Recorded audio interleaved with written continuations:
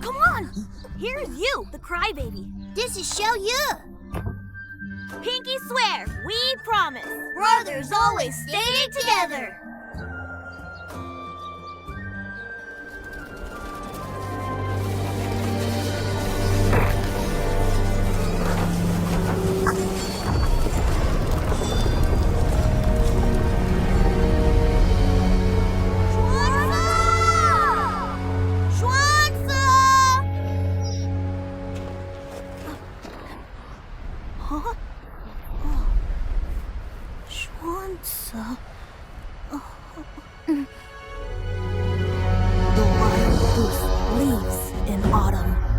But no matter how far it flies, it always returns.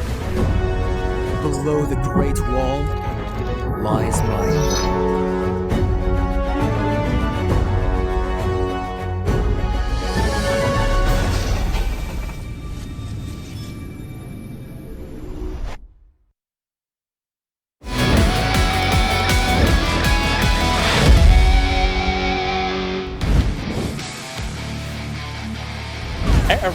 Are you ready? Arachnable Land is trying to go in to pick up the kill. Subbit takes down one.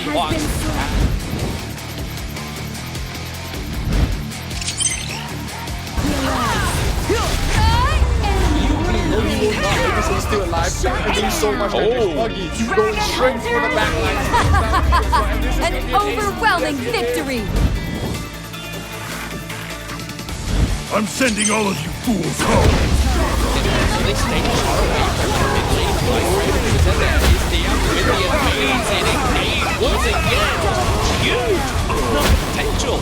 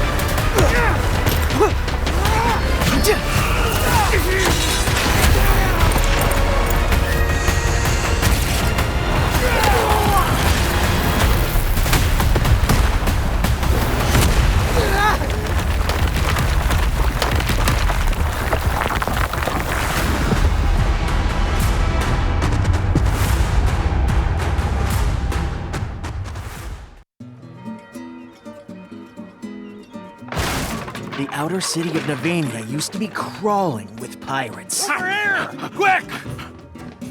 Fortunately, a legendary hero appeared, Captain Redhawk. For years he was undefeated and maintained peace in the outer city. Captain! And I'm the guy pretending to be him. I even invented some gadgets of my own.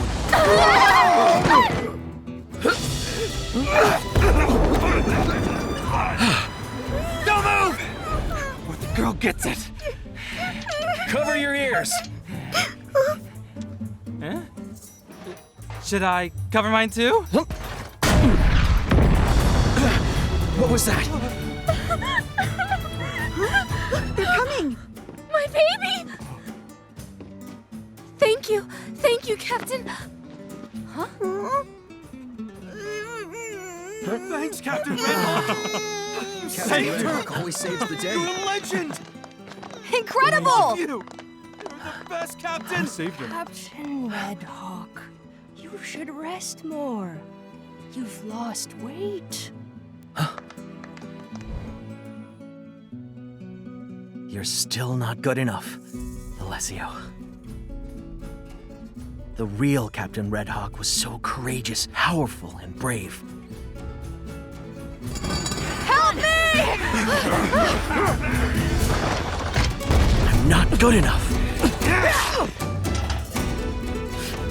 Not good enough. Come on, Alessio. You have to protect everyone.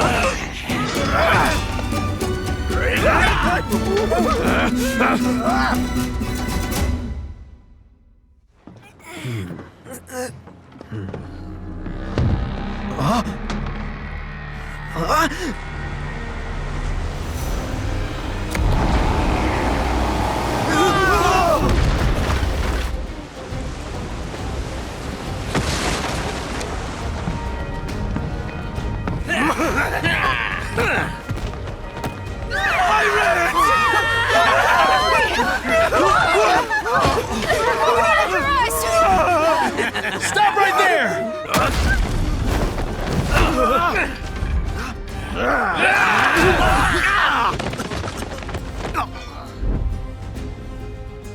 Don't worry, Redhawk is here. It's Captain Redhawk. Captain Redhawk. He's here to save us! Captain Redhawk is here! Redhawk's dead.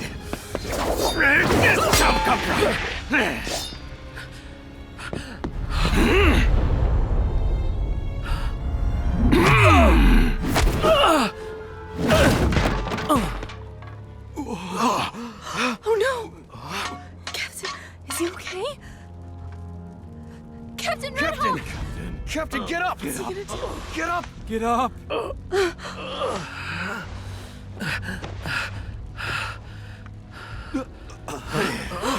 What? Is that really Captain Redhawk is just a kid. He's not. Where's the captain? Was this kid protecting us all this time?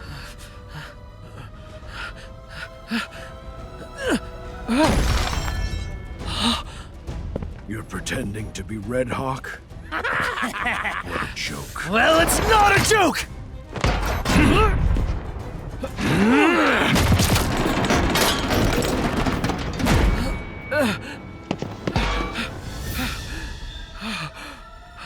A fake is a fake!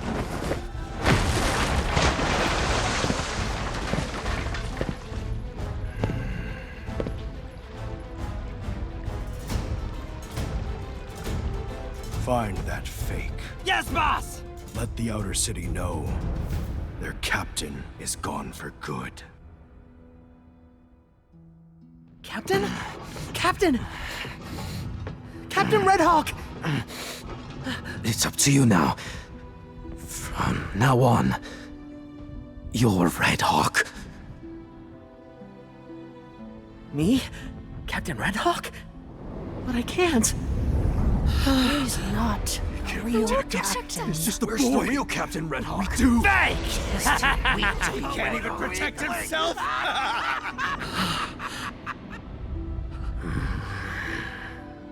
No matter how hard I try, it's not good enough.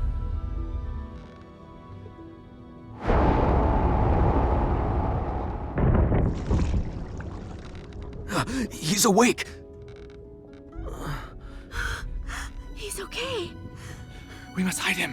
Hurry! Over there! Hurry!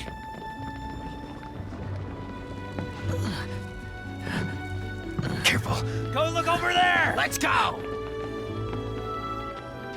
Over here, Captain Red Hawk. Get him to safety. Right, follow me, Captain. Where'd you hide him? Spit it out! Get back here!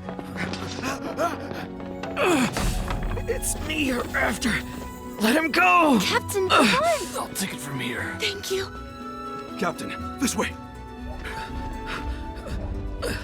Quickly, this way.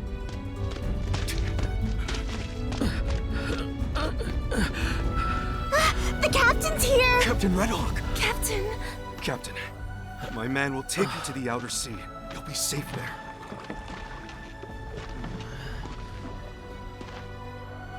I'm not Captain Red Hawk. You're wrong. You are Red Hawk.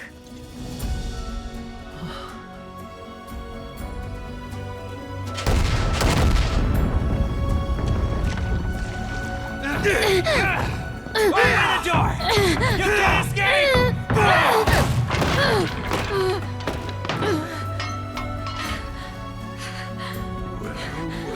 Who do you think you are, kid? Hey! A Red Hawk mask? You want to be a hero, kid?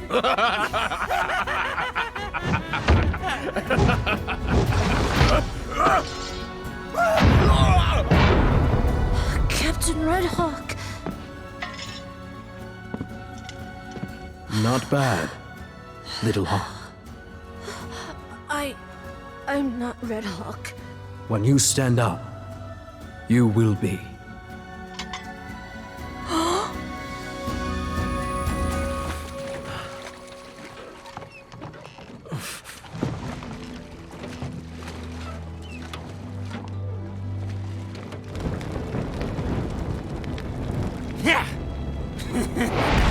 Keep up the bombardment until they hand over the fake.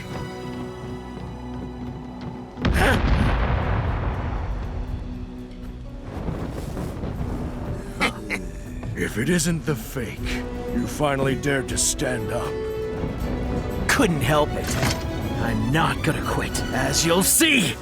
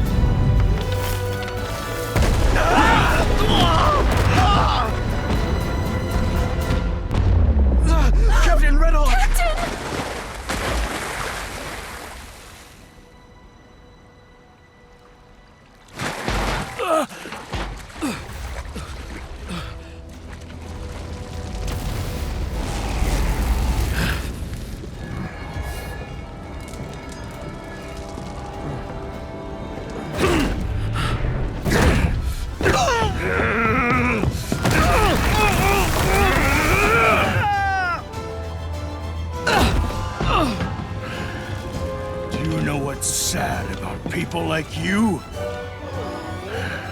you want to be special, but you're too weak.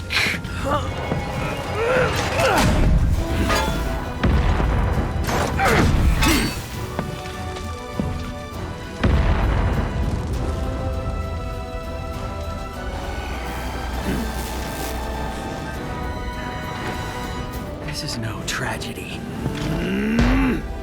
This is my choice!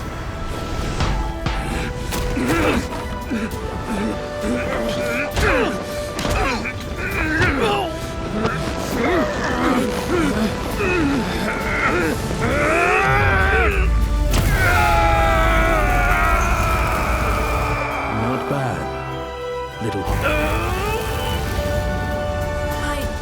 I'm not Red Hawk. When you stand up, you will be.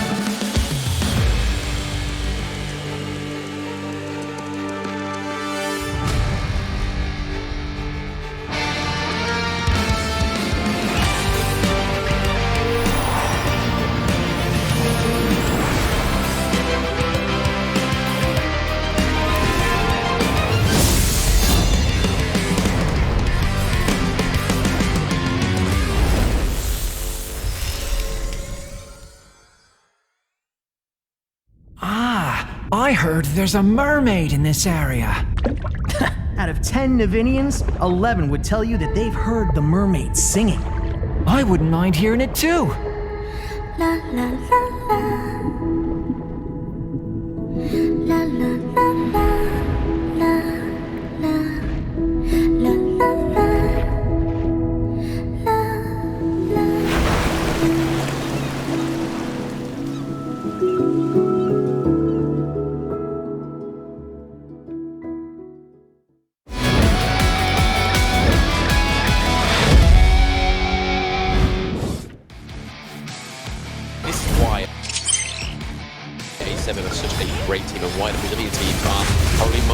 some of the most feared ones because they have not only the most experience.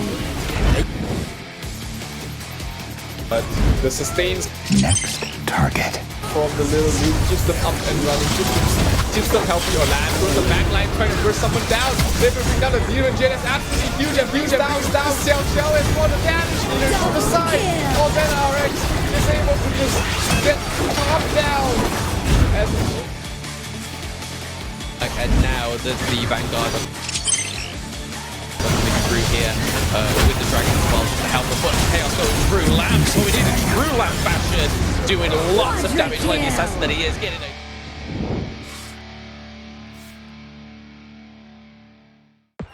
Eastern Region's Chamber of Commerce sale. Take a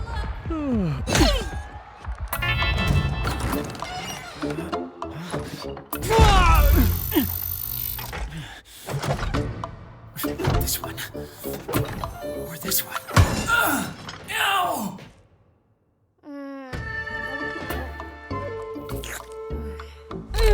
What a dumbass.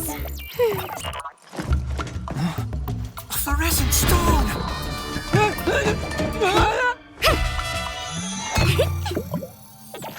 You're no good at this. I've been noticed! Trying to fight! Hey! What are you doing? Hey! It's just you and me!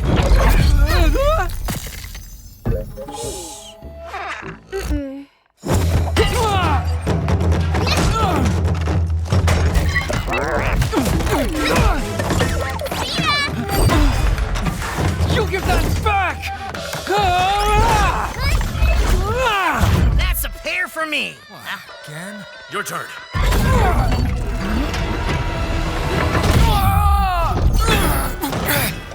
Come back and fight!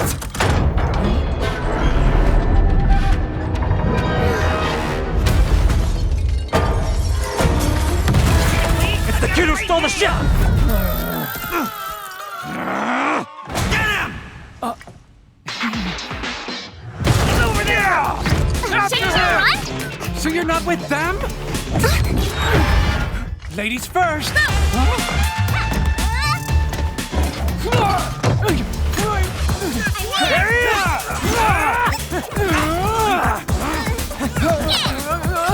Hey, wait up! Where's that prawn I got from Mr. Lupa? Got it! Hey, geez, firecracker! A bomb!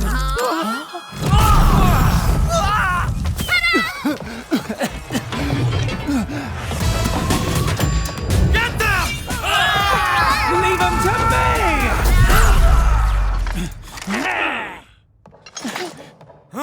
Get her too! What a pain! Time to end this!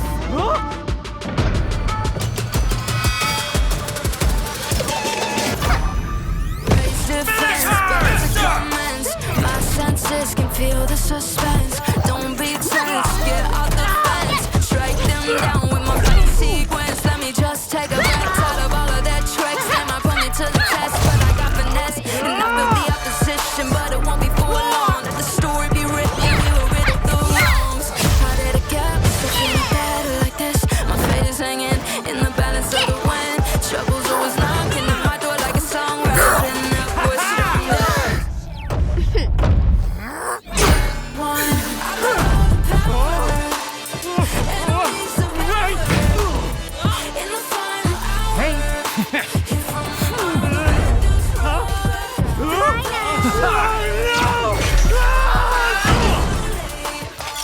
Getting away! You idiots! Get them! Yes, sir. Nice. Looks like the safest place turns out to be right under your enemy's nose. Nope, I just got tired of running. The coast is clear now. Let's go. It's locked. Ah!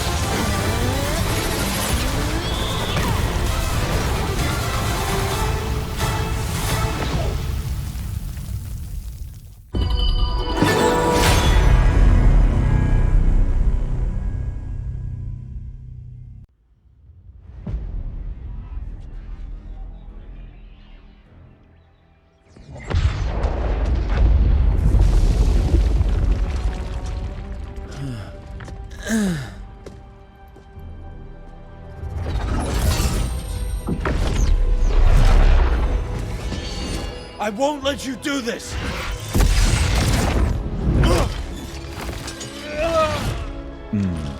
You cannot prevent his arrival.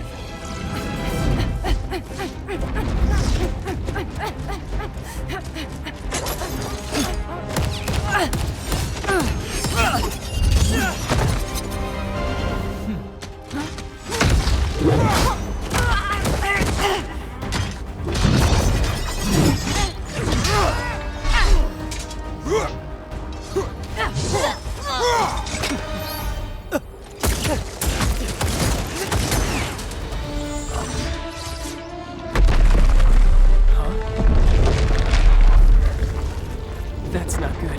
The mechanoid giant. It's forming.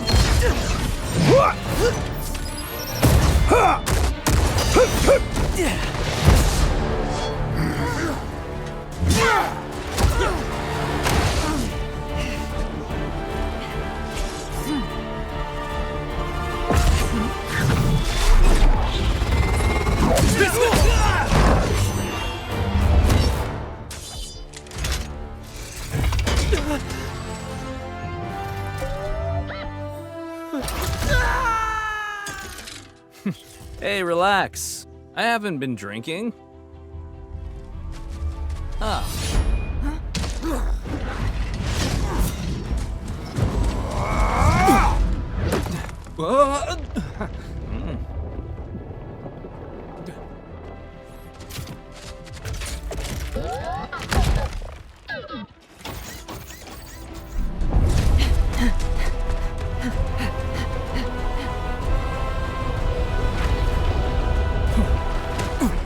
Hand over the arc core! He wills it. There's nothing you can do to stop it.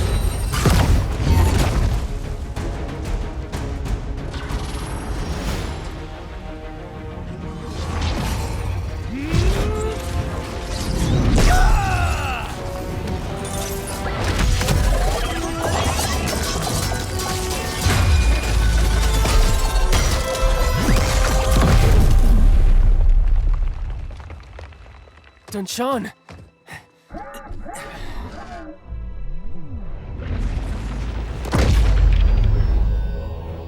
Finish them.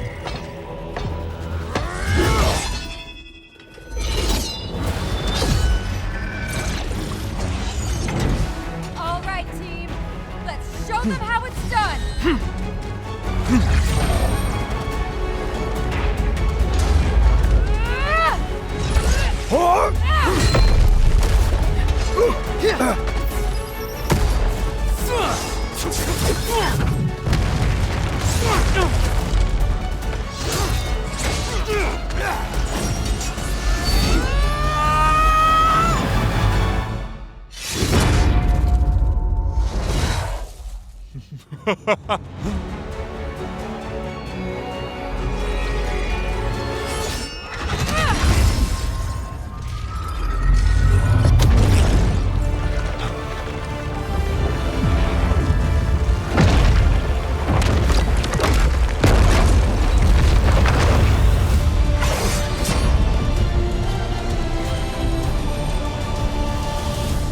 We've stopped Ming for now, but many others will try to get their hands on this power. This war isn't over yet. We just might have a friend who can help.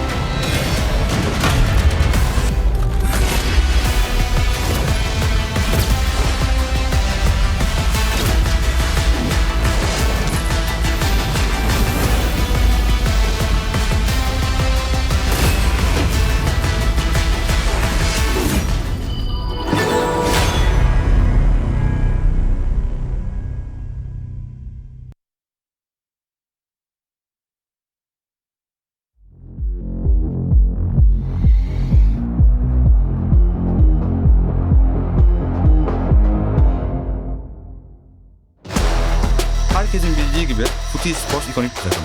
İstanbul'da gerçekleşecek olan bu etkinlik için dünyanın her yerinden gelecek takımlarla mücadele edeceğiz. Türkiye'nin zaferini bütün taraftarlarımıza göstereceğiz. IV NRX olarak diğer ülkelerin takımlarıyla karşılaşmaktan çok memnunuz. İstanbul'da gerçekleşecek bu turnuva için çok hazırlandık. Kazanacağımıza inanıyoruz ve bunun için savaşacağız. Beşiktaş Esports çok köklü geçmişe sahip bir takım. Bu turnuvaya katılacağımız için çok heyecanlıyız. Elimizden gelenin en iyisini yapıp bu armanın hakkını vereceğiz. Biz Қазақстанамыз. Бәлкім сендер бізді танымайсыздар, бірақ бұл маңызды емес. Себебі сендер біздің күшімізді көресіңдер.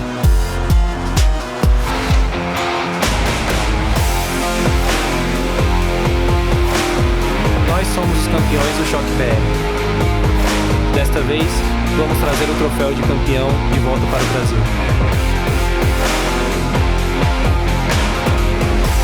É possível falar da fase 7 e não pensar em uma equipe campeã. A gente vai surpreender nesse campeonato. كل تحد فرصة للتقدم وسنتغلب على جميع التحديات لإظهار قوتنا. لطالما كان فوز البطولة حلمنا، سنخوض في النضال في هذه المرة من أجله.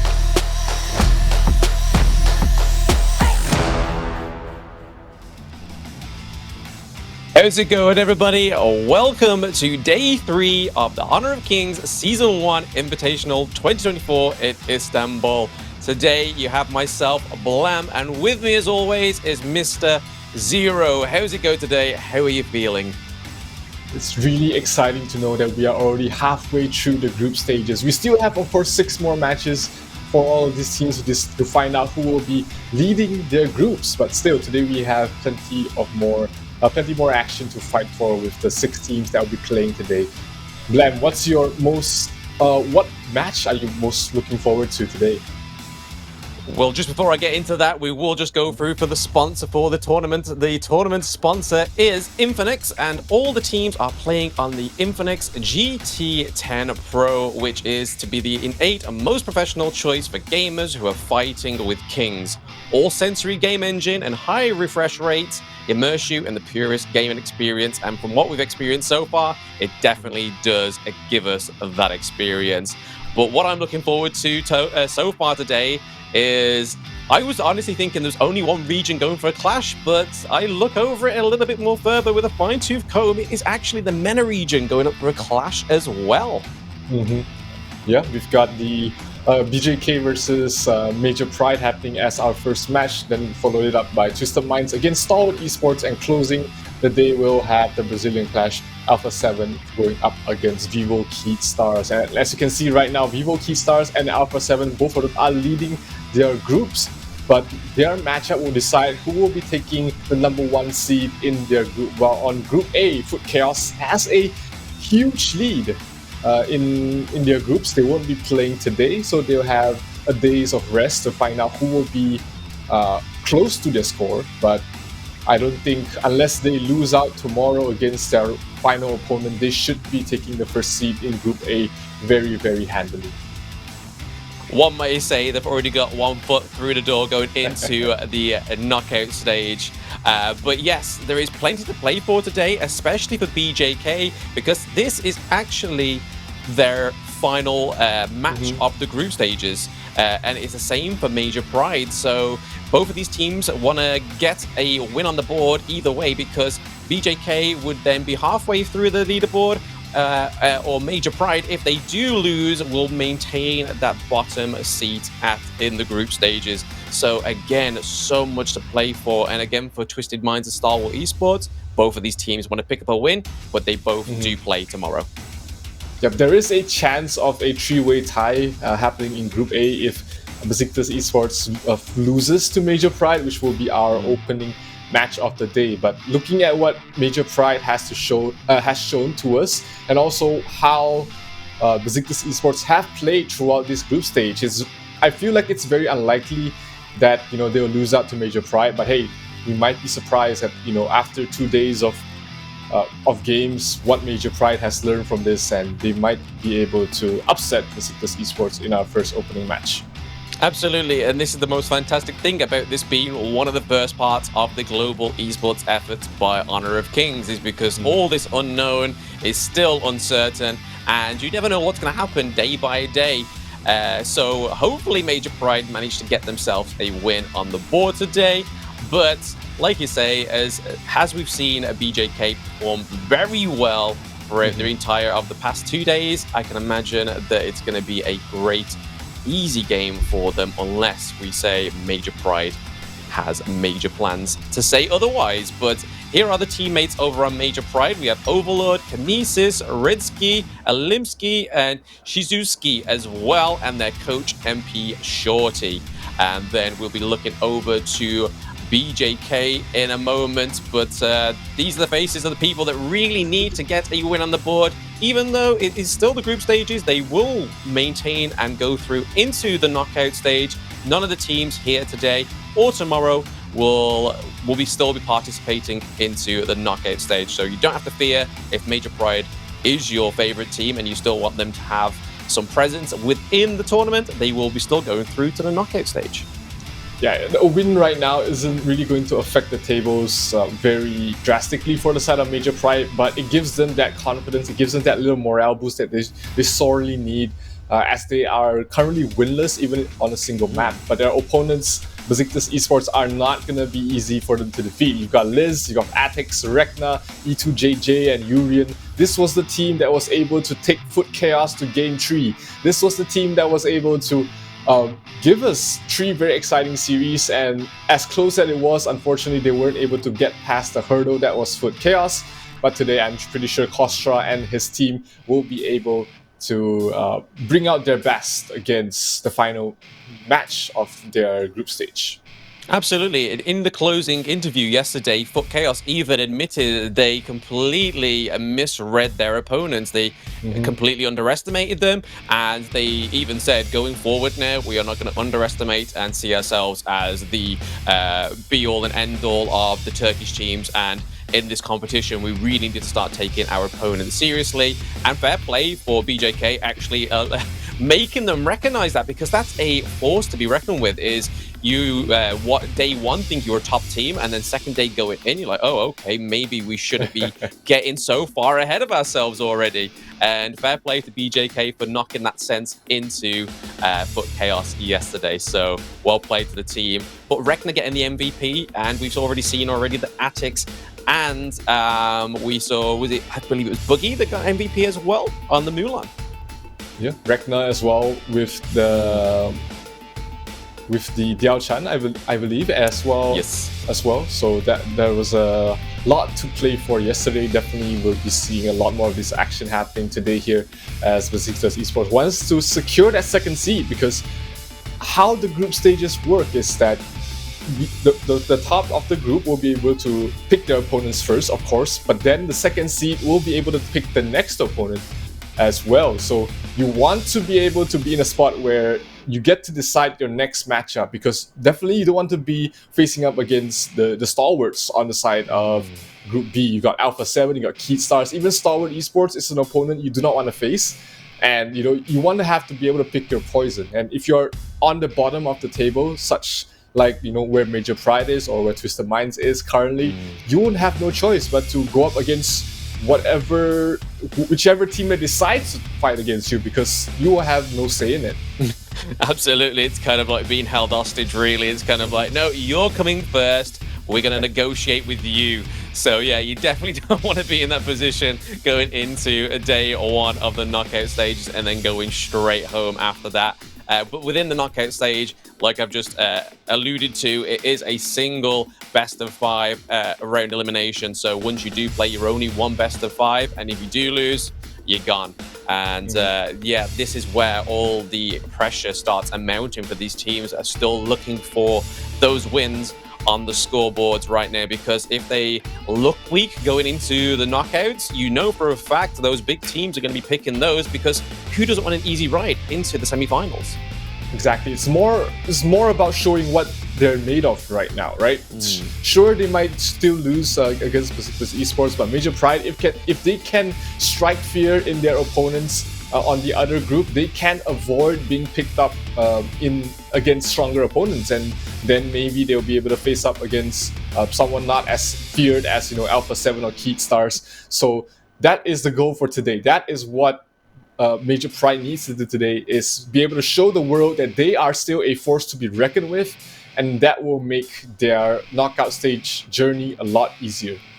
Absolutely, solid faces there. And imagine if that is actually the case, that we are just all being rused massively by Major Pride, and then all of a sudden they think, oh, this is the not so good team. Let's pick those, and then all of a sudden, like, they just go like berserk mode, and then they completely just wipe out one of the top seeded teams within the knockout stages. I mean, that would be a great narrative. Whether it's actually realistic is obviously all going to be shown when they go into the group stages, because if that's the case, they're definitely not going to want to show their true face just yet. But we're getting a lot of thumbs up, a lot of acknowledgement from the teams onto the cameras, and they are very much in high hopes. But let's see, soon we'll be getting into the ban and draft picks.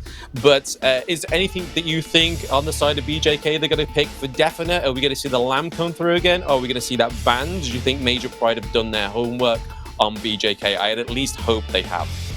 I think we're beginning to see some sort of mini meta being formed in this tournament alone. We are finally seeing, you know, the Lamb being really focused on and picked or banned. Also, the Mai Shiranui has been really focused on in bans and picks yesterday. So I definitely see that, you know, these two heroes will be the focal point, especially for Beşiktaş Esports, who have shown that they are able to play those heroes. Maybe Major Pride would be one to take those out, but we've not yet seen, you know, Kaiser really being very not really focused on in terms of the bans. We've seen it once or twice, but he has been able to slip through the ban phase primarily because there's just so many other good heroes. You got the Da Qiao, you got the Jing you want to ban out, you've also got the Dun that some teams really love to run, and just the hero pool. Despite us not playing on, you know, a full Honor of Kings leader pool, hero pool, there's still 73 heroes that you have to look out for in this tournament, and there's not any single hero that will not be very important to each team's victory. Absolutely, and I'm not the best at math, but I know a total of 8 bans per game is not going to cover 73 heroes. So we are going into the ban drafts here, and we're already seeing the pickups are being banned by the Jing, the Mai, the Chao, and the Princess Frost. Princess Frost going into day 3 has a huge ban rate already, and same for Jing. Jing we only ever seen play once.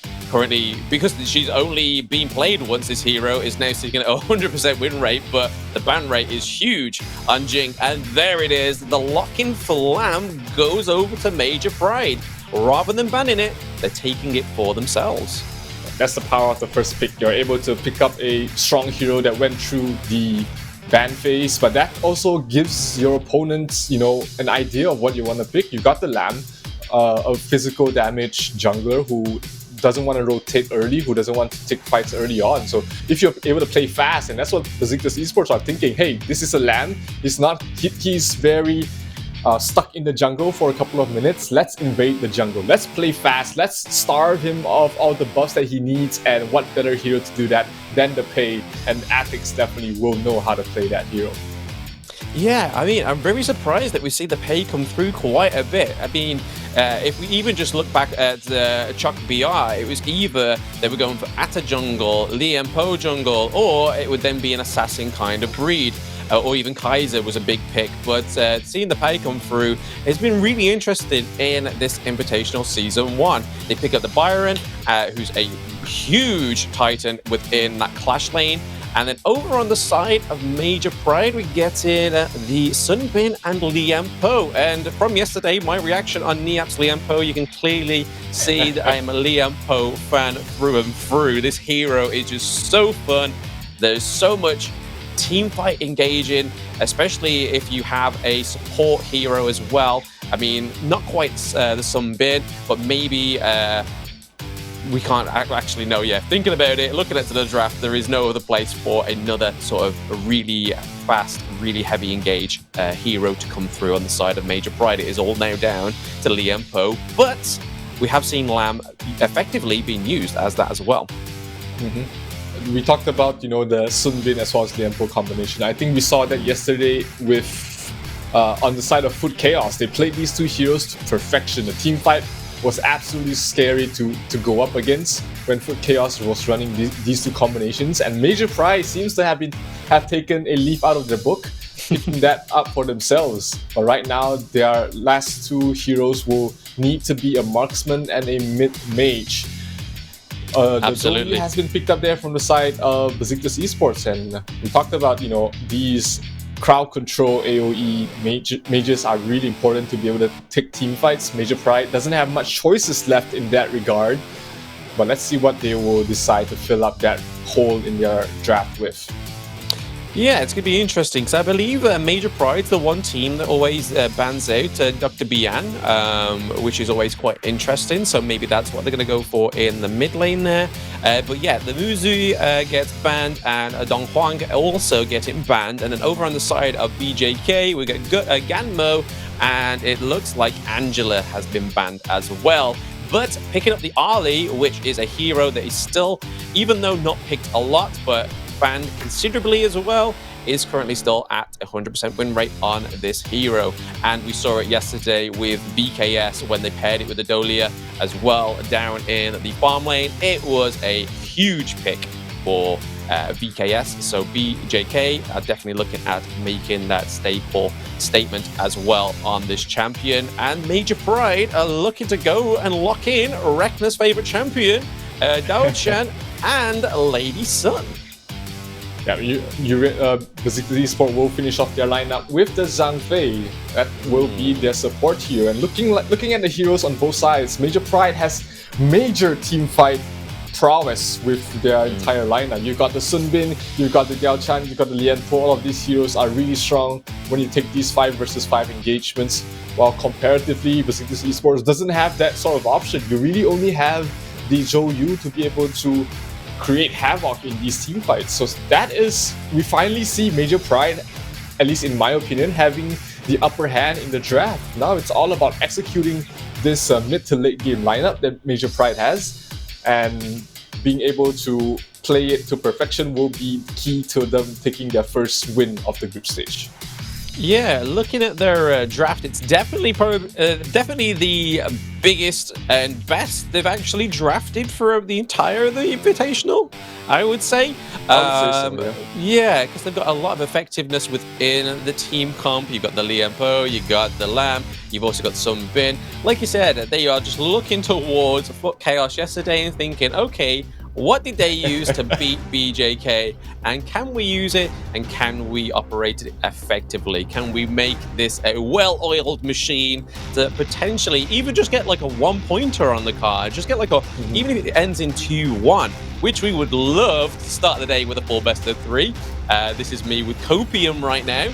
But getting a 1 point on the board just for Major Pride would do major things for not only the team's confidence, but it would actually make the other teams look at them like, oh, okay, maybe they are a little bit of a issue, or they are going to be a bit of a problem. Maybe there is a hidden ingredient to what this team is actually about.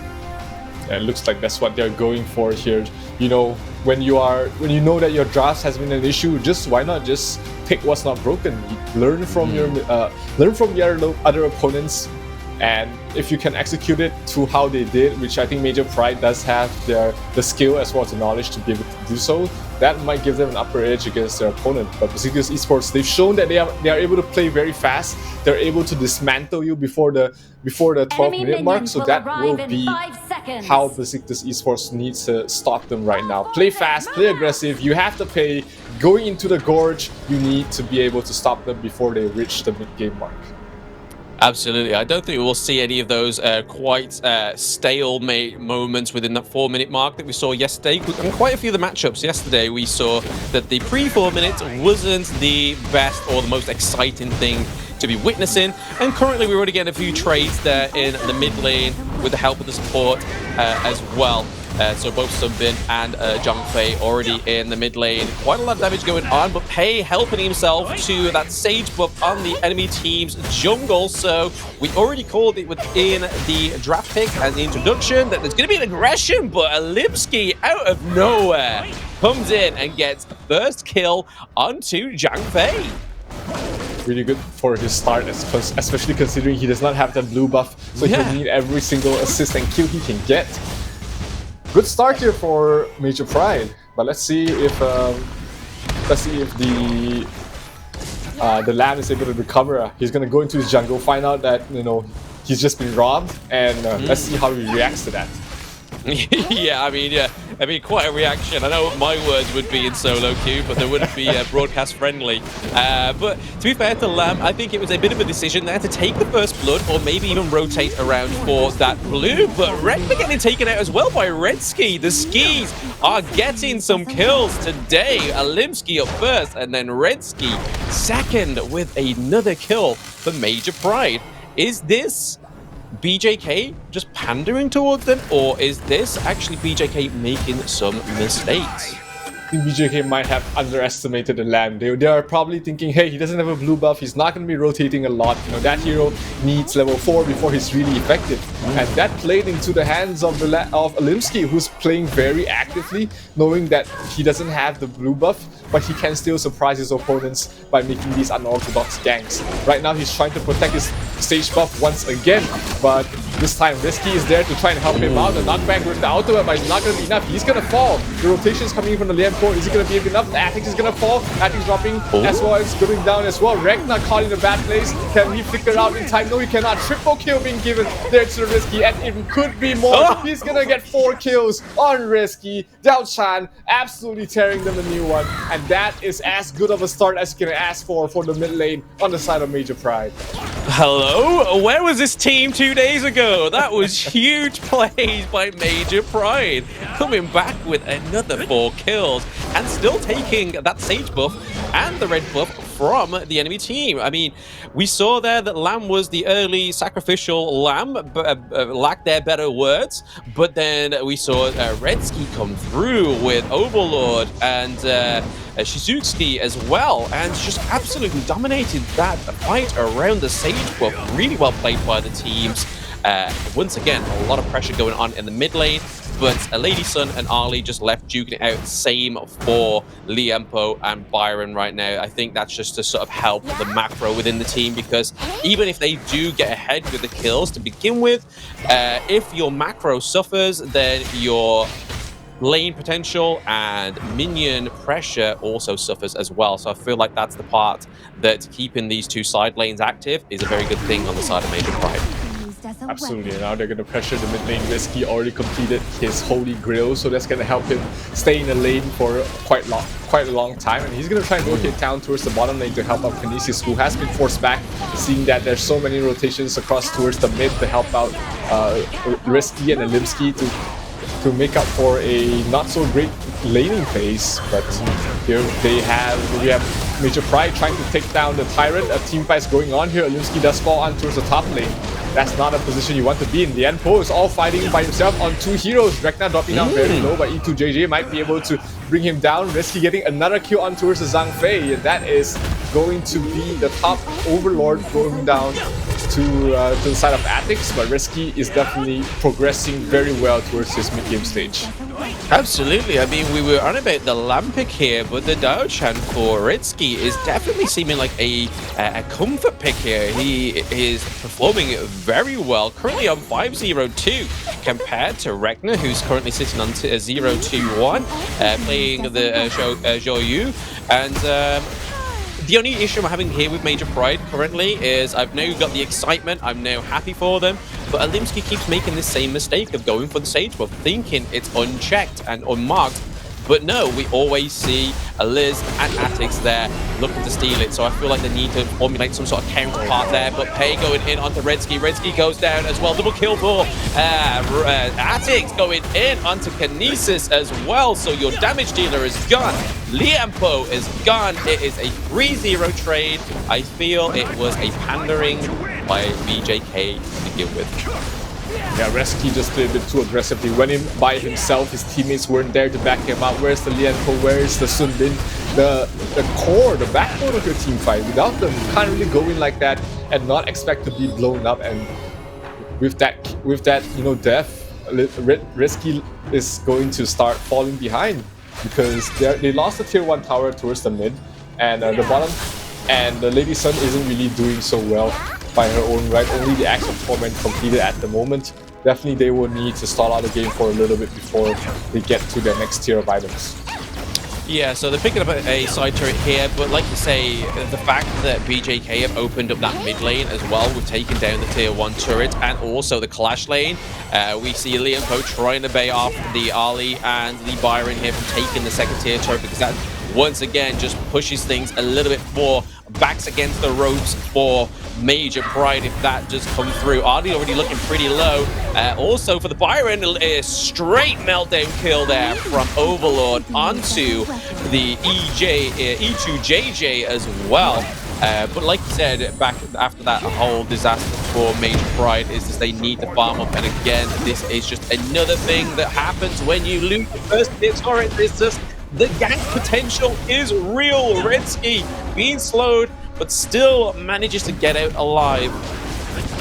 Yeah, we're talking about Beşiktaş Esports wanting to end this game before the 12-minute mark, and they are definitely doing that right now, bringing down the bottom tier 2 tower and getting a kill onto Shizuki as well. Something they did not expect. Oh, knockback coming from the lab. Lots of damage being dealt, and that is exactly what the doctor ordered here for the side of Major Pride. 3 kills going their way. Everyone in their cores being involved in that fight, and that is going to help them tremendously surviving this mid game where they just lost all their towers. Yeah, it's now put them back at a below a grand deficit of the gold there, so not a lot to be lost in terms of the gold. So well played to Alimsky going in there, and he did all of that without a Sage buff. What can Alimsky do on this lamp? We are still yet to see, but there's still a big effort here for the mid lane turret.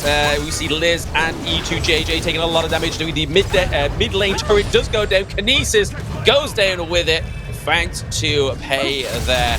Well played by Atix, going in very furiously and just not allowing Lady Sun to disengage. But here we go again. Here is that fantastic triple kill here from Alimsky, Redsky, and Kinesis working together. Beautiful amount of damage displayed there.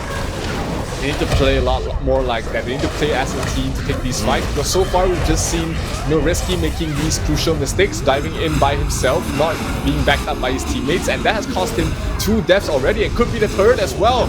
He's gonna fall, and this is gonna give them an opening for the side of Beşiktaş Esports to take down these tier 3 towers. Lady Sun not at a position where she can defend it by herself, and she is gonna be suffering as she dives behind the crystal. Are they gonna go for more? Alimsky dropping very low, and they are going straight for the crystal, trying to go for the end game before 10 minutes. We had a record-breaking 11-minute win yesterday, but Beşiktaş Esports one-ups that 3-9 minutes victory. That is as aggressive as it can get. Yeah, I mean, Atix was there completely taunting towards the camera. He was like, oh. As if I was reading or translating his lips into English. It was like as if he was saying, oh, is that it? So that's what he felt like. He was like, oh, okay, I got a little bit of a sweat on there. But to be honest, I'm not going to undershadow the performance of Major Pride there. They had a major improvement with the Lamb pick, with the Dio Chan as well. But how do we feel that they have now shown these comfort picks to BJK, and now it's going to be a complete no-go for them into Game 2? But some great performances there, some really great plays. But like I said, all we needed was the team just to stick together a bit more, rotate as a 3, like we were seeing on the side of BJK. Zhou Yu, we saw Zhang Fei, and also Ali. If it wasn't the Ali, it was Pei. Just all rotating as a 3, and an absolute unit it was. Absolutely. That's why you draft this sort of lineups from the side of Major Pride. Foot Chaos played around the team fight beautifully. You always see the Lianpo as well as the Sunbin always be there in these team fights, but Major Pride didn't, as they are trying to emulate what Foot Chaos did, they didn't really emulate the movements. Not every single time we see the Lianpo and the Sunbin being involved in those team fights, and Redsky, not knowing that he needs that backup, has given away his life twice. And even the third time as well, going in by himself, he's not going to be able to survive all the damage that Beşiktaş Esports and their early game lineup is designed to do by himself. He needs that crowd control. He needs the silence coming in from the sub-in to help him take these team fights. And without those, we just see him being melted by all the damage that Beşiktaş Esports can prove out. Absolutely. I mean, maybe a switch up down in the farm lane as well, because obviously Lady Sun is one of those heroes that unfortunately has to wait until she pulls those items together. So we didn't actually see many of the farm lanes actually get banned, so there was still the likes of like Consort U that could have come through. Would have been a really huge counter action to Pei's dives in.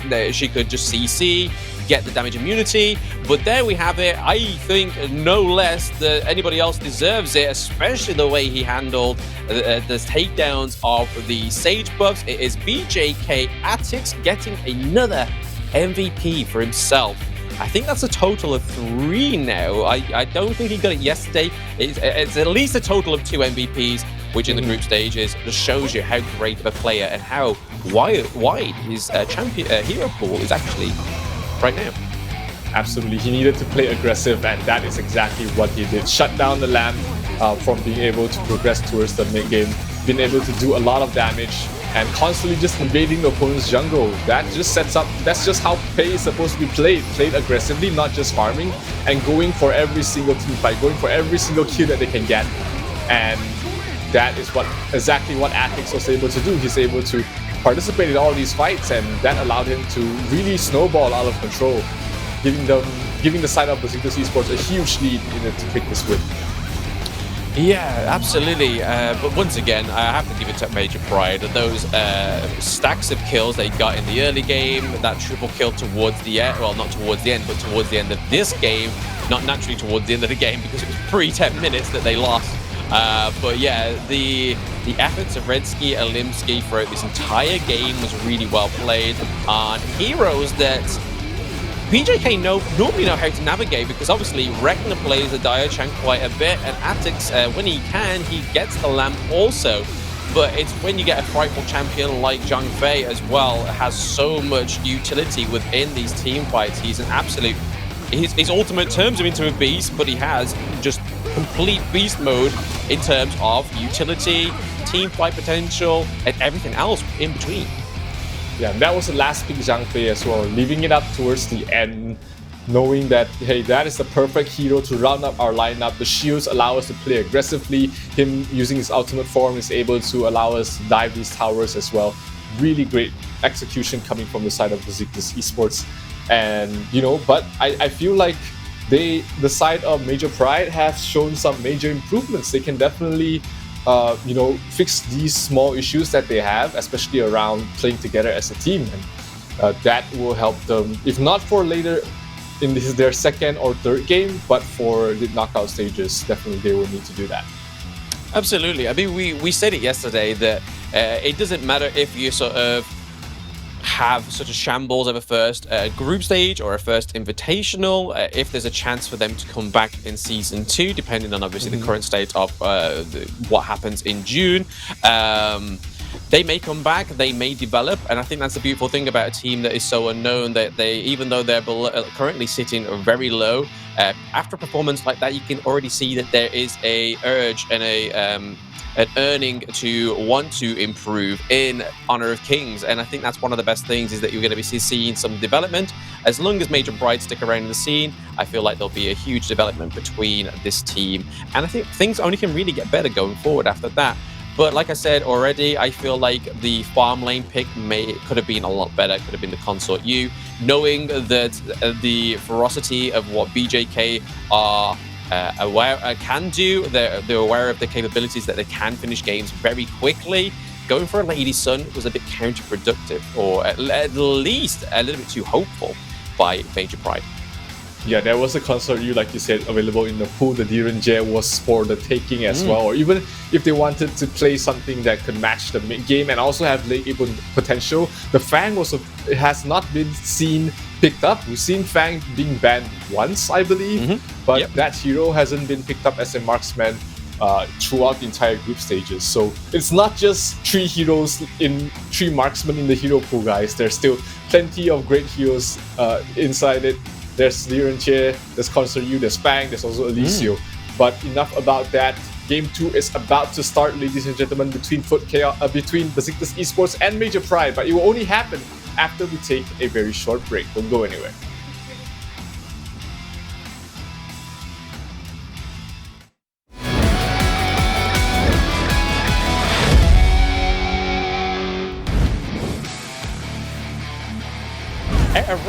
Are you ready? Ragnar Volant is trying to go in to pick up some kills. Subbit takes down one. He's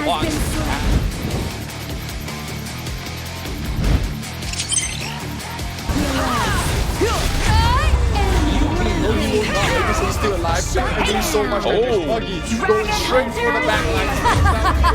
An overwhelming victory. I'm sending all of you fools home. They stay far away from the mid lane. That is the amazing engage once again. Huge potential.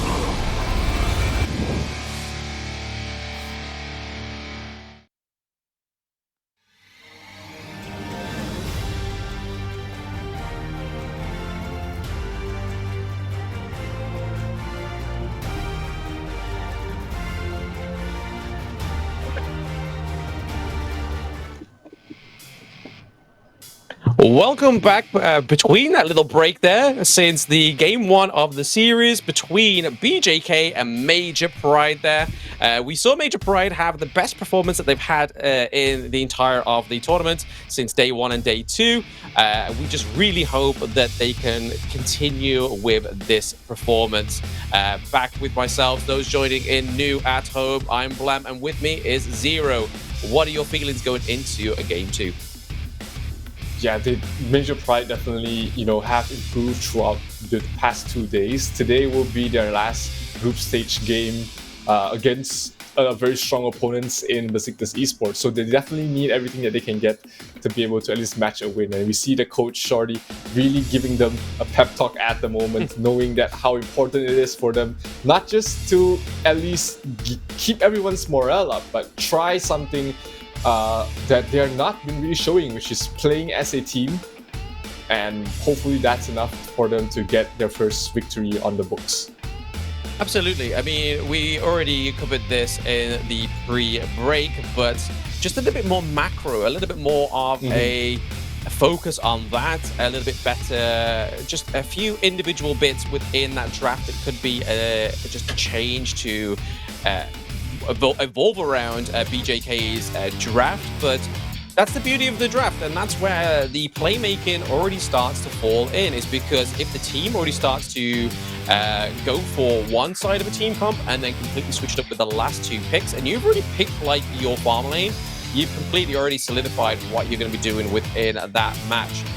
So again, just so much focus on the bans and drafts, and all 4 of the first bans are exactly the same. Nothing changes. Jing, Mai for Major Pride, and Dao-chan and Princess Frost for BJK. And we get the Alimsky Lamb lock-in once again. They are going to go and try this one for the lads for the second time. Let's see if Besiktas Esports do the same, opening out with a Pei Byron or a Pei Dun could be in the books for them. But yeah, they've shown that they know how to play against something that is more mid-game. But this time they will switch it up, showcase something else in their lineup, which is going to be the Kaiser and Mozu. Mozu has been banned quite a bit in the second phase, especially when you have your support hero not being picked yet. But looks like Besiktas Esports wants to give a try on towards the Mozu, and they will pick it up as early as the first pick. Absolutely. I mean, the Mozu could either be... We've only seen it once mid, and I think that was by the mistake of Major Pride themselves, maybe. But most times out of 10, it is definitely down in the support role with the ADC. But looking over to Major Pride, there's already a major improvement there. We have the Zhang Fei come through with Ganmo, and we've already seen some really great Ganmo outplays some crucial thefts in the jungle objectives as well. So seeing them pick up the Gammo is very interesting, but Rekna locks in his comfort pick, and we've seen him on this hero plenty of times, is Diao-chan.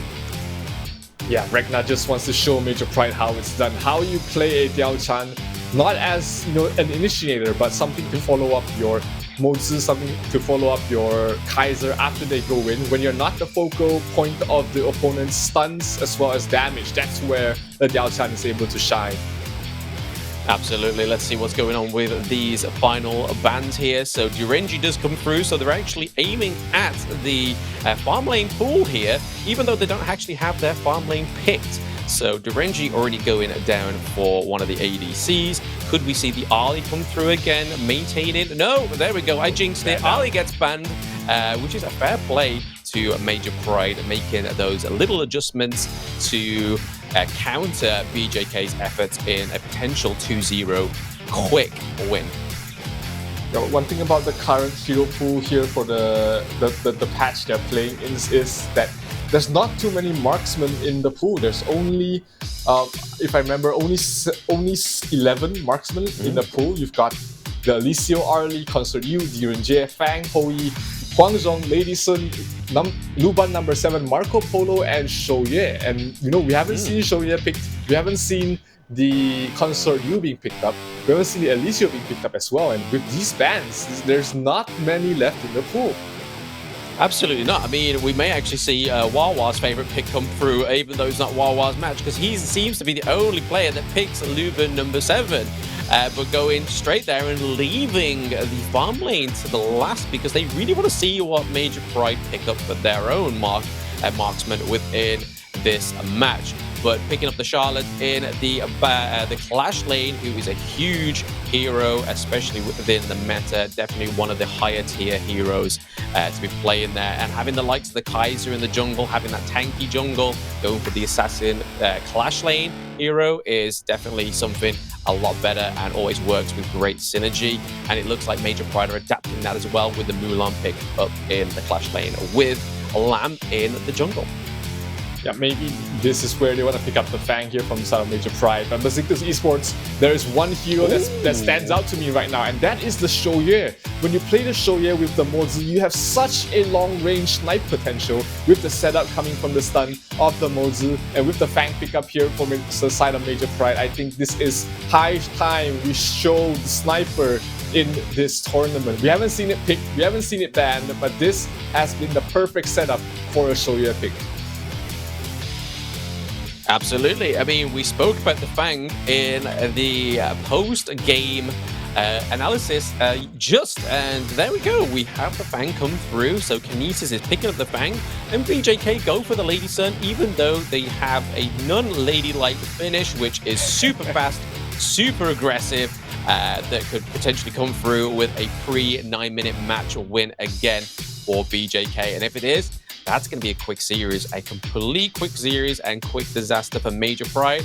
But you can't fault BJK for wanting to do it, because this is the last day that they can get a high enough standing for themselves in the group stages.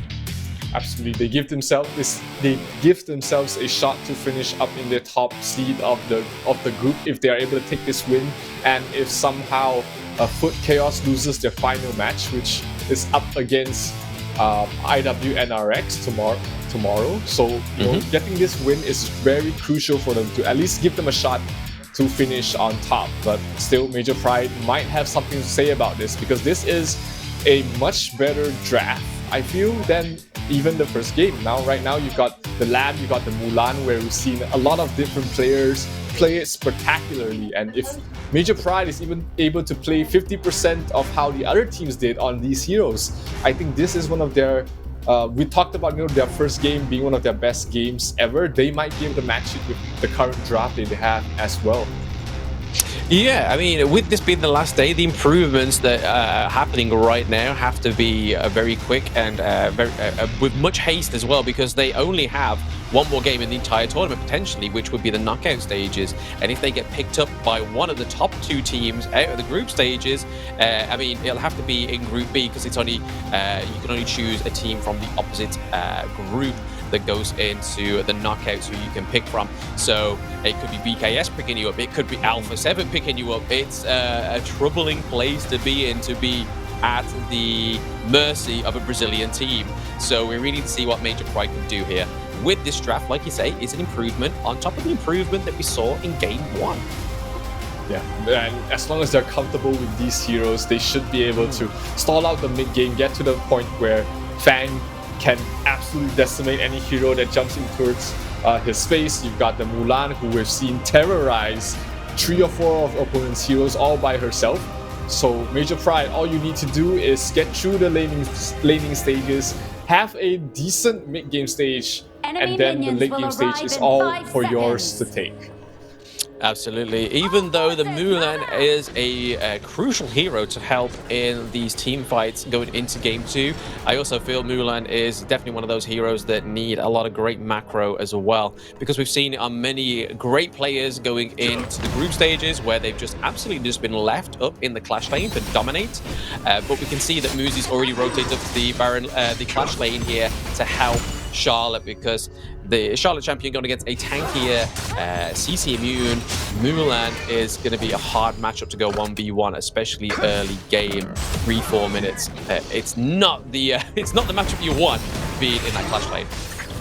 Yeah, and good moves here coming from the side of Major Pride, able to steal one jungle camp away from the Kaiser, and that does help them progress towards the mid game quite a bit as well. Zhang Fei might be caught out here, but he is a very hard hero to kill early on with the shield, with the mobility that he has. He is just going to be able to open up the map, allow the bottom lane Fang to be able to play more aggressively against this Lady Sun.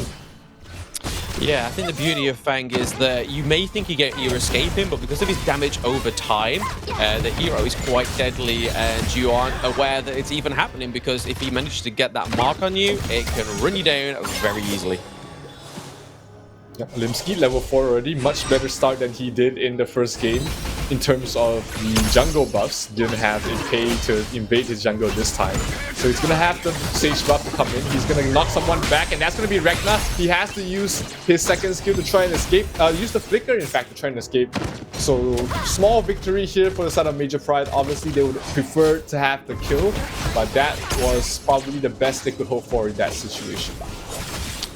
Absolutely. So still a little bit of a change of tempo within Game 2. We see no first blood from Limsky on the Lamb. Obviously, when you're going against a champion, a hero like the Kaiser in the enemy jungle, it's a lot harder, because like you say, he's very sticky. Once he gets to level 4, he has great sustain as well when it comes to these 1v1. So I can't imagine Lamb and Limsky, no matter how well he plays it, could take down the Kaiser 1v1. Definitely not a hero you want to go into, especially when he has his ultimate up and running. E2JJ taking a lot of damage from Redski, but able to just be protected there by the Mozu. Urian playing fantastically, just staying in front of E2JJ, making sure he's not in any danger of being ganked by by the Lamb or even the Zhang Fei pushing him back. Yes, absolutely. But just looking at the economic curve here, we are ahead in gold on the side of BJK. Only a little bit behind by Major Pride. We are getting into that final minute before any of these jungle objectives actually start spawning here. It'll be interesting to see if we have a bigger presence in the jungle, because if my memory serves me correctly, Major Pride didn't actually score either the Tyrant or the Overlord in the last game, so I think that's a big improvement for them to have. But we have Limsky and Attic go 1v1 here. It is the AA going 1v1. Uriah coming to uneven that out, as well as Zhang Fei. Zhang Fei coming through, but missing the leap there onto Uriah. So not a lot again. There's no conclusion to these really early game team fights, and it's super annoying. Yeah, it's just been both teams poking and prodding, trying to get a reaction from their opponents, trying to catch someone off guard. E2JJ might be the one to fall first here, but he's able to just dodge away and fight back a little bit, forcing Limsky to have to back up towards his jungle, because they were not able to dive the tower without rotations coming in. Liz in the top lane is going to take advantage of the chaos happening in the bottom lane, and will be able to take the top tier 1 tower. But in all of this, Major Pride will be able to get the first Tyrant of the game, and that will allow them a better position to take the team fight in the next coming minute. Yeah, so better put in there with Major Pride actually securing a jungle objective this time around, but I think the major mistake there was leaving the Charlotte up in the clash lane just to completely almost decimate that first tier turret. And like I was saying in the post-game, the pre-game matchup here is that it's all about the macro, but unfortunately we could see Fang go down. He gets hit by the Muzi long-range CC, and they aren't quite done yet.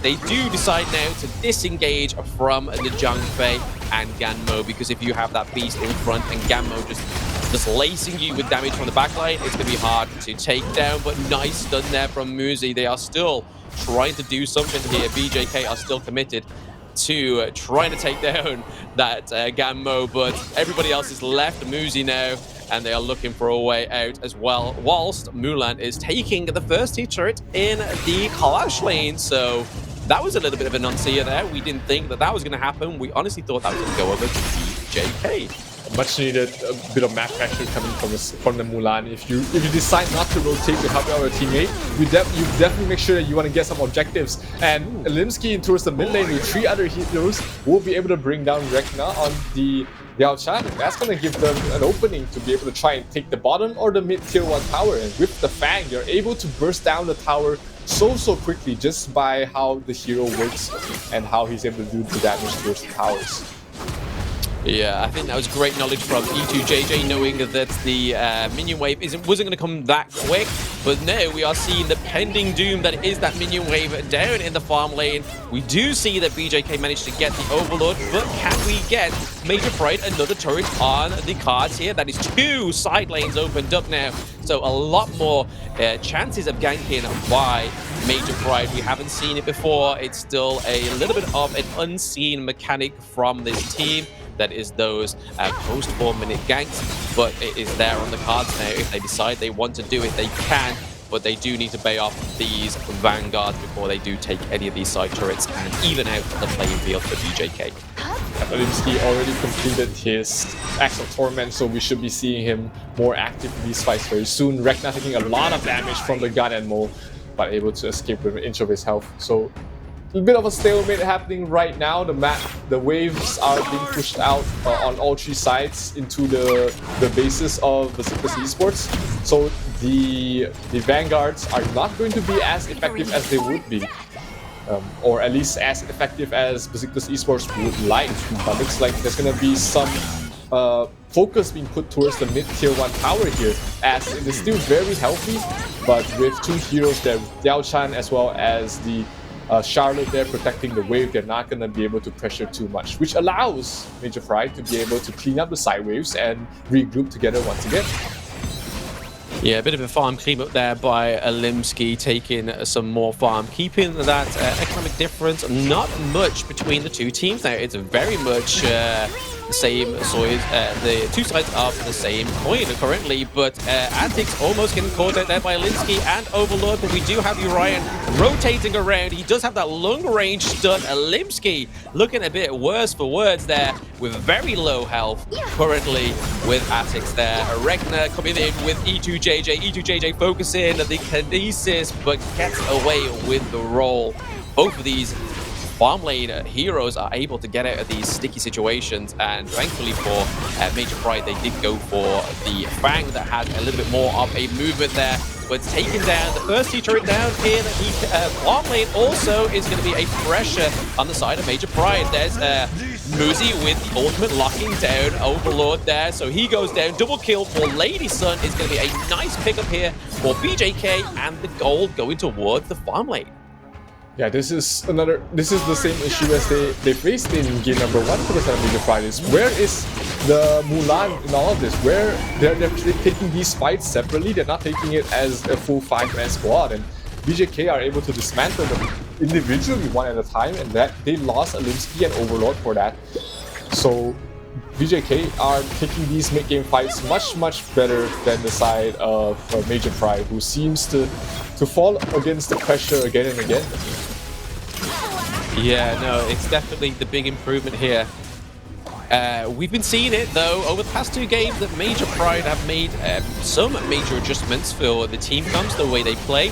but the most important thing is that macro. It was the thing that was really letting NRX down on the first day of the group stage Invitational Season 1.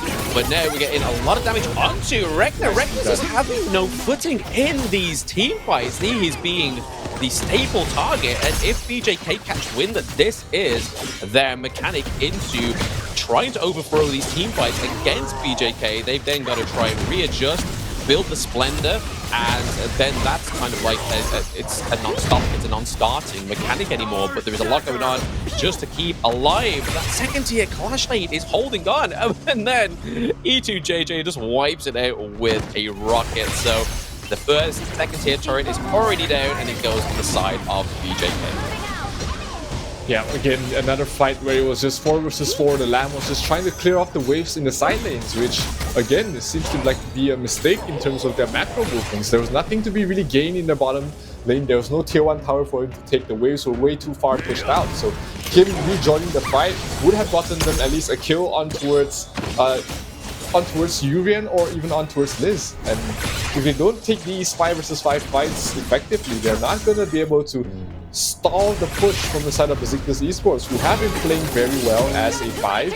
And instead, you have Szyszewski being chased down here by Liz, tries to flicker away. Can he escape in time? Yes, he should be able to with Kinesis, as well as Overlord rotating over to try and help him out. But when all of that is happening, Beşiktaş Esports is able to bring down the Shadow Overlord, and that's going to allow them to provide more and more map pressure. More huge ultimate towards the backline, trying to chase on towards Risky. Risky dropping down very low, but he's going to try and fight back. Huge damage being dealt there by the gun and more, and they're not able to clean up anyone though from the side of Beşiktaş Esports, as Liz will be able to just run away with half of his health left.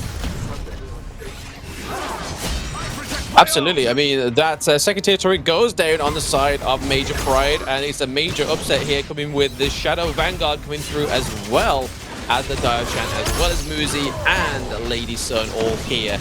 Look to apply pressure to this higher ground turret. Will they manage to take it down while Charlotte has the better macro out of this? Because forced into this situation, your macro, you just cannot escape. You have to defend. If you don't defend, all your higher ground turrets fall in. But right now, their defense efforts is just not enough, because down goes the mid lane high ground as well. BJK goes straight onto the back of the line there, trying to take out the Fang with the Muzi ult. Down goes 2. It's a 2-1 trade so far by BJK, and they managed to pick up the mid lane higher ground turret and looking to try and get the Clash lane as well, because we're seeing a lot of effort here from the Charlotte with an aggressive push, but Alimsky is looking to freeze this Vanguard. Good engagement there for Beşiktaş Esports. The Moses has just been so annoying for the side of Major Pride to really fight against. The long range stuns, the damage that you can bring out has been absolutely crucial for stopping these fights that they want to take. Actually taking a lot of damage from the gun and more. He should fall here, but able to pop the ultimate just in time and takes the fight back to his face. E2JJ dives a little bit too aggressively in and will lose his life for a kill on towards Kinesis.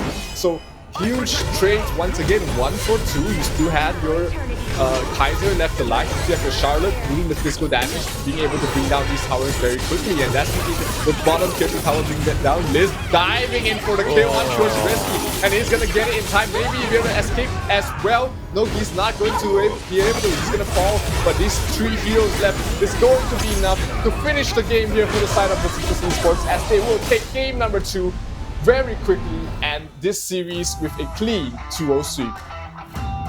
Yep, another 2-0 in the bag. It's again the majority. We rather have the other opportunity of having another full best of 3, but unfortunately, Beşiktaş Esports are not here to mess around. They have a little bit of fun. They play around with their food a little bit, and then they dominate. But the main component of their domination is definitely the macro, because as we saw towards the end of that game, that all 3 waves of minions were coming down these lanes. Charlotte then mobbed up that high ground turret in the farm lane, and then later on we saw the Clash lane fall, and already the mid lane high ground turret was already just diminished. It was no longer there, and then there's that fantastic team fight around the crystal, and then to have Diochan and it was a Diochan, Kaiser, and then the Lady Sun to just absolutely decimate the crystal. So well played to BJK for solidifying another win and putting themselves in a healthy place coming out of the group stages.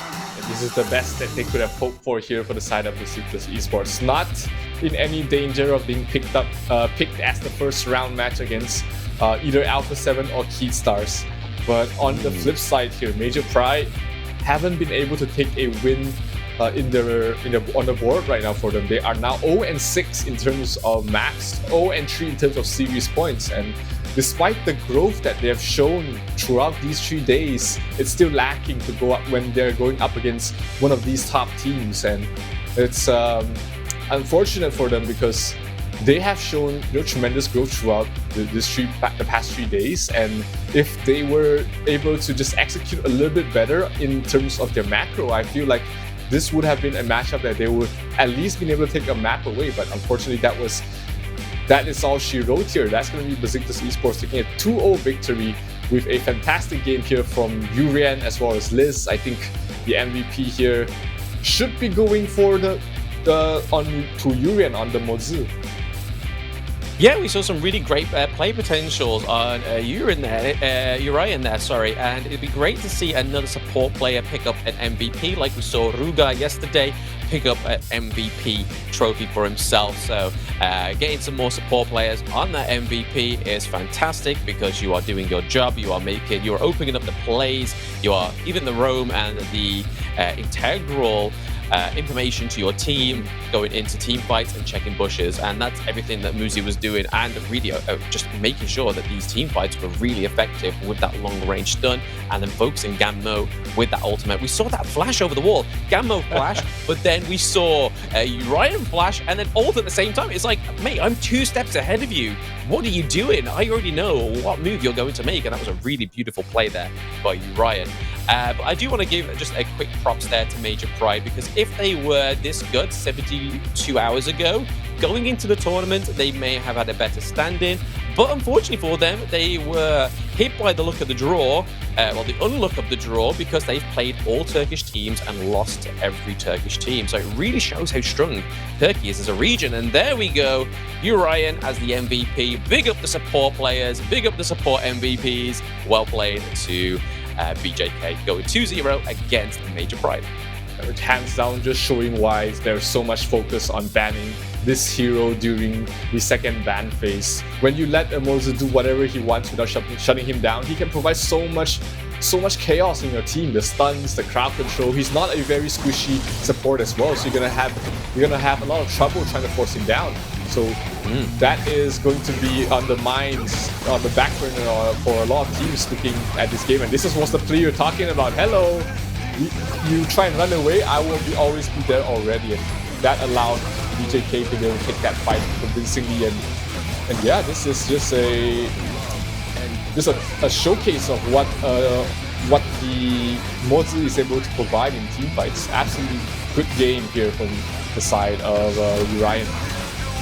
Absolutely, it's nice to see that Muzi is being considered as a good pick within the support role as well, because we normally get the like of Zhang Fei, which is a great support hero. If it's not Zhang Fei, we generally go for the likes of Little Loot, and if Dolia is up for grabs, they generally pick up the Dolia as well.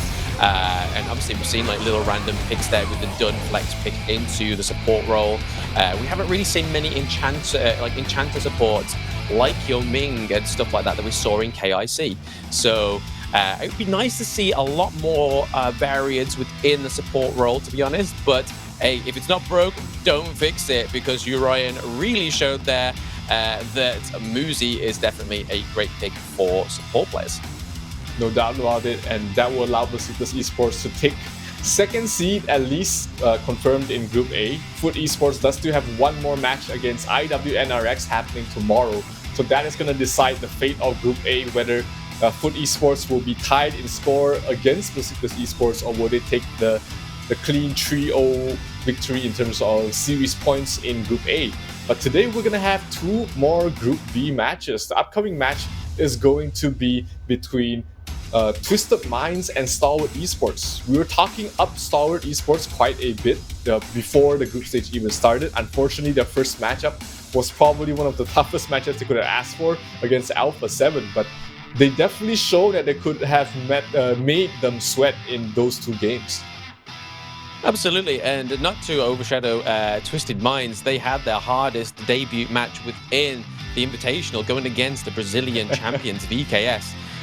They still performed very, very well. I mean, they performed probably at the same level as Major Pride did today, but that was only 24 hours, and that's only with them just getting used to the team. And the same with Stalwart Esports. They've only scrimmed, well, on their first match, it was only scrimming 24 hours with their new Clash lane. So to now see 48 hours into it, we should be seeing a whole different beast on the side of Stalwart Esports. But it is the Clash of the MENA region, which is going to be super excited.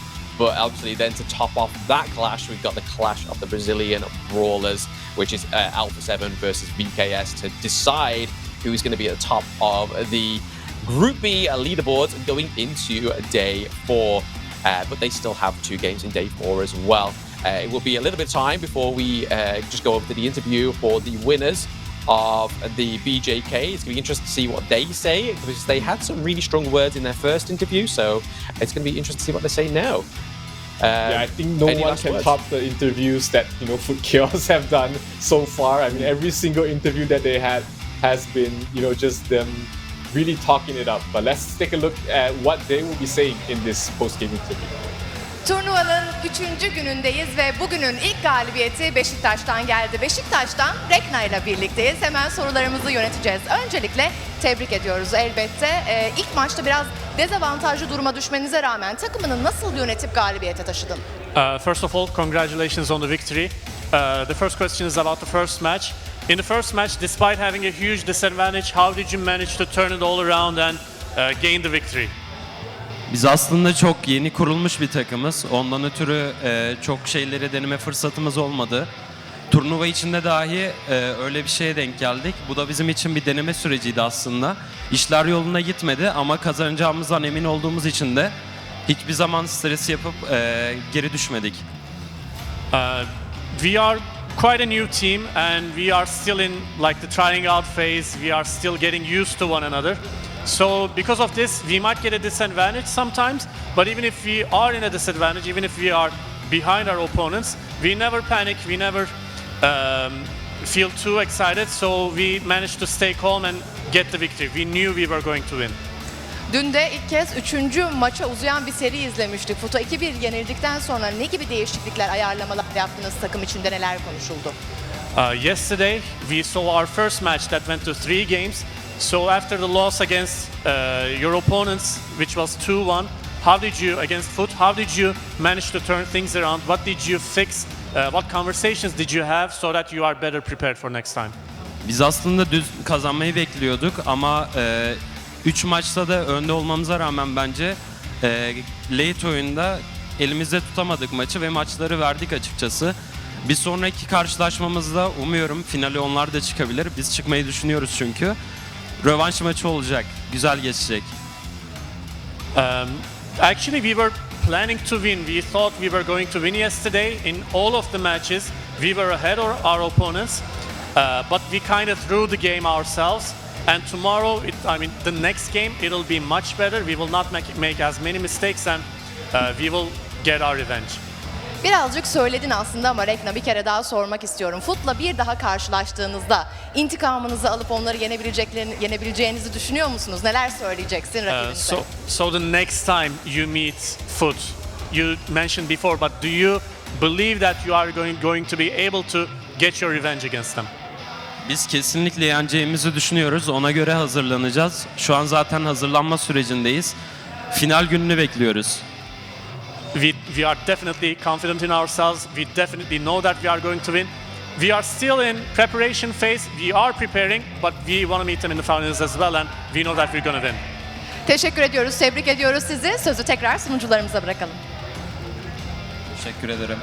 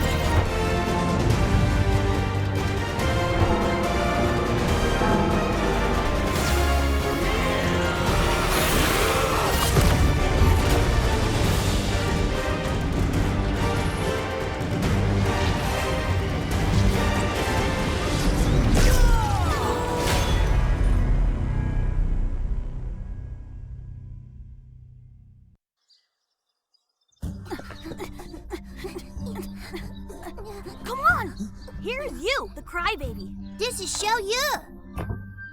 Pinky swear, we promise. Brothers always stay together.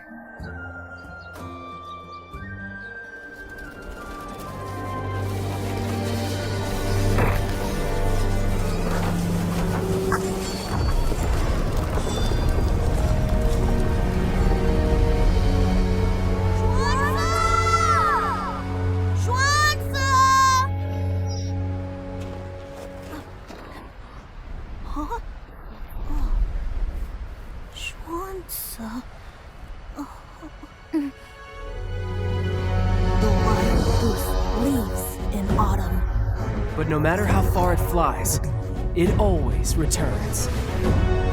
Below the Great Wall lies mine.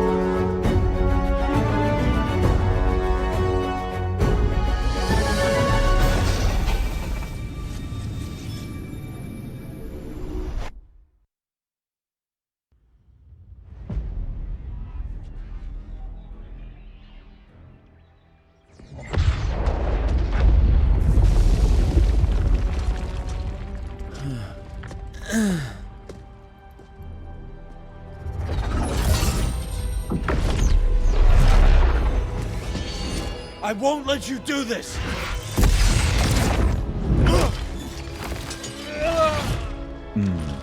You cannot prevent his arrival.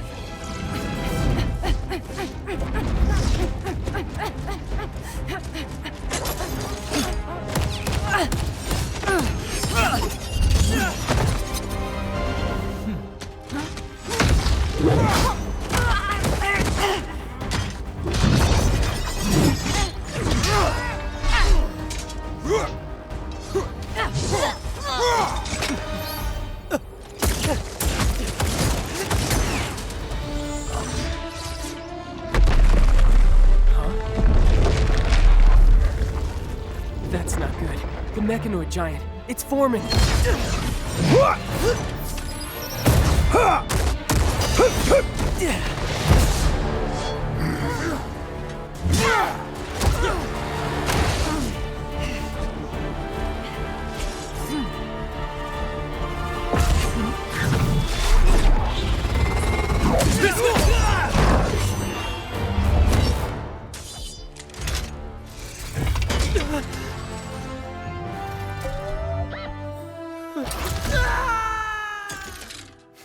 Hey, relax. I haven't been drinking. Ah.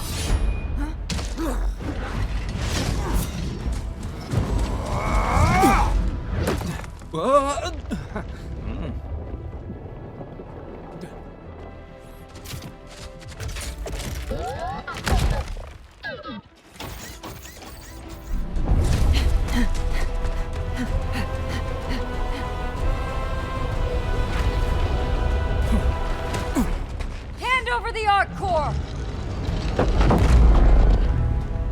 He wills it. There's nothing you can do to stop it.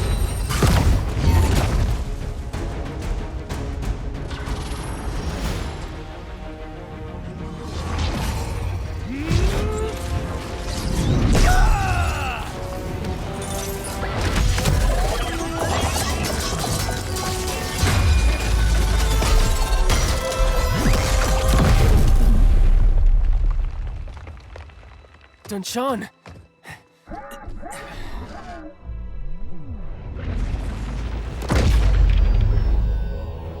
Finish them.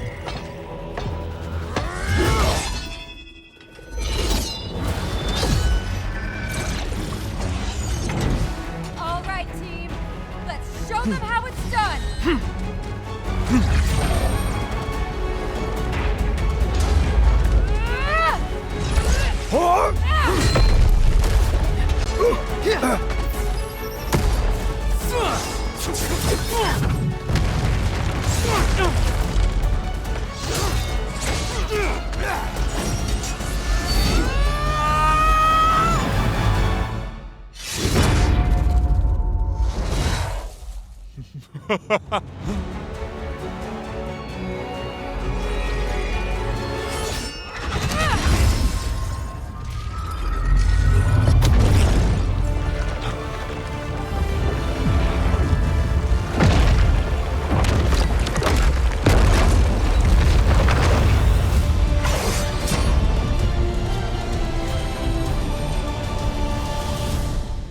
stopped Ming for now, but many others will try to get their hands on this power.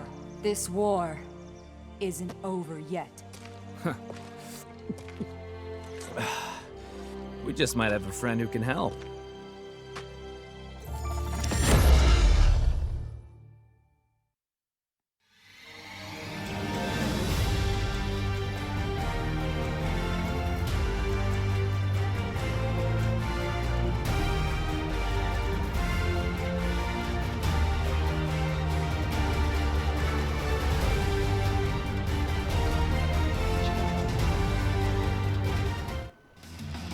How's it going, everybody? Welcome back to the Honor of Kings Season 1 Invitational 2024 in Istanbul.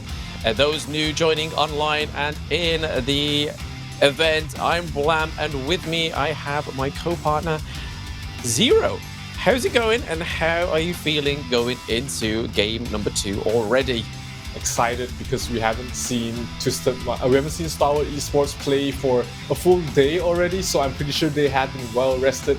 They have been watching every other single team fight it out, and they are taking this opportunity to do their best. And how else can they do their best if not if they're playing on the Infinix GT10 Pro, the most professional choice for gamers who are fighting with Kings. All sensory game engine and high refresh rate immerse you in the purest gaming experience.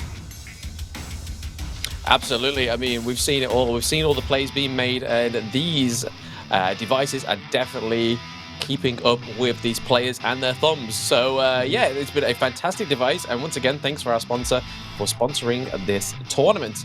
But yeah, just a quick little brush over for what Rekna was saying in the interview just before the break there. We saw that Rekna was saying that they are still a very new roster. They're still learning how to maneuver and communicate with each other. But importantly, the big takeaway was that they are still in their preparation phase, and they still believe they are going to beat Foot Esports going into whenever their rematch is. So again, huge words from these Turkish teams, but less about the Turkish teams. We are now getting into the Mena Manis mashup right now between Stalwart Esports and Twisted Minds. On Stalwart, we have Clue, Wawa, Zenon, Ray, and Mijoj, and then Coach. I'm not too sure. Sorry, how would you say the name of the coach? Sorry, Si Shuai, which translates to a what's the exact word? He's handsome in the West. Oh, okay. That's a simple way to put it. Okay, Mr. Handsome. Okay, that's easier to say.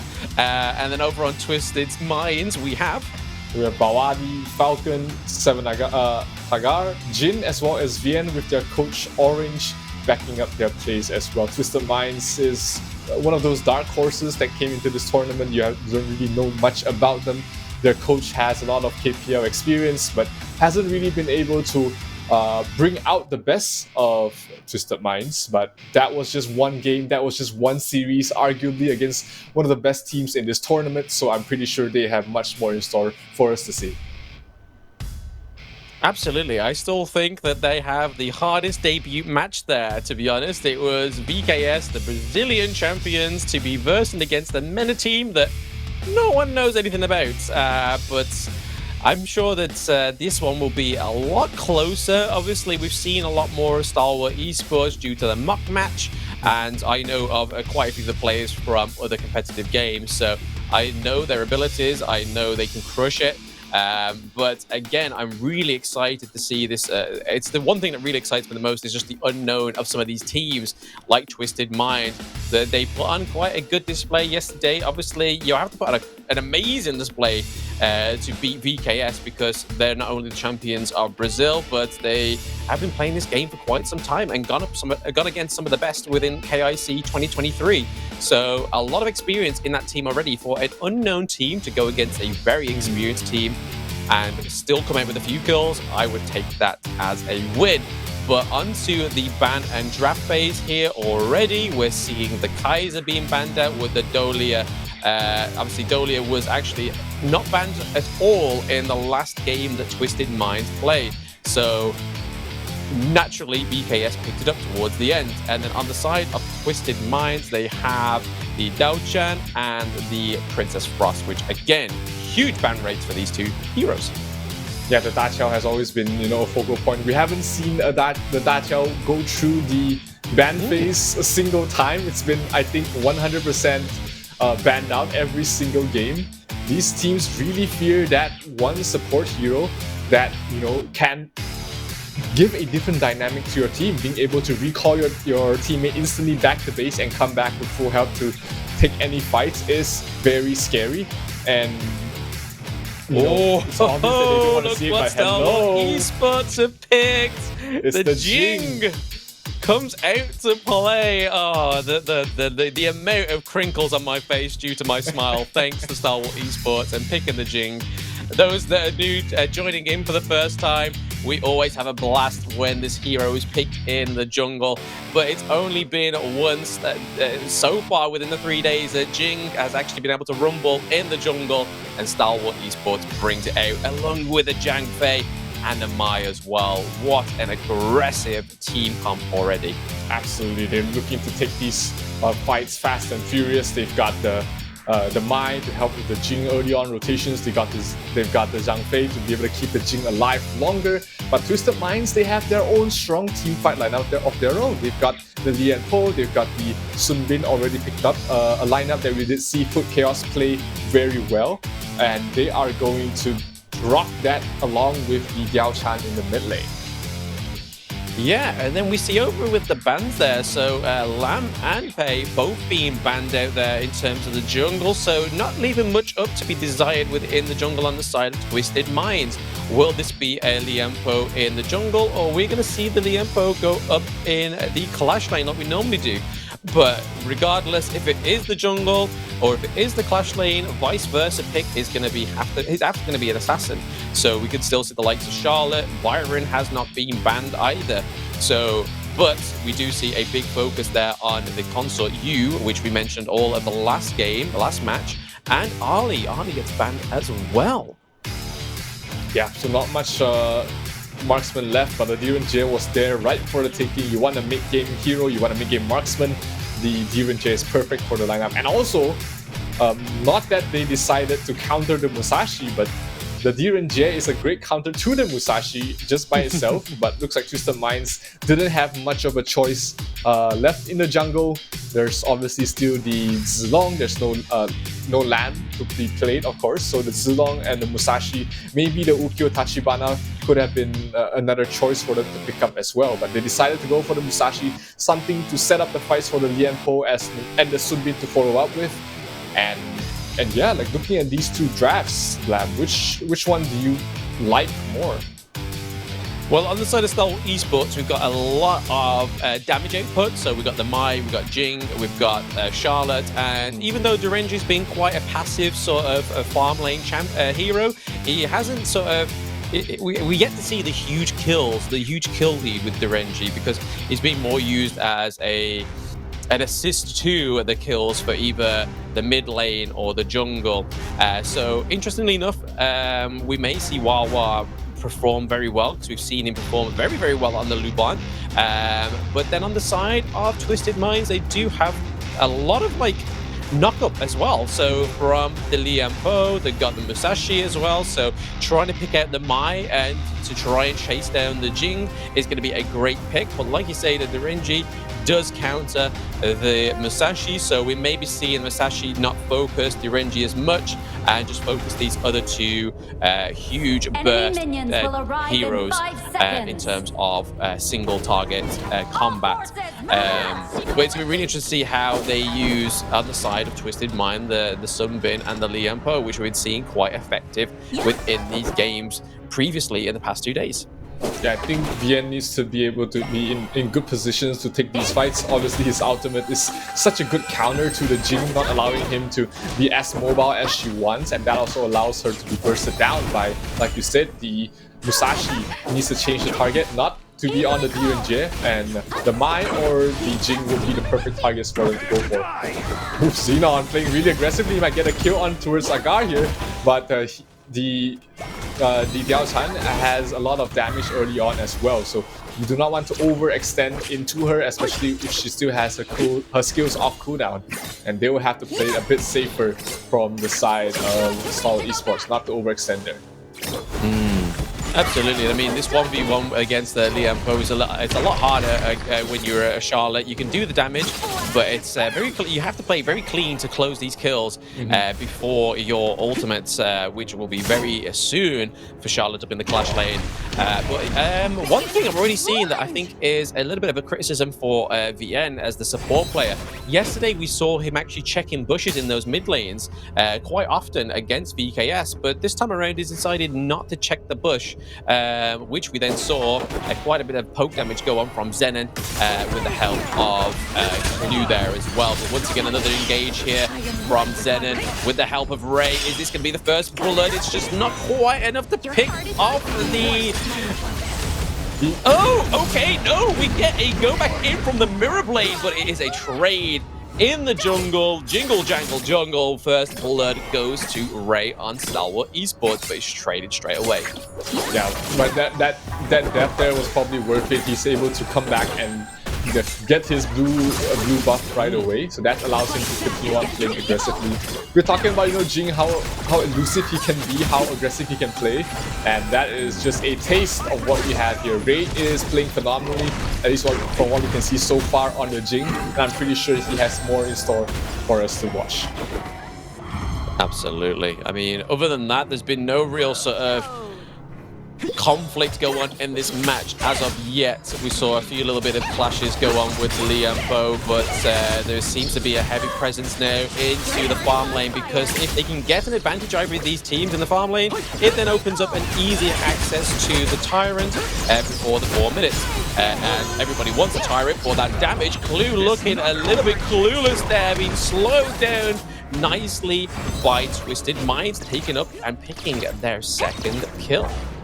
Yeah, that was the power of the Sunbin right there, stopping any sort of skill to be casted with his ultimate, and that allowed Twisted Minds to get that favorable trade there onto the bottom lane. And Wawa might be in some trouble if he's not careful, but he should be okay. He probably wants to recall away from this aggression that's being set out here in the bottom lane, but he might have overstayed his walk-up here as they're diving in. Musashi's gonna go straight for the kill, but it's gonna be the Diao Chan, the one to get it. Clue has popped his ultimate form, but he's not gonna be able to do as much on his own, so he is gonna have to at least they managed to hold on to the tier 1 tower though, but still a kill on Collision Marksman is not a good position to be in. So far, so good for Twisted Minds. I mean, like I say, the hardest matchup they had could be yesterday for the entire tournament, going against VKS. Anything from that is going to be a little bit of an ease, and they are showing that they are ready to be considered as one of the top players within this tournament, because they are going head-to-head with Stalwart Esports. Yes, both of these teams are very new rosters. They play from different games, but it didn't stop Stalwart Esports from going head-to-head with Alpha 7 in the first day. Obviously, after that first mistake in the first match where they lost their mid-turret, obviously Coach Handsome said that they cannot lose that mid-turret anymore, and they should listen to him, not only because he's handsome, but because of the knowledge as well. So that's definitely what they should be doing going forward. Jing, all from their own in the Clash lane, trading for some farm. We've got Liam Poe going heavily onto Mijoj there. Not quite picking off any kind of kill, but they do take first turret on the Clash lane, so opening up one of those side lanes, opening up that side part of the jungle for Jing, which is going to allow her to have a lot more farm. Yeah, this game is pretty even at the moment, only 1k gold separating both these teams, and it is going to be very decisive who takes these mid-game fights better. Bottom tier 1 does fall. Ray able to steal the Sage Golem buff away from the side of Twisted Mind, so that's going to be a little detrimental for the Musashi if he wants to play aggressively later on. Yeah, we're seeing I think it's just happening again, because even though Stalwart Esports are quite a new team, same for Twisted Minds, it seems like there's a bit of a macro diff here. We're seeing a lot more macro coming from the side of Stalwart Esports, and a lot more clumping and teamfight potential going on the side of Twisted Minds. We see that quite a lot. They see like this is their two differing play styles. is that Twisted Minds would rather just clump together and brawl it out, whereas Stalwart Esports, coming from different games, know that it's not just all about the team fight, it's all about making sure that you can push multiple facets into this game and getting multiple objectives at once. That means you can come out on top. It looks like the Tyrant will be handed over here to Twisted Minds unless Jin can get down in time. We see that... wait, what champion is that on there? Oh, it's Mai. Sorry, I forgot that Stalwart Esports even had a Mai. I was like, it's been so sort of like not impactful at all. I was like, wait, who's that champion? But then it's Mai. But we still see that macro going into place that I was just speaking of earlier, with Mijoj taking the second tier turret in the clash lane. Yeah, this early game is, this mid game is going very well for the side of Stalwart Esports. Despite not getting any kills, they're able to get the important objectives across the map. Mid tier 1 tower does fall, bottom lane. They are trying to go for more kills. Ray, Blue, as well as Wawa is there to get a knockback onto his Bien. He should not be able to escape from this, but let's see if they are able to get anything in return. Looks like Twisted Minds will just let that go, and that will allow Stalwart Esports to get a blue buff of their own. Yeah, blue buff taken by Ray there, so nicely done. Keeping that away from Musashi is definitely a big factor as well. It's a big loss for the jungle hero Musashi, obviously with the cooldown reduction on his skills also. But yes, well played to Stalwart Esports for getting another turret, getting another kill, and opening up that mid lane. So now we've got a much broader spectrum of space there for Stalwart Esports to navigate, to set up ganks, to potentially go for a dive in and crucial theft on these jungle objectives like the Overlord, because it's more placed into the enemy jungle than it is on the side of yours. But they do lose a Tyrant though. However, Twisted Minds do manage to pick up the first Tyrant in the match. So they're still holding their own, but they are slowly slipping away with that gold. Yeah, Jing has already completed his Master Sword, so he's going to be doing a lot of damage in these fights. Up lane, Miho's almost bringing down the Lianpo. Lianpo trying to escape. He will be able to make it just with an inch of his health. Falcon taking a lot of damage by himself as well. That's the power of the Mai. The burst damage, the magical burst damage coming out is going to be absolutely huge. And they'll be happy to be able to walk away with their life, trying to stall out the game as long as they can here for the side of Twisted Minds, and allow the Diao Chan to get his next tier of items to be tankier, and also allow him to survive longer in these team fights. Absolutely, but we got a lot of red presence up on the side of the Overlord here. I think this could potentially be a foreshadowing of a potential Overlord fight if it can pick off any one of Stalwart Esports. But still, Wawa doing what Wawa's known to do best, is just push those lanes, because their coach knows the best. It's not always about kills within the KIC as well. It's always just about these objectives, and then the kills come afterwards. If you can get these turrets, but a huge engage here from all setting up from Clue there. Wawa getting the kill onto the Dao Chan there. We have Jin coming in. There is a lot of flashing going on. Clue taking up the kill onto Falcon. So down goes the enemy jungle, and down goes that second tier turret as well. All thanks to the beast on Clue there. Again, high ground turret looking so very much in trouble. There is another minion wave coming around.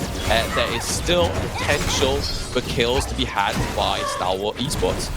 Yeah, 4-3 right now is his kill score, but the gold is 5,000 ahead for the Saudi Arabian side, so that will allow them to take the next few fights very handily, knowing that they have that gold advantage. They won't be in any danger of losing that soon unless they get caught out on these core heroes. Ray already up to 8.2k net worth. That's going to be huge in terms of his item progression. About to complete his next item as well, which is going to be the Siege Breaker. That's going to allow him to really burst down the heroes on the side of Twisted Minds. While Falcon is not even close right now, only 5,000 gold on him, and he just he's gonna about to be completing his Blood Reaper, which is one item behind the Jing at the moment.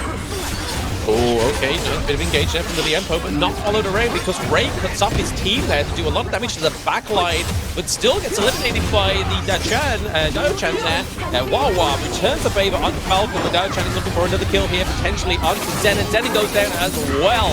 but it is Lady Sun picking up the kill. Double kill for Wawa, and they wipe out everyone but Liam Bo. It is a triple kill for Wawa. He's not even on his Luben number 7, and he is still dominating in that farm lane role. Absolutely, and that shows the strength, and that shows how far ahead Stalwart Esports right now is. They lost their Jing, they lost their highest net worth hero, but is still able to take these fights very convincingly. 9-5 in terms of kills, and they are going to lose their top tier, the mid tier 3 tower as well, and potentially the top, which is not long for this world left. Yeah, interesting item being built there on the Derenji there. It's, I'm sure it's the damage reduction, isn't it?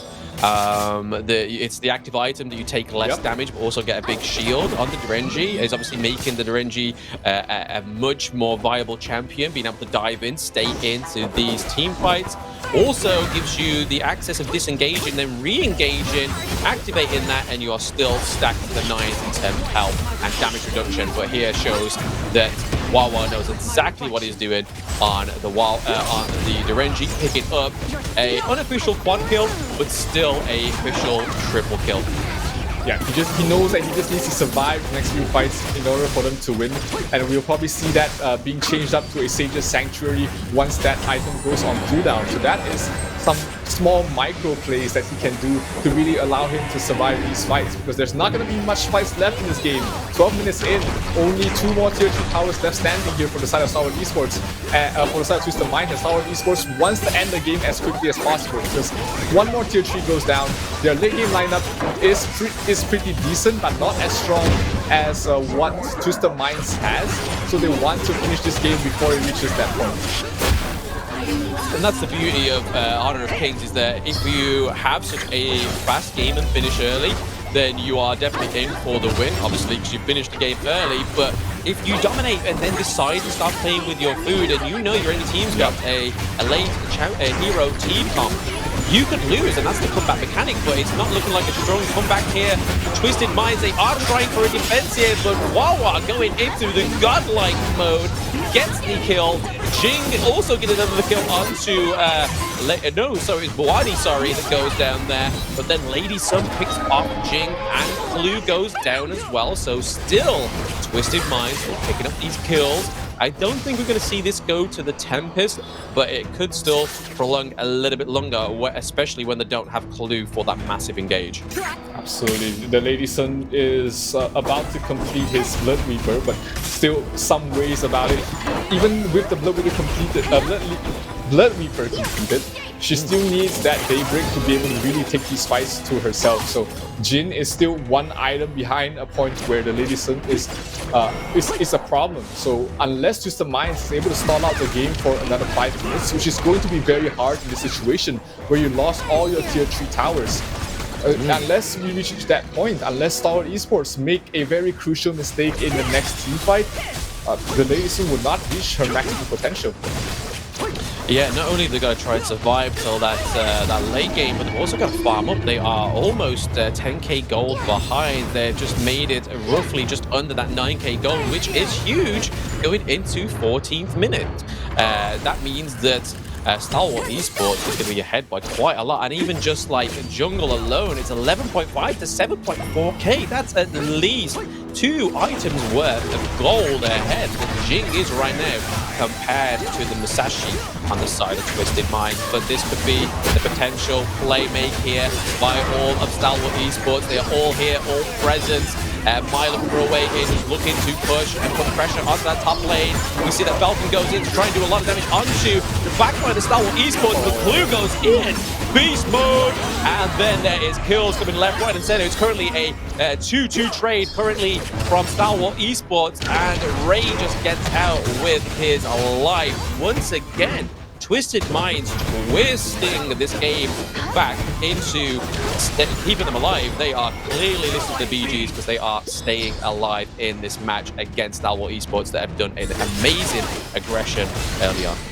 Absolutely. This is a glimmer of hope here for Twisted Minds as they manage to stall off that push being able to kill off Xenon is very important, getting additional gold for them. And right now, Lady Sun already completed Blood Weeper, making his way towards that Daybreaker, that final item to be able to take the fight, while Yao Chan as well as the Lian Po is more or less fully slotted at the moment, just a little bit more gold to complete that one final item.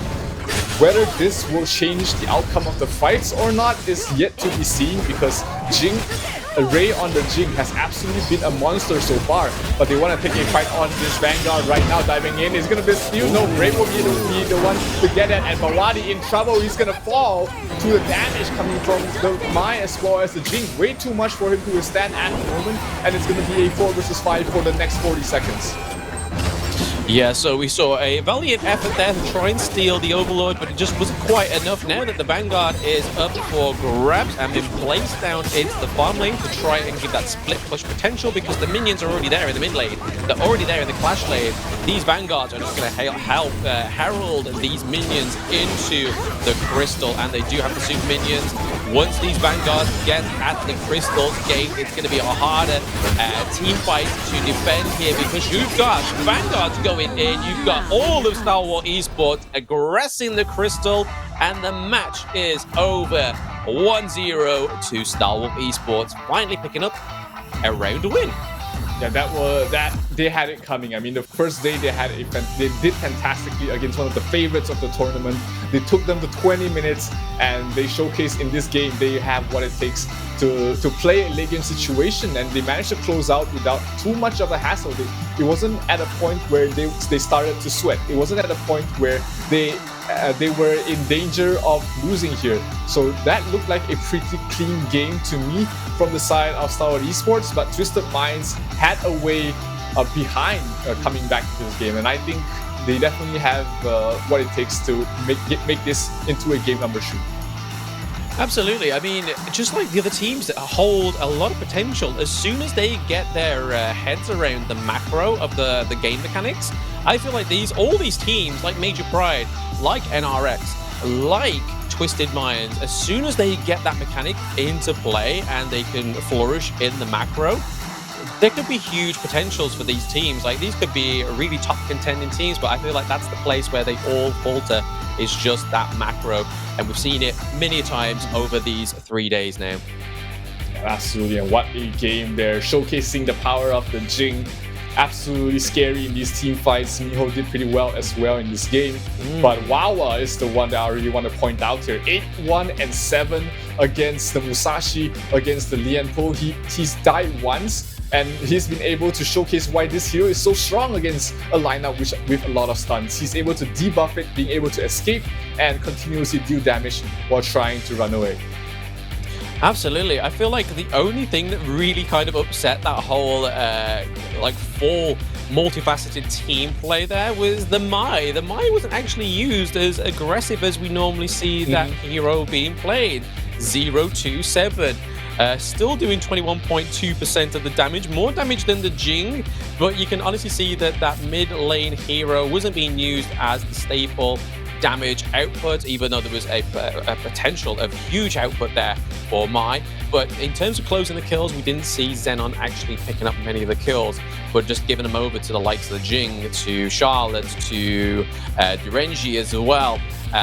But it works. I mean, I would probably go and say Wawa gets the MVP on that one, being 8-1-4. Just pure aggression, pure split push potential as well. He was not just a single objective player, he got plenty of objectives in that fight. Absolutely. This will be the MVP, another support. I'm pretty sure Blam is happy to see this, and I think Clue definitely deserves this MVP. Look at that damage taken. Look at how much focus has been put on this support, and only 2 deaths, considering that much amount of damage being put on the Zhang Fei, is definitely one of the winning factors of Stalwart Esports in game number 1. Absolutely. It is day of the support MVPs, am I not wrong?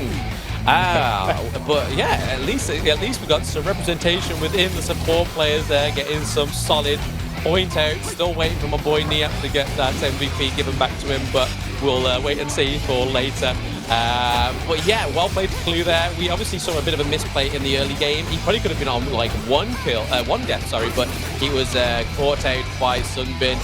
very early on within the match there. So, but then going forward, he was like, right, okay, get my head in the game. Clearly, Twisted Minds is not a team to be taken lightly, and they improved on that. They found those issues, and I'm really excited for Twisted Minds. Like I said, as soon as they sort out that macro, I think we could be onto a solid team.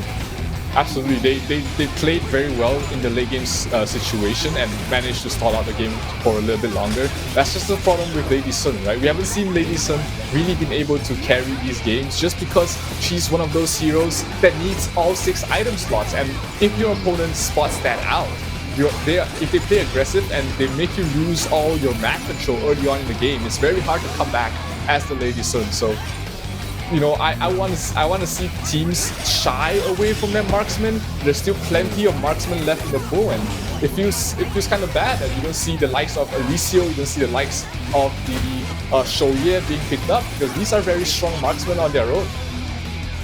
Absolutely. I mean, but the funny thing is, Twisted Minds was the team that banned out the farm lane champion, the farm lane heroes, sorry, as well. They banned out the Ali and they banned out Consort U themselves, and then picked up the Lady Sun, hoping to get into the late game, but it clearly didn't work in their favor the way they wanted it to. So yeah, I feel like less of a focus. It's clear, it's evident that Wawa doesn't need a staple farm lane hero. He can just perform on many of them, and he's proved this in many of the games as well. So I don't think targeting the farm lane is the priority here. It is definitely focusing and looking towards that jungle. Letting that Jing fall through was a massive issue, but puts Jing has not been dirtied yet. She is still on 100% win rate. Yeah, showcasing why it's 100% ban rate here for almost 100% ban rate here for Jing, and with good reason. This jungle hero is just so scary as you can play it very aggressively while also playing it for the late game situations as well. So good win here coming from the side of Stalwart Esports, but I think Twisted Minds has more to show for us in the upcoming game. Yeah, I mean, if they sort out the macro, even in the next game, maybe it was just something that fell below the waist in this game 1. But if they sort it in game 2, we could be on to a potential best of 3 here, which is what we all want to see at the end of the day. We don't want a full day like day 1, where it was just 2-0 stomps. We want a full best of 3. But yeah, sort out the macro, sort out your farm lane, don't ban the farm lane heroes, ban Jing, and don't dirty Derenji's win rate. We're trying to bring that up. Derenji's been dirtied after day 1 and day 2 in terms of his win rate, but we want that back up because it is a great hero in that farm lane to do many play potentials. Absolutely, and I'm pretty sure you're happy that Derenji took a good win here.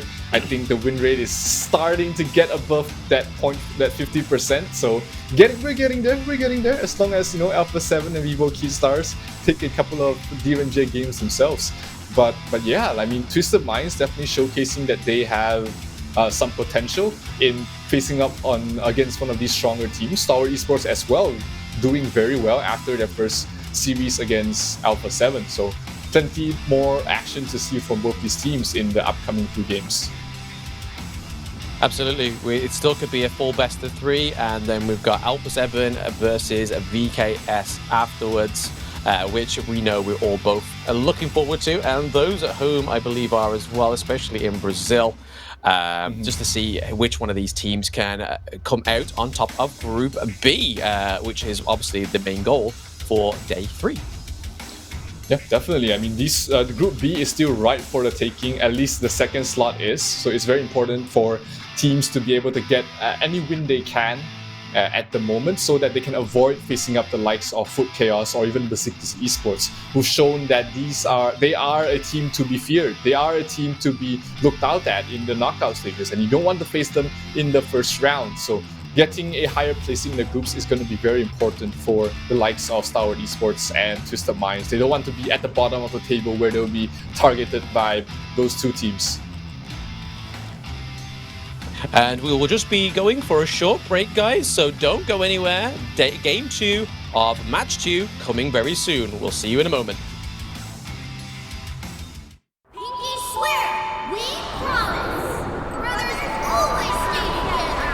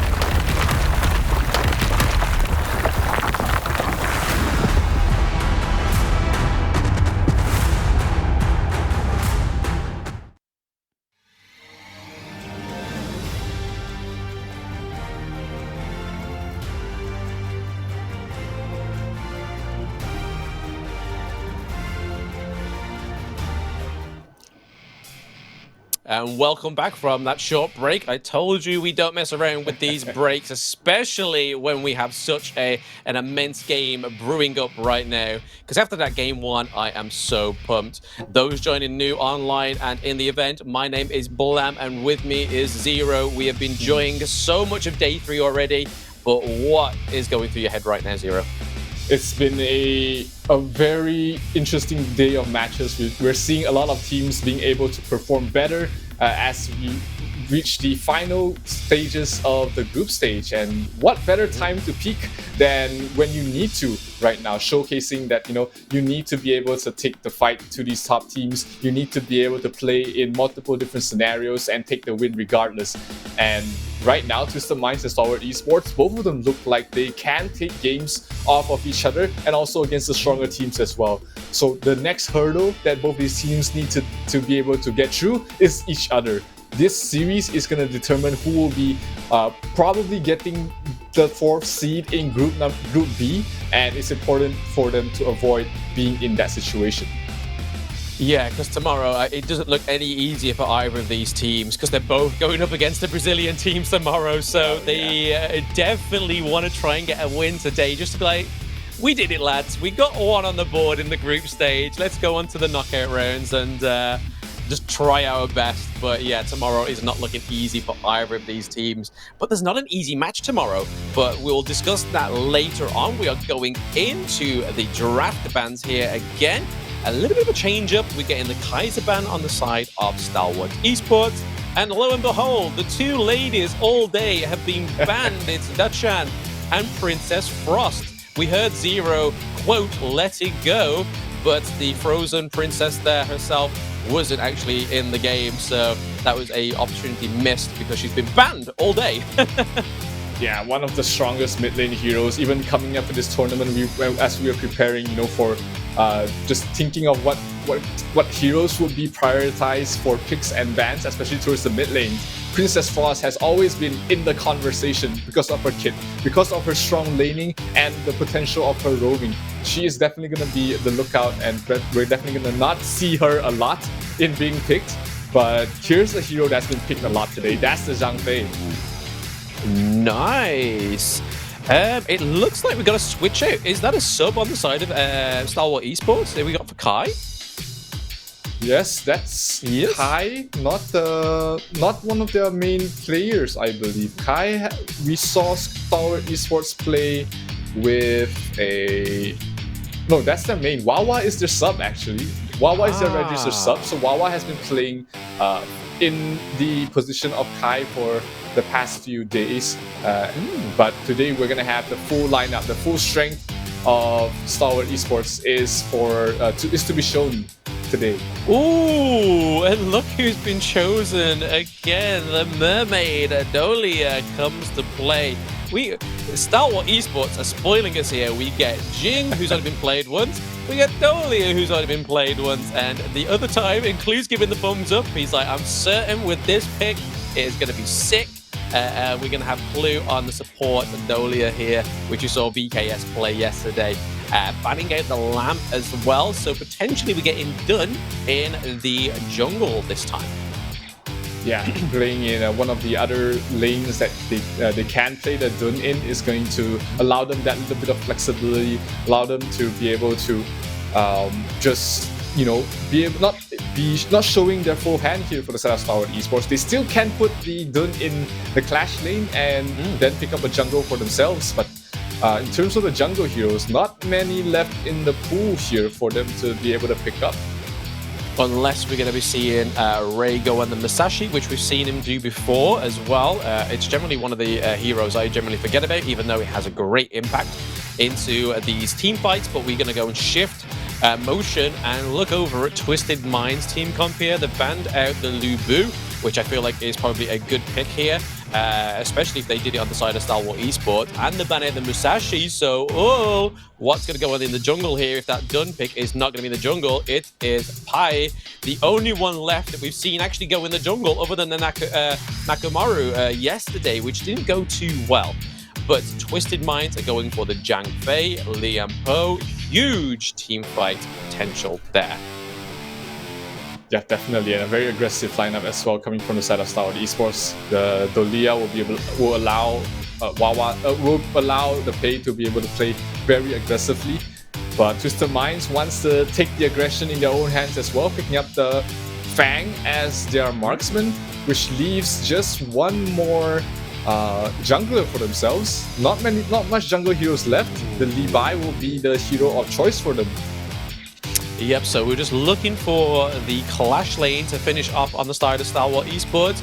Byron hasn't been banned, Charlotte hasn't been banned, Mulan hasn't been banned, and we're getting the Mai. Oh, sorry, no, it is the mid lane that we were looking for, because Dun is now going to go up into the Clash lane. So we're getting the Mai again. Zenon really wants to go for the Mai. I feel like without Jing there, Mai can be a bit more of a staple champion hero to get the kills and to feed up a little bit. Now that we don't have Jing, who relies on those kills as well. But again, a quite aggressive team with only Dun to be the big tank within the whole of this, because the support pick on the side of Stalwart Esports, even though she's OP, it's not a tank that we're used to seeing Clue on, which is like the likes of Zhang Fei. It's actually going to go on to the end this time. But yeah, Twisted Minds never pick up a bad team comp. They always manage to go for something really good. And this is, I would say that this Twisted Mind second game team comp is a lot better in terms of the dive in, the go ahead for the team fight, and as well with Fang being able to damage over time. And then we know Diao Chan's damage is crazy as well. Absolutely, the much more solid lineup compared to game one, which is pretty solid already in my eyes. So I definitely like what the adjustments they've made in this game. They've got their team fight, they've got the crowd control, they've got their late game potential with the Diao Chan as well as the Fang. They can play early game as well with the Fang, and the Levi, of course, the icing on the cake, being able to really dive into the Huangjong and be able to burst him down and then get out safely. That is something that a lot of teams who are playing against the Huangjong have been missing, and I love the Levi pick here. Yeah, you were a big fan of that hero pick yesterday. It was when was it BJK or was it Foot Chaos that picked it? The Huangjong? No, the Levi. That was not either of those teams. It was another different game, and I didn't like it there because it was they had two late game heroes that didn't have the chance to progress in towards the late game. But this game is much better. They have got a nice balance of early game aggression, mid game team fighting, and then late game potential. Absolutely, there's plenty to be had in this these team fights and in this game as well. It's no doubt that Kai and Ray are going to be up against the Wadi 2v1 up into the Clash lane, because early doors, Dun has the advantage, but just giving that passive gold over to the jungle is just going to help them go a little bit faster in terms of their farm. Same for the Clash lane here. We see Dun rotating around to help himself to the enemy farm here to try and cut off any sort of additional gold that Liampo is looking to claim. One of the beauties of Liampo is that despite him not being such a strong laner, despite a lot of times Liampo just sort of loses in the lane, he's able to do so much with so little, and that's the strength of this hero. Even without the adequate amount of farm, just with the hero's kit alone, he's very tanky and he's able to provide a lot of teamfight potential for the rest of the team. So they're not going to be too worried about this Liampo being shut down just because of what the hero provides by itself. Absolutely, yeah. I just got over yesterday's games. I was pretty sure it was BJK that picked it up, but it was actually Foot Chaos that picked it up, and it was the reason why they lost the first match, because they were focusing on that double kill. And speaking of kills, Jin manages to pick up a kill onto Ray there, but we get Wang Zhang taking the kill, double kill for Stalwart Esports. Wow, showing that he's just not a one-trick player with these farm lane heroes. Yeah, the Dolia is just such a tough hero to bring down. He's mobile, he constantly knocks you up. She heals whenever she can as well. Oh, Xenon able to snipe off a kill. Kai's gonna be a little hurt about that. I set that all up and you just come in with a fireball? Nah, it's alright. Their teammates are gonna be happy to share that with each other. But Xenon might pay with his life here trying to escape. But the Diao Chan is not going to be able to finish him off. It does get the blue buff onto his Falcon, but they are going to pay with their lives as Pei is going to rotate and get a double kill on towards the mid lane as well. Yeah, much faster pace here from Stalwart Esports. Maybe they're like saying, you know what?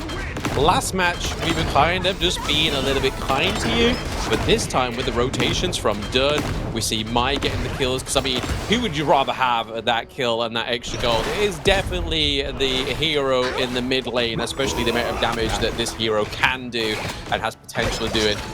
Dunn can just work his own way. He's got his clash lane all to his own, and rarely he is ganked up there, especially currently within this match. Bawadi, because he's completely cleared his lane, has gone down to the mid lane to try and help out Dao Chan. But 2 double kills already picked up on the side of Stalwart Esports, 1 for Wawa, 1 for Ray. So I'm pretty sure that this team is already very happy with how this is going, especially with that economic curve going on right now. Yeah, this is a huge lead this early on to the game, and that's going to propel the Huang Zhong to a very scary position early on, and that's not a hero you want to give up early go to. This Huang Zhong is now 2.7k net worth, almost going to complete his first item, which is going to allow him to be much more mobile. The Shadow Reaper is going to give him attack speed and boost speed, something that this hero really needs.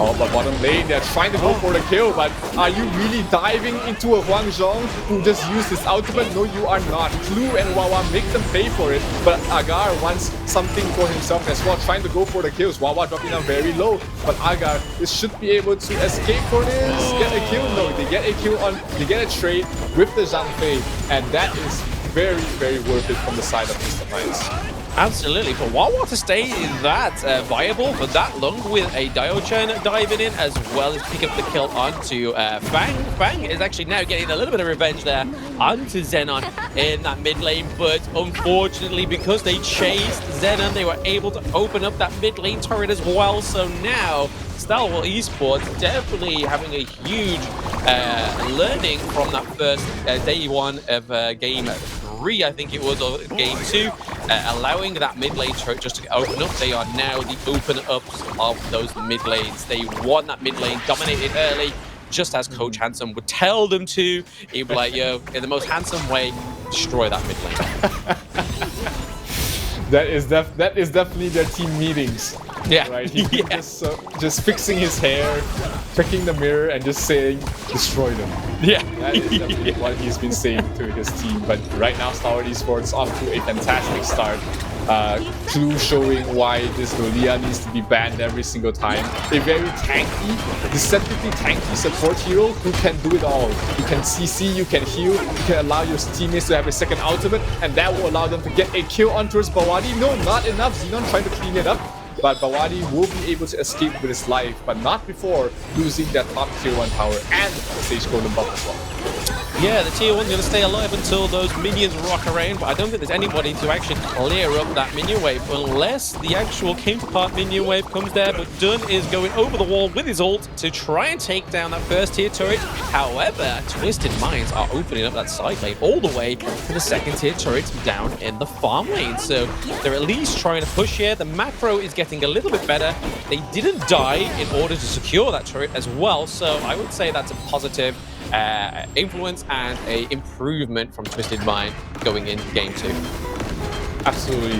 Being able to get that trade, the best that you could do in the situation, allows Twisted Minds to stay in the game for a little bit longer. There's the power of the Fang. If you leave a tower open for 10 seconds, the Fang is going to almost destroy it all by himself. And Agar is trying to destroy Xenon all by himself, but a bit too mobile is that Mai. But here comes Mai from the back line. Wawa in a perfect position to take this fight. He's in the bushes, he's protected by every single one, but can Bawadi change the outcome of this fight? A second ultimate provided by the Dolia. Wawa is absolutely shredding them a new one. They Q3, and they will be able to get this tier 2 power in the mid lane as well. Xenon trying to go for more, and snipes off Agar on the retreat. Beautiful play here coming from Stalwart Esports. Absolutely, and as the minion waves rock around, I just want to highlight that whole interaction with those abilities. But thanks to the Dolia, we had Wawa ult in the bush. He then flashed away to create more distance. Dolia opening up another ultimate was just a great way and great synergy between these two champions and two players. But this is because Clue and Wawa played together for quite some time, so no matter how new they are within Honor of Kings, these two players have been buddied up in the lanes in other games for quite some time. So, and that's really showing within Honor of Kings right now, is that they've got a great coach who's telling them how to play this game, and they've already got great knowledge and great skill in order to carry themselves throughout this match. And interactions like that, some players wouldn't even think of.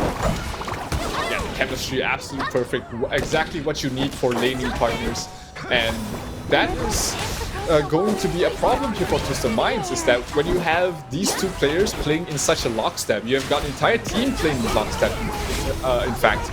It's going to be very tough to bring them down individually, and here comes Wawa with the damage coming in. Going to be able to burst down Levi. Falcon will fall. They will lose the tier 2s, and Wawa once again continuously doing damage at such a long range. We're talking about Huang Zhong and his late game potential. Well, boys, it's the late game already. 9 minutes in, they're going to go for the tier 3s, and there's almost nothing that Twisted Minds can really do about it. Yeah, definitely. Stalwart Esports bring in the late game a little bit earlier than normally expected within these games, but another takedown by Mai onto the Fang. Levi is now back up, and it's just down to Bawadi, Falcon, and Agra there just to try and keep that base alive. They managed to take a higher ground turret. It would have been phenomenal for the boys over on Stalwart Esports to take an early 9-minute game, especially only after playing one day. But this is huge for them here. Again, Dao-Chan is in deep and gets taken down, left all alone by Levi. He's like, oh, let's both go in together. No, actually, I'm dipping. See you later. You can deal with the whole of Stalwart Esports. But it's a 4v5 here now. This could be the last defense that they have on the side of Twisted Minds. Yeah, Falcon not having a great game. He falls once again. The damage coming from Wawa is just way too much at the moment. They allowed this Huang Zhong to have a fantastic laning phase, not really being shut down, and they are going to pay for it as Stalwart Esports will take the second game in relatively quick fashion. Yep, under that 10-minute mark. So again, another team taking another game under the 10-minute mark. It's almost as if there's a little bit of a background competition going on with these teams to who can finish the earliest, because it's clearly evident that they're really focusing on trying to get that. And especially when your enemy team goes for a hero like Levi that is a late game champion, you've got to finish the game early, because that's when this hero just activates, and then you're in trouble. Absolutely, and Stalwart Esports has been able to ramp up the aggression with perfection, playing exactly what they needed. The teamwork is looking like it can rival any of the top teams as well, and the synergy, the understanding of the team compositions and how they play with each other has been absolutely perfect here from the side of Stalwart Esports, and they take this 2-0, secure themselves, not a top finish, but at least they're not at the bottom of the table. Absolutely, very proud of the lads there trying to get a win on the board, and they have with ease. I mean, game one looked a lot stronger on the side of Twisted Mind there. They seem to have a lot more going for them in that game one. They only managed to pick up 5 kills in the total of game 2, whereas on the side, we see Zenon finally activate with 7-1, Ray 5-1, and then Wawa 6-1. So plenty of kills to have. Just between 3 players and 3 heroes, we see plenty go on there. But in terms of the MVP, there's a huge toss-up for me between Wawa and Ray, but I could even give it over to Clue again, you know what I mean? Because that was just a fantastic performance. 79% team fight. He did not take the most damage taken. It was actually Kai with the Dun being a tankier hero, but definitely the team fight participation is grounds itself for MVP there for Clue once again. But just look at Wawa, 31% damage dealt. It's just nuts compared to the enemy team's 20%. He's a whole 11% ahead himself. Absolutely, I think I'm with you with the Clue MVP here. Absolutely crazy, showing the one of the few times the Leah is let through. They get another win. This is, I think the Leah is at a 100% win rate at the moment for that hero. So it's really showing why you need to ban out this hero. And Stalwart Esports actually take the game without a single Tyrant, without a single Overlord. That has been one of the fastest games so far. But no, we're gonna be giving the MVP away to Xenon on the Mai Shiranui. Again, like I said, there was so many kills placed across so many of these players.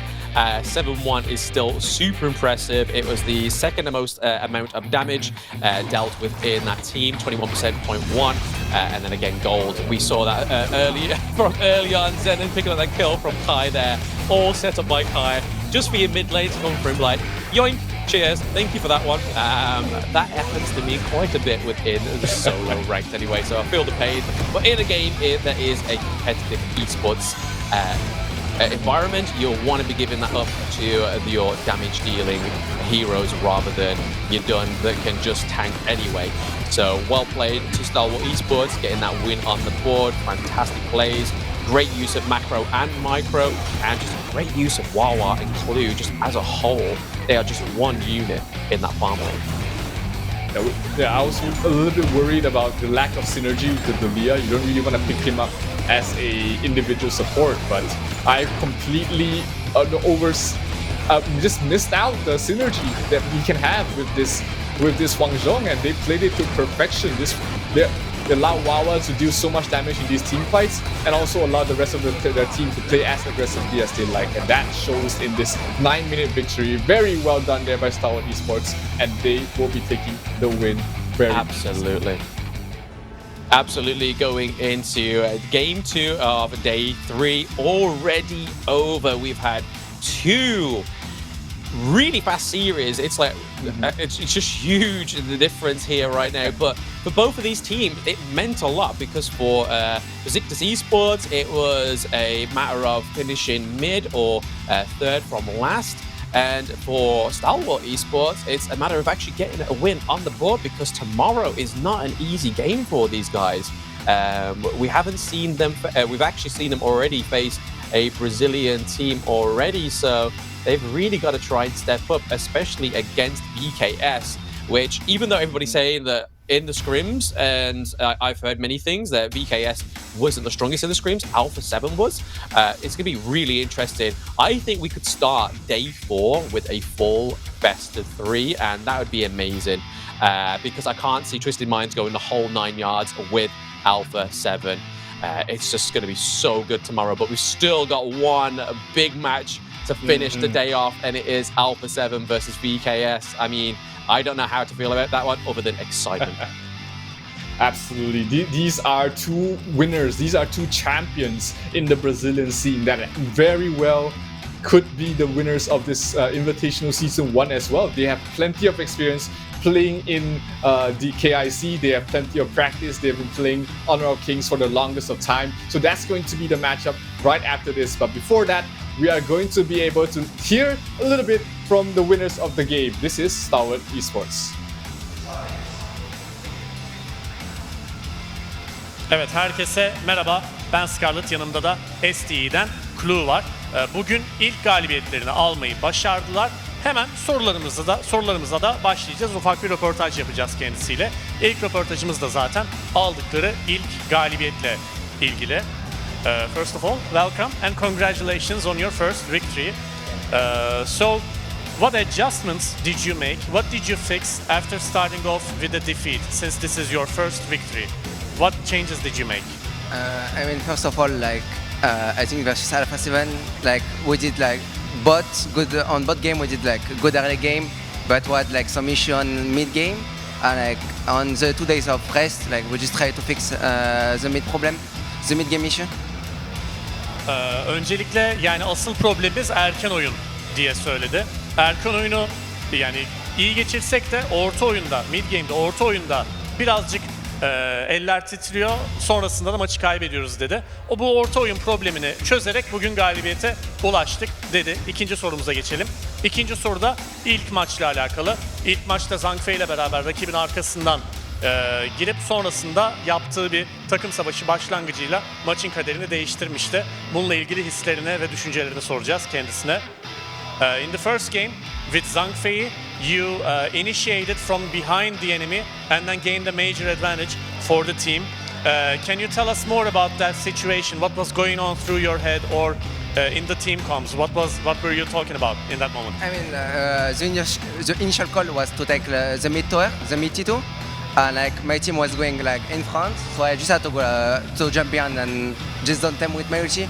And in this case, I had to they stay under the tower, so we just dive them. Zaten olayda ikinci kulenin arka tarafında gerçekleşmişti. Takım arkadaşlarımın önden girmesini bekledim. Ben de arka tarafta pozisyonu bulunca rakibin arkasından takım savaşını başlattım. Kitle kontrolü uyguladım ve sonrasında kazandık dedi. Son sorumuzda takımın oyun tarzıyla ilgili. Genel olarak sakin bir oyun oynuyorlar. Genel oyun tarzları bu şekilde mi? Onu ileteceğim kendisine. So you showed a more patient gameplay today. Is it your usual play style or are you different than that usually? No, I think like it's our usual gameplay. Like we just take things slow, and especially like when we have like some gold advantage in early game, we just want to increase it, and so we need to take it slow and just like keep moving forward. Genel olarak oyun tarzımız bu şekilde dedi. Zaten yavaş oynamayı seviyoruz. Erken oyunda da bir avantaj ele geçirdiğimiz zaman bu avantajı yavaşça büyütmek istiyoruz. Bu şekilde de galibiyete ulaşıyoruz dedi. Thank you for joining me on this interview and best of luck in your next matches. Kendisine de teşekkürlerimizi ilettiğimize göre de maçı değil sözü paslayabiliriz. Teşekkürler.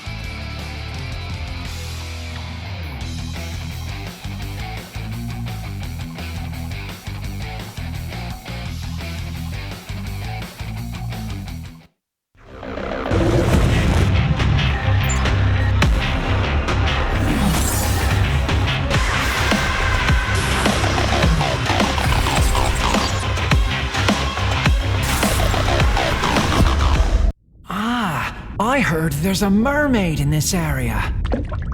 Out of 10 Navinians, 11 would tell you that they've heard the mermaid singing. I wouldn't mind hearing it too.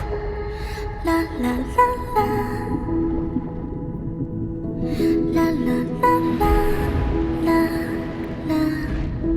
La la.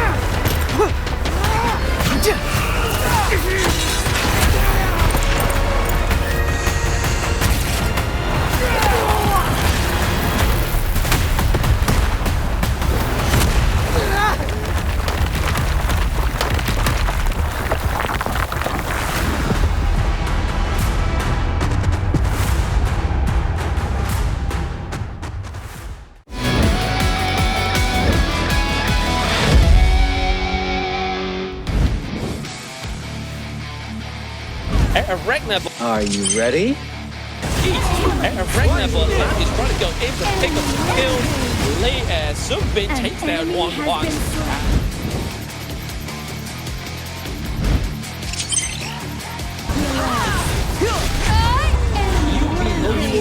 He's still alive.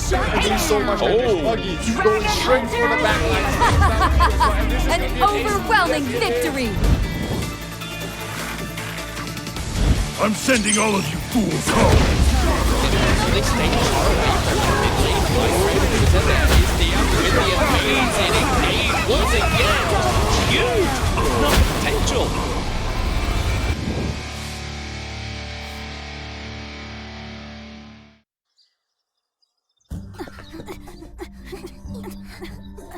Come on!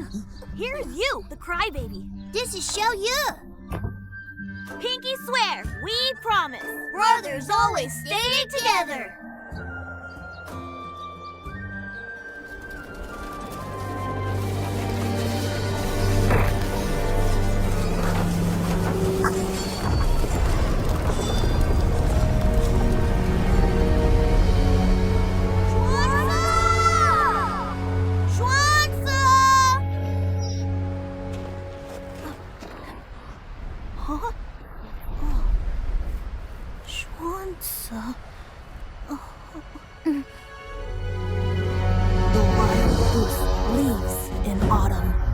But no matter how far it flies, it always returns. Below the Great Wall lies mine.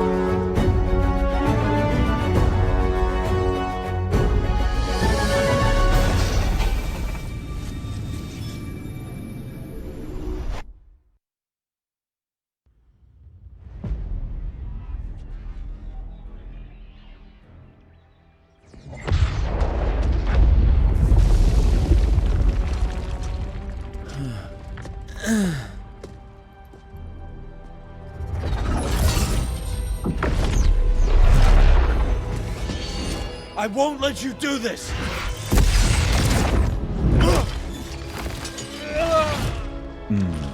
You cannot prevent his arrival.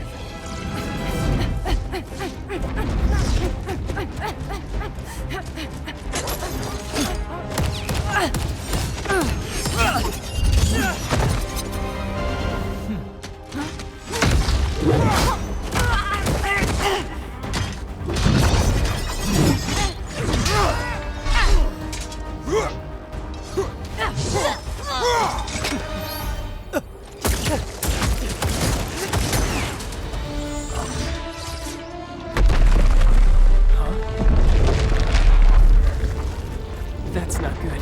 The mechanoid giant. It's forming.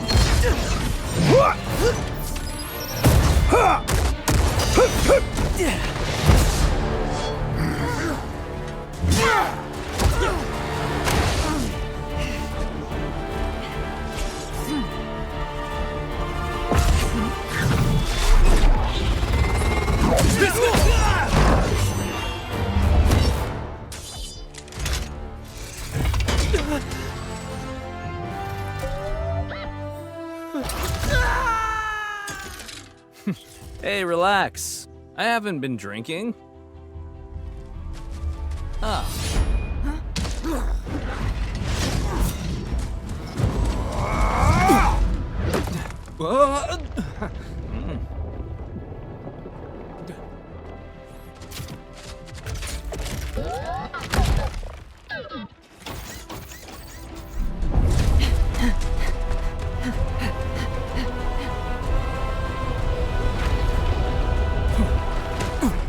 Hand over the arc core!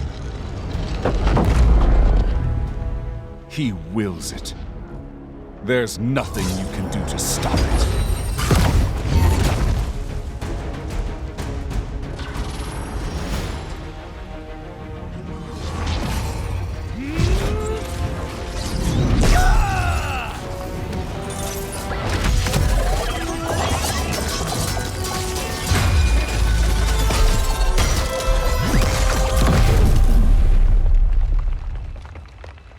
Dunshan!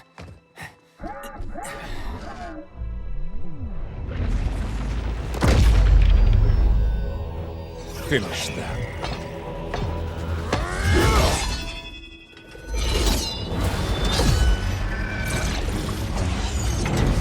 All right, team.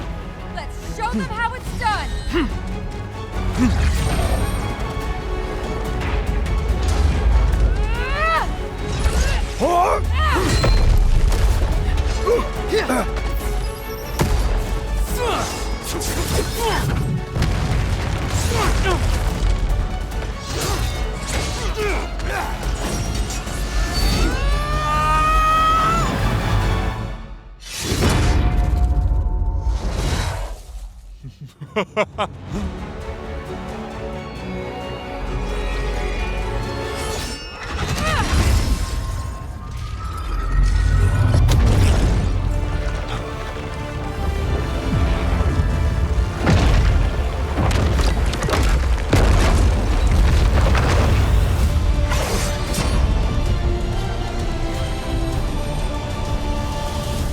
We've stopped Ming for now, but many others will try to get their hands on this power.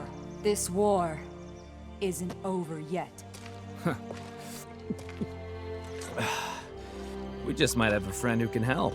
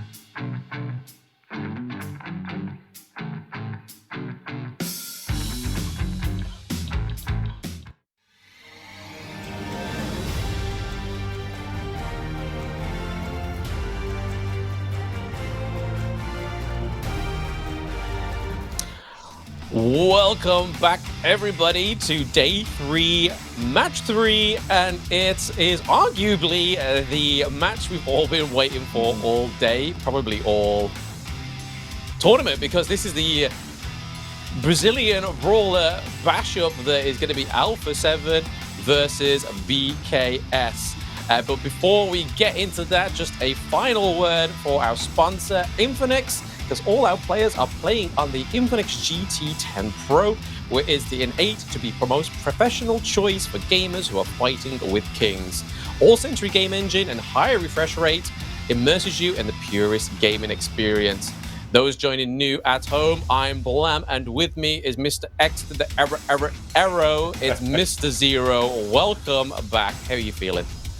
It's really great to be back, especially be here to watch what some may argue to be the preview of the finals for the Invitational Season 1.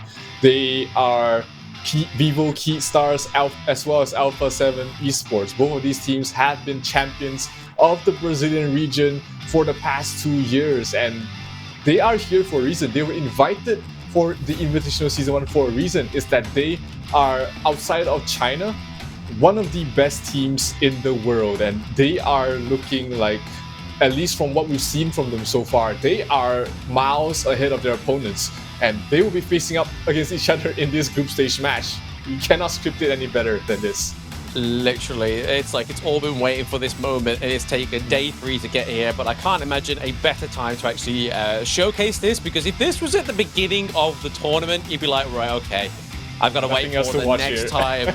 Yeah, I got to wait for the next time this matchup actually comes through. But just look at all these teams, look at all these players. They are very experienced.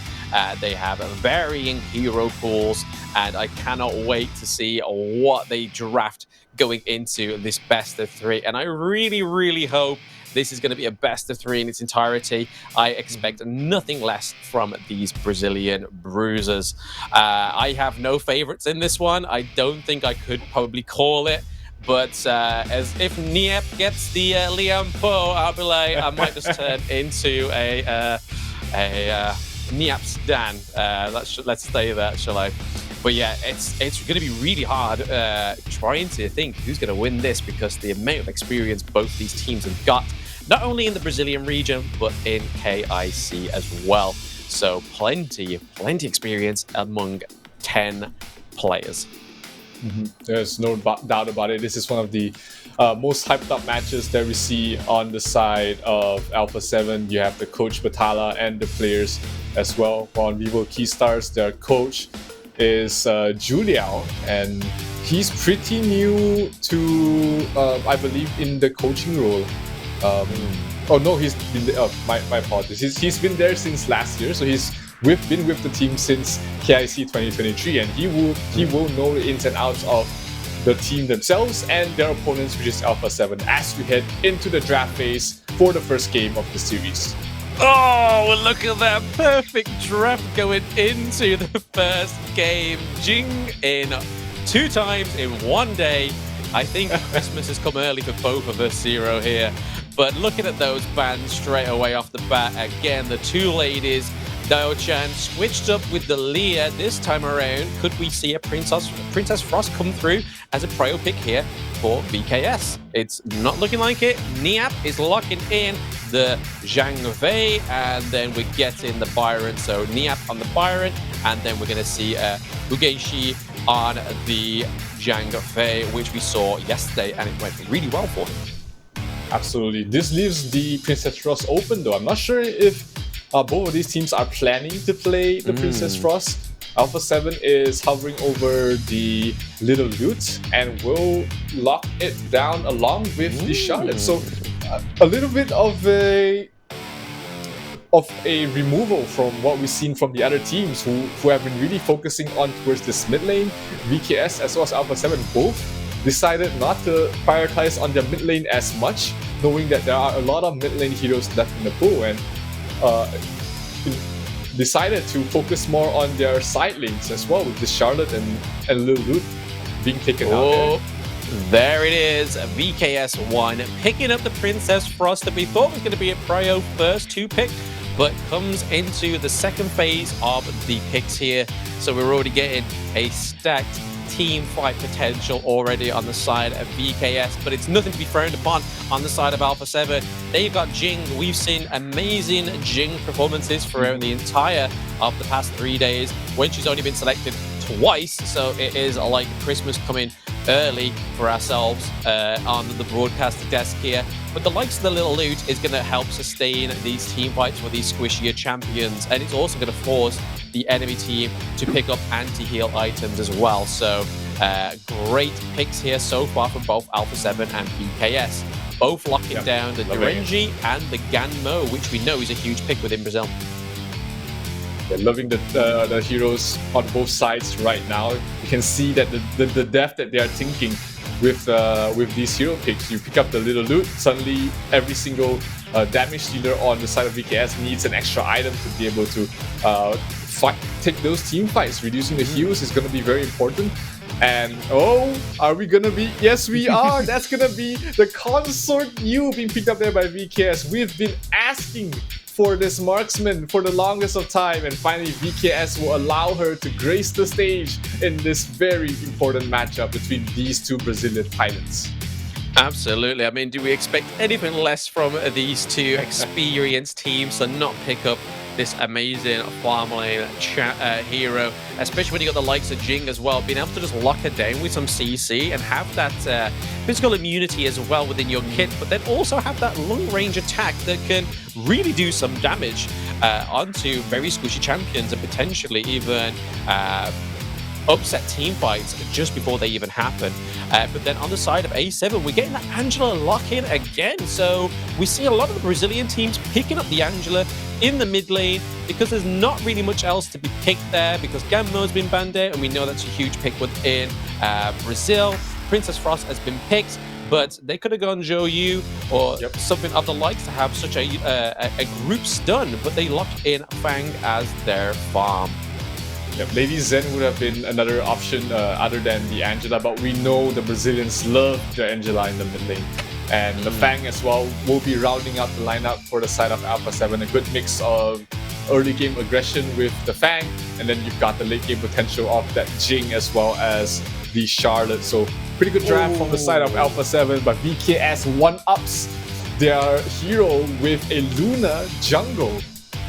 Yep, the last time we saw a Luna, it was on VKS. So Luna currently sitting at 100% win rate as well, but doesn't get chosen or banned as much as you think it would, because I feel like it's a huge skill gap champion.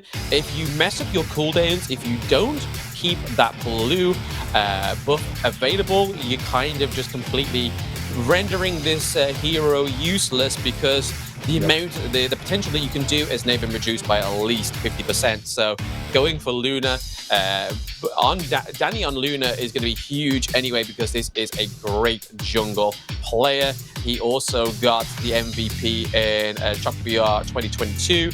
Don't think he got it in 2023. I believe it was Niap or one, I believe. So they've got 2 MVPs of a whole tournament on their team. So it just shows you how great VKS is actually as a team and as a roster.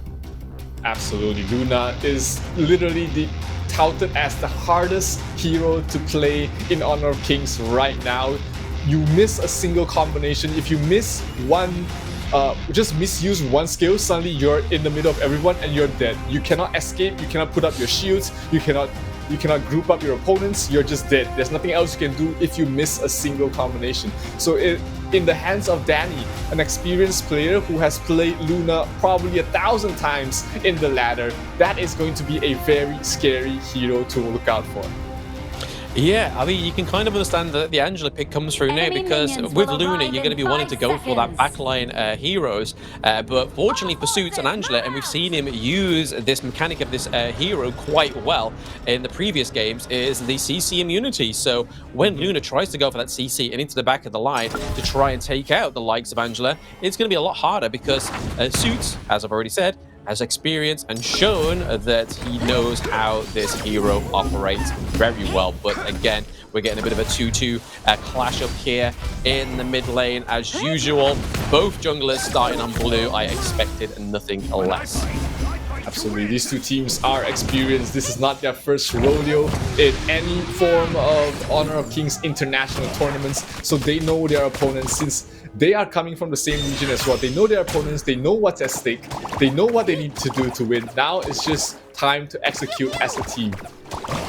Absolutely, and just we were speaking about Consort U's range in the draft, and she was able to poke from the wall halfway through into the enemy turret as well onto Fang. So this is a great champion to play against Fang, because Fang's one of those heroes that has to get in, use that damage over time, and potentially try and get out. But he can get in. Can he get out and escape that range from Consort U, which is all going to be waited for here. We're getting a huge rotation from A7 here.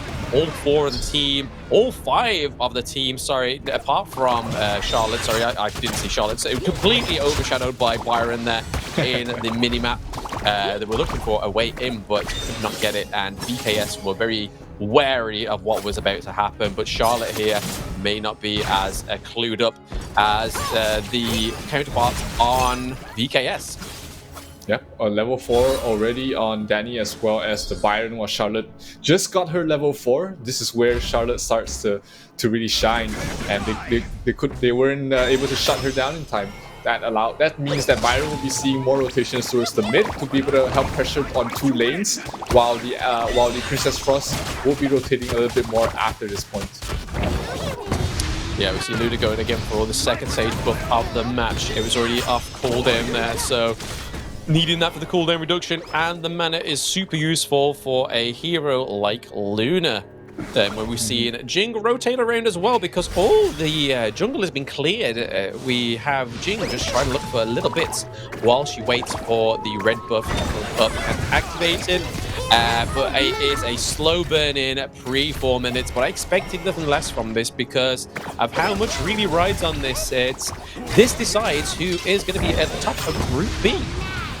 Yeah, that they get the first, they get the pick of the litter on deciding who will be their first round's opponent, which is going to be very crucial. You want to avoid teams like Beşiktaş Esports. You want to avoid teams like Foot Chaos on the first round, because even though you have this wealth of experience playing internationally, they are proving to be a formidable opponent, and you don't want to face them in the first round. Yeah, I mean, if they do decide to go for either Beşiktaş Esports or Chaos, I feel like both of those teams could actually go the distance in terms of the match length. But Angela putting a lot of pressure on there to Zhang Fei, already wiping down a lot of health from the support player on the side of VKS there. And Princess Frost having to use her ultimate to enable the escape there and just completely disarmed that potential 3v3 that was about to take place there. Jing in the mid lane looking to try and take on to Suits, doing quite a lot of damage there. Danny managing to pick off quite a bit of Suits' health. Yeah, not enough to get a kill, so we're gonna reach the 4-minute mark where we have the Overlord as well as the Tyrant being spawned. Danny already there, chipping it down relatively quickly, but the steal coming in from the Angela. Suits, what are you doing once again? Being able to get that crucial steal on towards a very important objective on the map, and that's going to be the start of what Alpha 7 is about to do in this game, getting themselves a 1,000 gold lead and looking like they want to get the Overlord to complete the first sweep on the objectives on the map. Yeah, Smite a little bit too early there on Danny. As we can see, it's on cooldown now. So we can see that the Smite was actually activated, but Suits, we've seen Suits so many times. He's just going to be renamed the Crucial Theft mid laner here. But it's just skill. It's so much skill going on the side of A7 there for Suits, just to open up and take the Tyrant. For none of his team to actually even participate in the Tyrant fight and still come out on top as a positive is a huge... it's a huge dividend for his team, Alpha 7 there, to have that on their side, is to know that Suits is capable of stealing these jungle objectives, because we all know how much these actually favor in terms of damage here. And Danny getting picked off by Suits, so not only taking his pride and joy at 4-minute mark, he takes down Danny as well. No, not Danny, sorry, One. So One goes down, so there goes Princess Frost, opening up that mid lane to be however they wanted to go, and Luna's had to push that mid lane wave there to try and keep their mid lane healthy. But the Clash laners are just keeping to themselves, it seems. We have two very experienced players up there, Niap and Muster, but the first tier turret does go down, and it does go to Alpha 7, so they give up the mid lane, they take Princess Frost, but they give the turret over to Alpha 7 down in the farm lane. And that's the power of the Fang there. You leave him alone for 10 seconds, you suddenly lose a tower. And even though Concert U usually does have a good laning stage against the Fang, just by being able to outrange as well as just overall avoid all the damage that the Fang can actually do to you with just a single click of a button.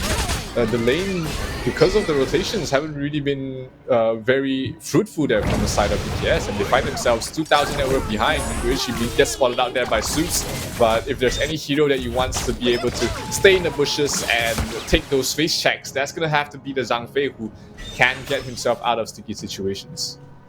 Absolutely, but again, it's just a very slow match here. We're going into 6 minutes. We still only have 1 kill on the board. But again, neither of these teams want to give up as many kills as they can, because even though kills aren't everything, it does open up the potential to get other objectives. Just as Suits is showing here, he is cleaning up that Clash lane, not only to get some gold for himself, but potentially opening up another side lane for his team, and opening up Jing here. I'm getting a little bit of a lag there. I didn't quite see what happened.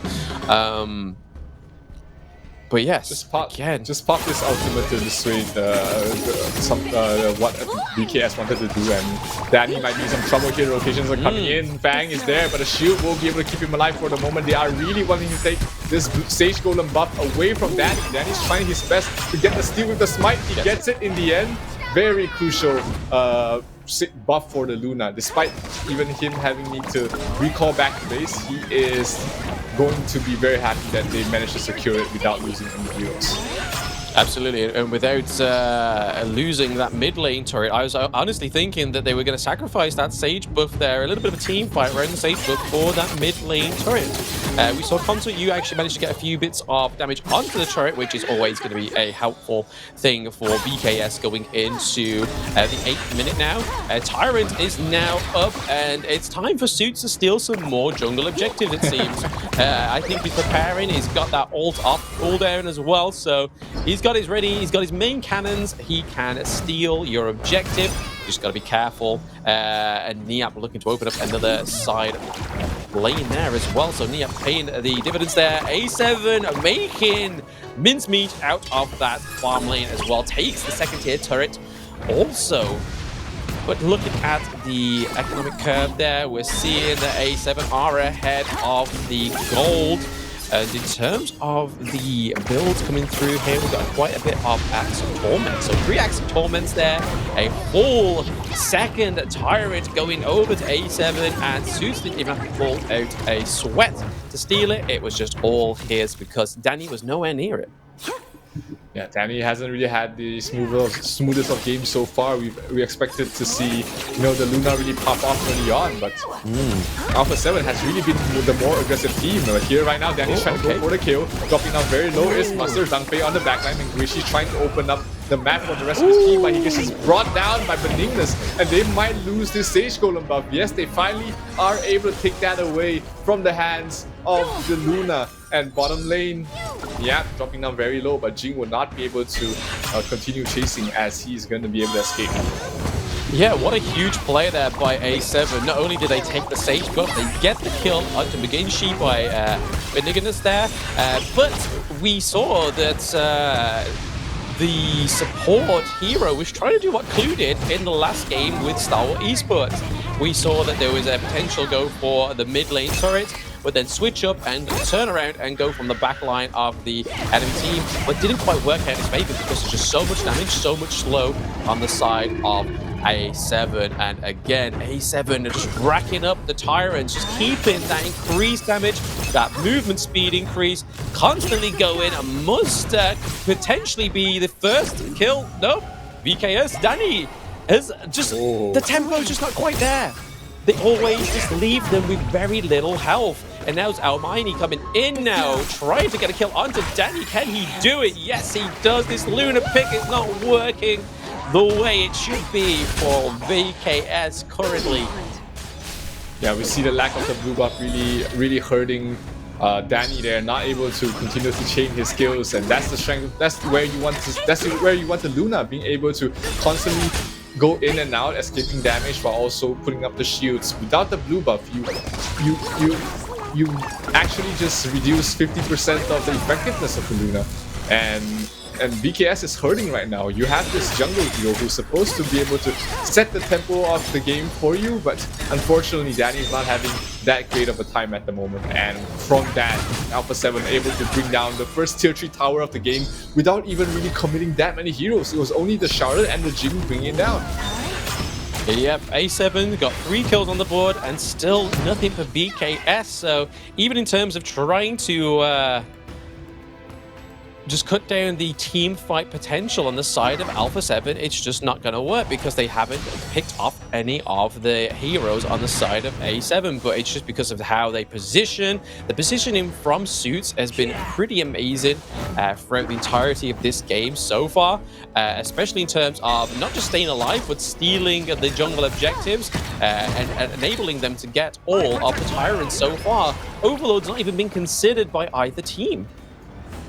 This has been, not the match that we are expecting. We're expecting BKS and Alpha 7 to be able to you know, one-up each other in terms of team fights, but so far it's just been the Alpha 7 show. We see another tower going down, and Benigna's able to get the Overlord for themselves. This has been a clean sweep in terms of map control and objectives from the side of Alpha 7. They are 7,000 gold ahead, and this is where the Fang really excels. Is when he has a lead, he definitely is one of those heroes that can hold on and punish you every time you try and come back.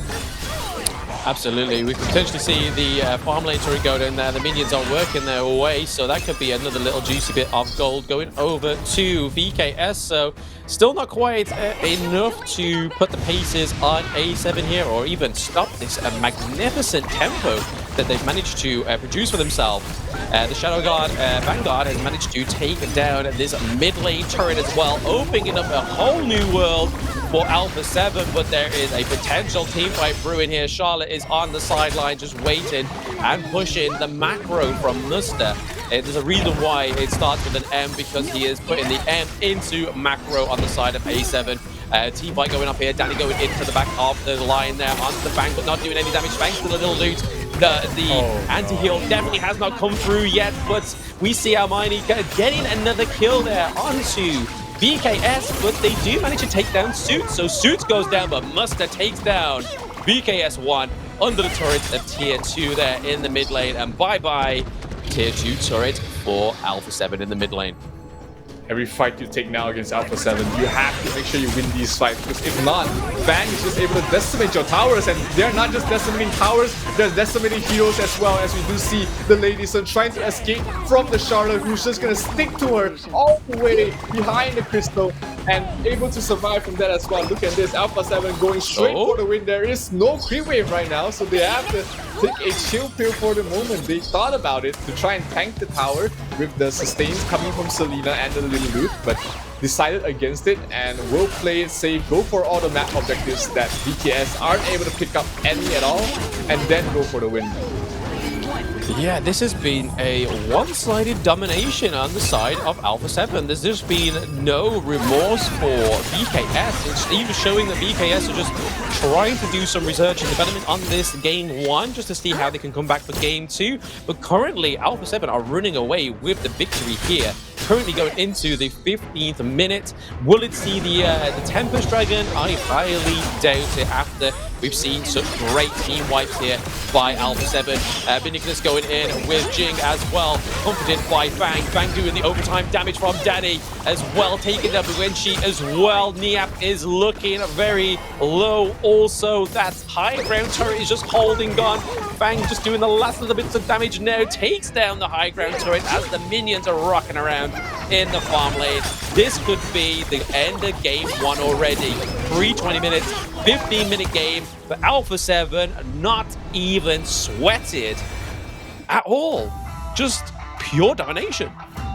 Absolutely, the aggression from the heroes, the rotations coming from the side of Alpha 7 has just been so clean across the entire map. Every single time the Sage Golem is up, you see 3-4 heroes from Alpha 7 already waiting there to take it away from the hands of Danny. And Danny definitely did not have the performance that they expected coming up for him, because he's just been shut down over and over again. When you have this star player, when you have this player where a lot of your aggression, a lot of your tempo is driving behind on, you need to shut him down, and Alpha 7 just showed how you shut down a player of that caliber by playing together as a team. Absolutely, A7 completely rocking that first game of match 3. A lot better than we ever expected, especially, I mean, I could go and say that the second game from Stalwart Esports went a lot easier for Stalwart Esports than it did for VKS, which is either telling of VKS and the words and the rumblings we've been hearing saying that the scrim wasn't particularly that well from VKS. It's just that they've managed to have an easy matchup so far from some of these teams that are not quite well known. And then Alpha 7s are the feared death, the Grim Reaper of Season 1 Invitational, because everybody's whispering, and every time you hear a whisper, it's about Alpha 7, not VKS. But just look at those kills on the board and just overall domination from A7.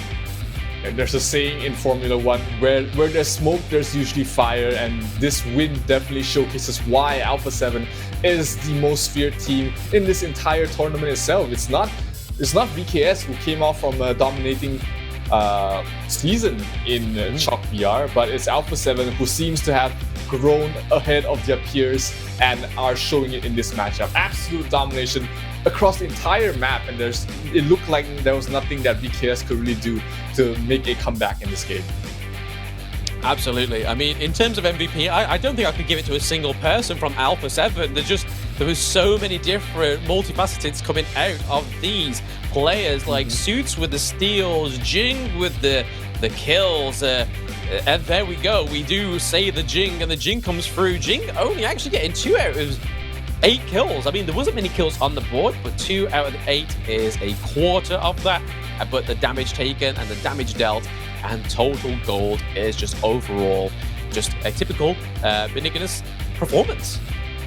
When you have a hero like a Jing, it's not only about doing damage in team fights. It's also about opening that vision for your team. When you have a hero that can go in and out, being able to spot out where the opponents are, that allows your teammates to be able to know where they need to move, where they need to take the fights. And the Jing is the perfect example of that.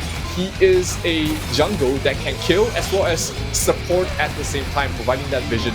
And definitely a well-deserved MVP here for Jing. This is why we're always excited to see Jing being picked up. It's a very flashy hero, but it's more than just getting kills. It's about providing your team with the recipe to take the win. Absolutely, and we can see it here perfectly in this post-show role from A7, just absolutely dominating VKS. But I believe that this all, once again, goes down in the draft. So going into game 2, VKS really need to do something within that draft to completely stop A7, or at least put a little bit of a dampener on that tempo, because even though we saw such a slow 3-4 minutes after Suit stole the Tyrant from VKS Danny, that really knocked the wind out of VKS Danny's sails, because from that moment, he didn't do anything. Yeah, his blue buff was just constantly contested. It always had to be a potential fight when they're trying to get the blue buff, and that's very important when you want to shut down heroes like the Jing, heroes like the Musashi, heroes that live and breathe the blue buff. You have to contest it every single time it's up, and Alpha 7 giving us a TED Talk on how to do that. Absolutely perfect game coming from the entire team. Absolutely, but then when you, like I keep saying it from the draft part, is that when you see that Jing not actually be met at those first 2 prio bans, it's either you're trying to pick out a comfort champion that's for a comfort hero for one of the players on the side of Alpha 7, or you're just leaving that Jing open to see if that is their vital hero within this. But we've seen this on multiple heroes. I believe he had a game on Lamb as well that went really well. I don't believe Lamb was actually banned in that match either, so they could go for the Jing and still keep open the Lamb, and we've seen this player play Lamb superbly. Absolutely, that's just against a team of this caliber. There's no way you can ban out every one of their signature heroes. I mean, you've got so many heroes that you have to look out for. You have to look out for the jungle, you have to look out for the clash laner, the marksman. You just have to leave open heroes that you know you can deal with, and then try and utilize your own team composition to come back from the rest. Yeah, it's definitely they need to take a little bit of a moment to think about what they're going to do going into game 2 VKS, or this could just all be a strategy. We've seen it before. They've given up games to learn something vital about their enemies, especially in Chalk VR. There was a few games where we saw them give up some games just to learn a few vital things about their enemies, and at the group stage, that's the place where you want to do it. So we see VKS go against Alpha 7 for game 2 in a very short moment. We are going to cut to a short break now, guys, so we'll see you very soon.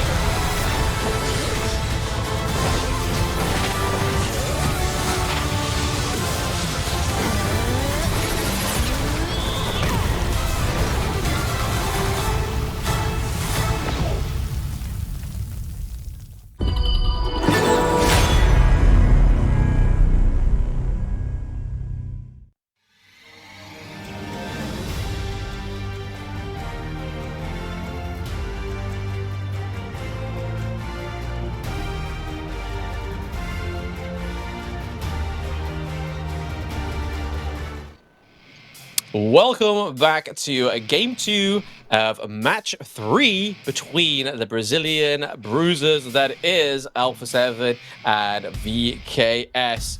We have just seen game 1 be an absolute stomp for Alpha 7. Can VKS do anything to change that up? I'm Blam, those new joining online, and with me is Mr. Zero. Or what do you think that they can do within this draft or within the game to fix this performance? Well, to answer your question, I think it wasn't really a draft issue. It was just Alpha 7 really outplaying them with the macro movements across the map, and it didn't seem like VKS had any answer to it. They kept running into this 4-man invade of their jungle, and they didn't put the correct amount of resources to try and stop that. So one way to punish that is to move ahead of time, knowing that your opponents are going to contest your Sage buff. You get 5 members, you get 4 members already in position before they contest you, and then you take the fight head on with a numbers advantage and being in position early. That's how you shut them down. That's how you get your jungle in check. You do it enough times, they will be afraid to invade your jungle, and then that's when you are able to play your game. Absolutely, but we see there straight away in the ban phase, VKS ban the Jing and ban the Zhang Fei as well. So the Zhang Fei was actually on the side of VKS, but they don't want to give it over to A7 because they know how much of a crucial hero that support hero is into team fights. But we see the Dachan, and the Kaiser be banned, but the Dolia is up and open for VKS. We saw this yesterday. It worked very well. Yeah, this is one of the most banned heroes in this entire tournament, and it's not a surprise. When you see it open, you definitely want to snap it up. There are just so many heroes, so many synergies that you can pair with this hero, and it just makes your entire draft very flexible. And also, it allows your entire team to have a little bit of everything. You've got the CC coming from the Valia, you've got the heals, you also got the refresh of your ultimate, which is always going to be very crucial. And going into that, they do pick up the Dun and the Ganmo, who was banned last match as well. And we know that that is a sort for mid laner when the likes of Princess Frost has already been picked up. They actually do ban out. This is the first time this hero has actually been checked. It is Menki, or Monkey as you would call it. So first time they really feel like VKS have maybe scrimmed with this hero before, so they've taken Monkey off the cards.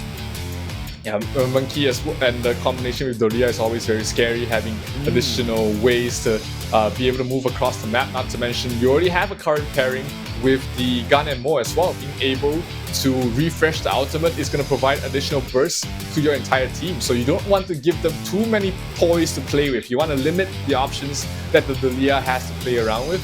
And taking out the Monkey is definitely one of the ways to do it. There's obviously still heroes like the Wu who can play with it. You also have the Huangzhong that we did see Stalwart Esports play with. So definitely there's still some options on the board for them to go for, but at least they take out that very annoying jungler. Absolutely. We see that Hongjong goes over to Alpha 7 and Musashi as well. So we've locked in the jungle. Musashi is coming through. It's not going to be the Lamb. A Lamb has actually not been banned and potentially could be picked up here because it could be done in the jungle. It is a big flex pick because done could be jungle, clash, or a support hero. But I don't feel like it's in Muginshi's hero pool that we see Dun. We've seen Dun being played on support one game and one game only. So let's see if that is going to flex down to support lane or stay in the clash or jungle. But we see that the Mulan has been locked in for A7, and what a great pick. We've seen Muster perform very well on the Mulan before. Absolutely, and Muster is definitely wanting to show it in this game as well. VKS, they still have a marksman and a clash laner to go for, and they will pick up the Dharma and Di Renjie to really play on the early game aggression. They've got a lot of strong laners. Now can they take the aggression to Alpha 7 this time? Absolutely, and like you pointed out yesterday, if you look at the farm lane on VKS, if you look at his username, Win DRNG, it's clearly a staple pick for this player, and paired with Dolia as well, it means he now gets 2 stuns if he needs to, but like you said, it could potentially go on to the likes of either the Ganmo as well, because obviously a great ultimate to actually focus on, but we actually get Dong Huang come through on the side of A7 for a potential suppression of the Ganmo, which works really well. We've seen it already in place before, so a actually stacked team comp on both of these teams. Again, draft is no issue, but it all depends on how that macro falls into place for either VKS or Alpha 7. I think this Dong Huang last pick is picked up to really burst down the Dolia. You have to bring her down in team fights as quickly as possible, because the longer that support stays alive, the more it's able to do in the map. So if you're able to get the suppress, get the ultimate used on her right away, make her a non-factor in the team fights, your team fights are gonna go so much better. So if there's any target I think the Dong Huang is going to go for, is definitely going to have to be the Dolia, because Dolia is tanky, Dolia is mobile, Dolia heals, and you don't want that on your opponent's side. Absolutely. I mean, we've got 2 main functions of Dong Huang. We've got the full stacked out second skill that bounces right to the back of your backline and can stun if landed successfully on the 3rd hit, and obviously the suppression as well. So we could be seeing that to be stopping the Ganmo for reaching in, or even stopping the likes of Doma getting into the front of your team, or even your squishier champions. So it's going to be interesting to see how VKS play this one. If it's going to be a solid 2-1, I'll be very upset. But I think VKS still have something within them that they can do here, especially now picking up the Dolia and the Durenji, which we saw a great performance on Durenji yesterday. Absolutely, and it's all going to come down from this laning phase. The aggression that VKS wants to bring towards the side of Alpha 7, it has to be, it has to work, or else, you know, the late game potential. You've got the Mulan, you've got the Musashi, you've got the Huang Zhong. There's so much late game potential on the enemy side that you do not want to take the game into 15 minutes without breaking 2 tier 3 towers. Absolutely not. Suit's taking a lot of damage there from a Ganmo, and that's probably the reason why they picked the Ganmo, because of that longer range on the hero himself, being able to take out and get to Princess Frost. But Danny goes down again. Niap throwing the fists, but the fists are caught by Dong Huang, sorry, and they do get a nice little double kill there. Already 1 minute in, Alpha 7 already showing that it's not the draft, it's the players. Oh, they might get another kill on first one, dropping down very low. Selena almost able to bring him down. This is support this early on, doing this much damage is always scary to see, but thankfully for the side of VKS, they don't lose their important mid laner. He gets to live to see another day, and the kill score right now still favoring the side of Alpha 7. Absolutely, 2 up already. I mean, this is already a faster kill acquisition than the last game, because we were seeing a quite stale 3-4 minute mark on the last game, game 1, but now it's already sped up. There is already 2 kills on the board. Princess Frost looking for a rotation because they've cleared that mid lane. Also Mulan and Musashi, the double M, looking to take down the Doma in the clash lane. But it's gonna be interesting to see when this Dun actually activates, because of that single target CC. He is a very tanky champion and can actually do some really fearsome damage to the squishy champion, also being able to sustain as well. Yep, Danny tries to make a rotation towards the bottom lane, but it's not going to be any effective, because having the Huang Zhong already level 4, he's just gonna pop the ultimate, and then suddenly you have a tower. You have 2 towers that you have to dive through. That is a little bit too much to ask for at this point of the game.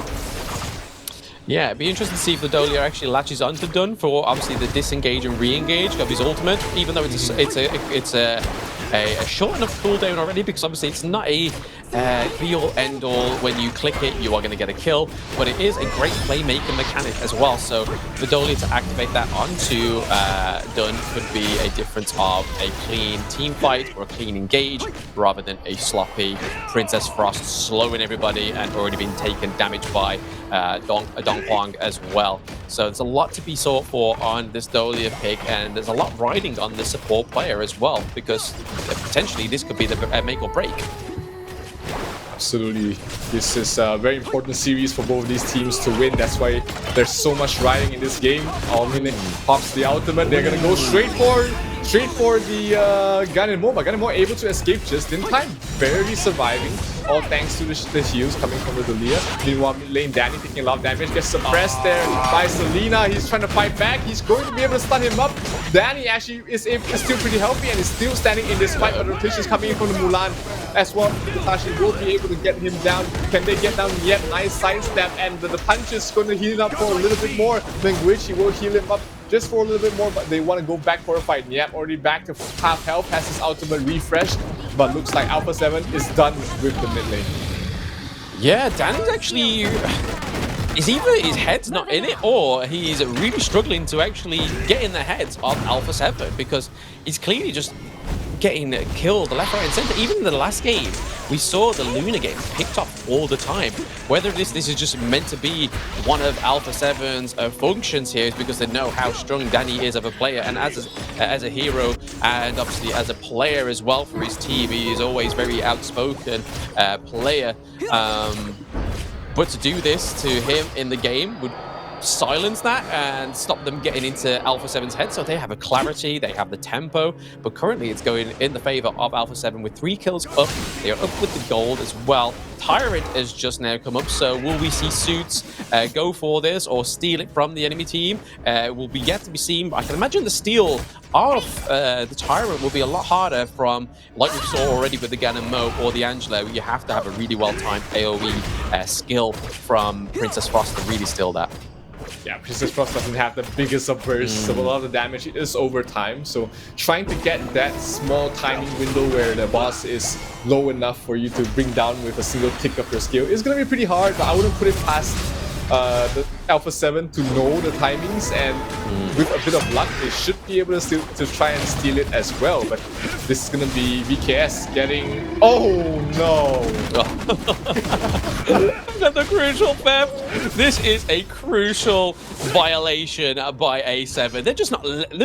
They are not sharing the Tyrant. They are a bunch of 5-year-olds, both VKS and A7, fighting over their favorite Teddy, and A7 just sort of like, nah, not having it. It's mine. Thank you very much. We're going to maintain our Tyrant projection, because in the last game they only took 1 Overlord and it was a Shadow Overlord. So clearly this is another strategy of A7. They like to only take the Overlord when it's enhanced or when they get that Shadow Vanguard. But look at this, another steal by Benitez. It's not even with the smite, it's with what it's just with his skill, and he manages to get it. Suits gets a kill on towards 1, they suppress on towards Danny. Danny's gonna fall, and that's gonna be 2 heroes down from the side of VKS. And they are dropping down very low Burst Mustard, and they are not done yet. Musashi straight towards the backline, brings down the Dalia, Wind RJ in trouble, Wind RJ in the grave, and that's 4 heroes down from the side of VKS as Alpha 7 dives behind the tier 2 tower and will be able to get the bottom tier 1. No, they're going straight for the mid tier 1, which they know to be the more important tower. Absolutely. I mean, they've got multiple ways that this push can happen. The offensive and defensive item have just been built onto Mulan. We've seen that the Axe of Torment already come through on both Musashi and Mulan. So a lot of these squishy champions like the Gammo, the Durenji, even Doma as well as Dolia, all face a victim to the Axe of Torment. It is really a tormentorous item to have when your team is virtually all squishy apart from done. But yes, we see the mid first tier turret go down. We see the farm lanes is just hanging on as well. So again, huge real estate here for Musashi just to be access to, and access to ganks as well. And we've already seen it that Benignas has already proven himself to be a great gank player as well. Yeah, he's really playing well across the map, being there anywhere, everywhere at once. They managed to get the tier 1 tower, and the bottom side with the help of the creeps. With RJ is trying to make the best out of a bad situation to try and get the tier 1 tower while Danny is trying to get the Overlord to alleviate some of that push pressure coming from the side of Alpha 7 as well. They managed to get it, but is it going to be enough to stall out the game for just a little bit longer? Because 8 minutes in right now, they are already 6,000 net worth behind. 6,000 net worth behind pre-10 minutes, and we already see Alpha 7 already almost at the same amount of kills as they were in the first game. That golden 8 was it, but they're already at 7, and they're already at 6k gold difference as well. Pre-10 minutes, the Overlord Vanguard comes through as well for VKS, but it all depends on how they're going to use this. They have to either macro it, or they're going to have to defend their base, because A7 are at the door, they're knocking, they want to come in, and they're not selling you cookies, they're selling you false dreams and taking them second tier turrets from VKS. So once again, the objective play from Alpha 7 is just a whole different tier compared to VKS. And the movements are absolutely surgical. They push up top, they know that a Sage Golem is about to spawn in 30 seconds, so they're already in position. And the moment it spawns, they already have 4 members there. They have the Huangzhong dropping the ultimate, making sure nobody even gets close to be able to steal it with a smite. And that just stumps Danny once again. Without the cooldown reduction, you see Danny in terms of net worth is suffering right now. Only 4,400 compared to 7,600 on the Musashi. That is day and night in terms of the jungle road. Oh, here we go. Musashi going into the back. No, sorry, Mulan is already there with the CC immunity, baying off Niap from that high ground turret. Here comes Huangzhong with that almighty damage, but takes out Ganmo. So a big damage dealer goes down. Another turret takedown. It is the higher ground has been taken by Alpha 7 down in the farm lane as well, and it's looking to be replicated here to the second tier turret with this minion push. They don't have Gammo, which is huge damage on the side of BKS. They are really struggling against A7. The cannon spawns come through. Dong Huang goes down in the mid lane, but Musashi is committed to taking down the Homer there. And double kill from Durenji. Hello, kills on the board for BKS. Can they get another one? Oh! Ganmo comes back with revenge and takes down Zhuang Song. Sorry.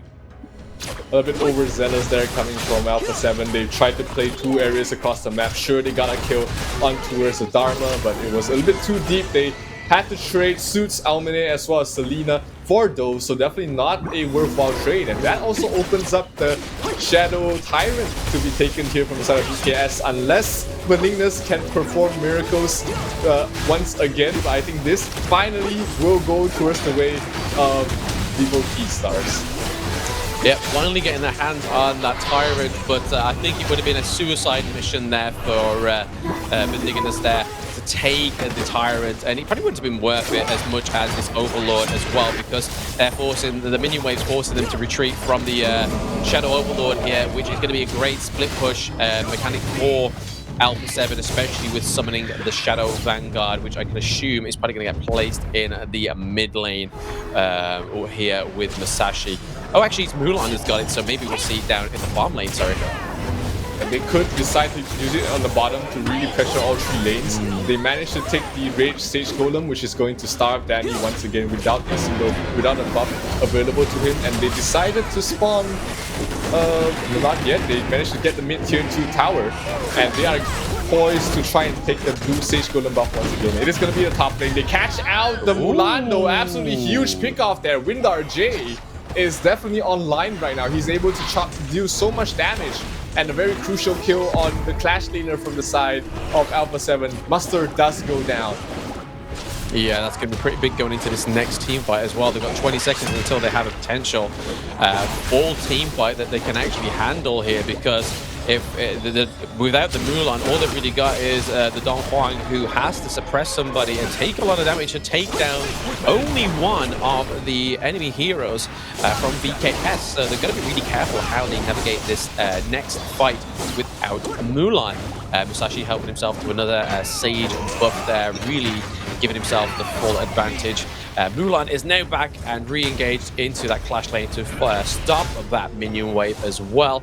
But again, we are getting into the 13th minute. It's getting close again. VKS getting more kills on the board here, though, but we could argue that it was a few mistakes by Muster, especially trying to hide within their jungle, but then being caught out effectively by Nia. Yeah, Wind RJ is starting to become really scary. His Daybreaker is almost complete, and that is when your marksman really becomes a force to be reckoned with. They try to dive into his Menguichi, which on the Dodia is very hard to bring down. Princess will drop the ultimate, but Dodia towards the back line brings down Almine on the Huang Zone. They're gonna go for more. Selena in trouble. He's gonna use his ultimate. Yes, he is. He's gonna be using it on towards Niap, and Niap punches him back, gets the KO. It's gonna be Menguichi picking that up, and that's gonna be 2 quick kills going towards the side of BKS. Is this the opening that they are looking for? It could be the start of the comeback. It could be what BKS really need. The wind in their sails, and one slides off the Princess Frost from a huge range, and they will be managing to get at least 2 towers in the mid lane after that kill. That was a great snipe there by VKS1. It was just like as if he predicted the movement of Suits there. But once again, huge damage coming from the Gammo.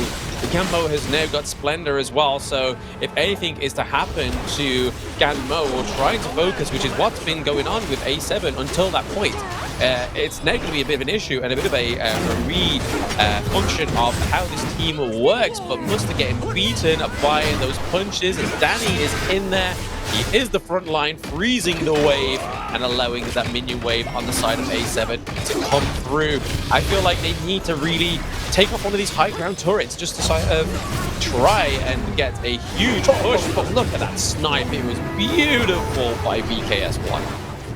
The flicker into the ultimate, that was absolutely surgical coming from One, and he is definitely going to be feeling pretty happy about that. They do get both Sage Golem buffs, one on Menguichi, which allows him to cast his skills over and over again without any fear, and Danny does pick up their own as well. So they're gonna try and get this Shadow Overlord to help push out the bottom lane, alleviate some of the lane pressure coming from the tier 3 tower going down already, and that is where Alpha 7 is already preparing to strike. They are prepared, they are standing in position, only waiting for BKS to start it off.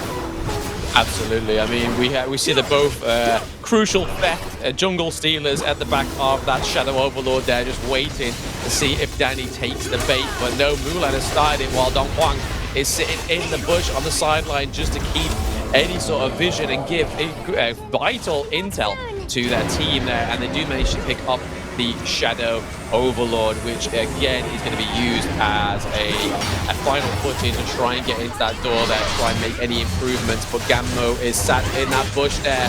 Yes, CC immunity did come through for Mulan, and we see a lot of damage onto Almani, but Danny goes down, so there is one tank gone. Suits takes the Niap. We are seeing a little bit more of a domination here from A7, but they got to be careful. That Gammo is dealing some backline damage there. Nolia goes down thanks to Benikas, and then we see Omani going in with Wanjong as well. Whilst we see the macro from Mulan, she's looking for that Hail Mary play in the mid lane. Gammo is being forced to go back, because if he was there within that team fight, he could have taken out the Guanzhong as well. But here it is, the Shadow Vanguard is at the crystal. 9 seconds until Danny is up. Gammo is here. The suppression needs to come through. We're seeing the Mulan try to take down BKS1. It goes down. The Shadow Vanguard comes through and aids the crystal takedown for A7, taking a clean 2-0 from VKS. Crazy. That final fight, the Princess Frost Ultima just split up the lineup of VKS. They couldn't really commit for the kill on towards the Huangzhong, and they couldn't retreat as well. And that was the dismantling of what seemed to be a potential comeback from the side of Vivo Keystars. They managed to climb back in terms of net worth from the purple side, but they were unable to close out the game because of that crucial team fight. And we know in Honor of Kings, the late game team fights is just one mistake from your crystal being destroyed. Absolutely. And Alpha 7 truly showing that this is the reason why they are seen as the Season 1 Invitational Grim Reaper, because they've just done what could potentially be the impossible that we thought going into the group stages, taking a solid 2-0 from VKS. Game 1, easy. Game 2, shaky.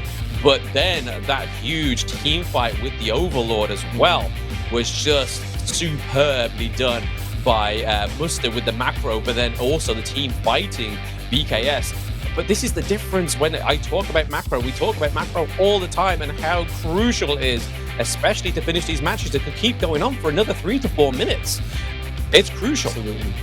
It is, and it comes to a point where, you know, those mistakes that you did early in the game, they start to rack up. And unfortunately for BKS, they weren't able to make the comeback that was just inches, just so close for them. And despite, you know, a great game from One, a great game from WinRJ, Danny was just pretty much just shut down early on as well. And it's all down to all the movements from the side of Alpha 7. They just move better than their opponents and then just started to choke out the map, get your first tier 3 tower, and then take the win from there. Absolutely. I mean, after that, I feel like Stalwart Esports tomorrow actually has a solid chance of getting another win on the board there. But Twisted Minds, however, good luck to you. Alpha 7 just completely decimated and making it look easy against VKS, who, like we always say, is a champion Brazilian team in 2023. A lot has changed going into 2024. Is it the female coach buff that we saw that one team had in wildcard qualifiers? Because they were pretty much undefeated as well, thanks to their coach being completely knowledgeable and super friendly, super helpful, and again, back-to-back MVP for Benignas there. Not happened yet, but it's happened now, and A7 are the team to do it. Back-to-back MVPs for your boy. Yeah, not as a dominant game as he had in the first game, but definitely this game he has played the Musashi very well. He hasn't died a lot, which is very important, and the early game aggression that he's been able to set up has been absolutely crucial for his team to be able to win this game. This is one of the early fights that you see Alpha 7. They rotate 4 heroes to try and stop this, and in the early game, strength is in numbers, and if you are able to put up enough numbers, you are definitely able to win the game. And this is it. This is the steal. This is the steal from Benignas, and he has done it again and again. The bottom lane dive behind the tier 2, getting 2 crucial kills as well. He did pay with his life, but definitely well worth it because that got them the mid tier 1 tower, and after that it was just BKS always on the back foot, always needing to defend their towers. And it just became so hard for the side of BKS to take any room in this game. Absolutely. I mean, Bro stole crucial jungle thefts with skill. I mean, anybody that can do that, any player that can actually make that happen deserves the MVP. Even like you said, even though it was still as shaky as the first game, but still being able to steal the crucial theft of the Tyrant was still my probably most impressive play so far within that entire game, because it was just so beautifully done. And knowing that Danny also used his smite too early, we all know that pain that was playing in the jungle, smiting too early, and then the enemy just coming for him like going, I'm not even going to smite it, I'm just going to stay at a safe distance. My skill is just going to go forward and take what I want, and that was beautifully done by A7. But we didn't think it. We honestly thought we was getting a second full best of 3, but today, just like day 1, it's clearly an odd number thing. It was a 2-0 stomp the entire day. Absolutely. Alpha 7 with that victory will most likely secure the top seed in Group B. They still have one more match to play, and that is going to be against Twisted Minds.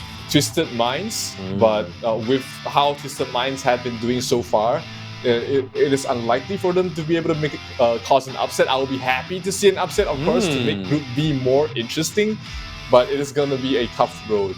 Meanwhile, for Vivo Keystars, they are currently sitting 1-1 in Group B as well, tied up with Stalwart Esports, and that will be their final matchup of the group stages. They have yet to play against Stalwart Esports, and if Stalwart Esports have anything to show, I think that will be a very interesting match to watch as well, and that will be the opening match for tomorrow.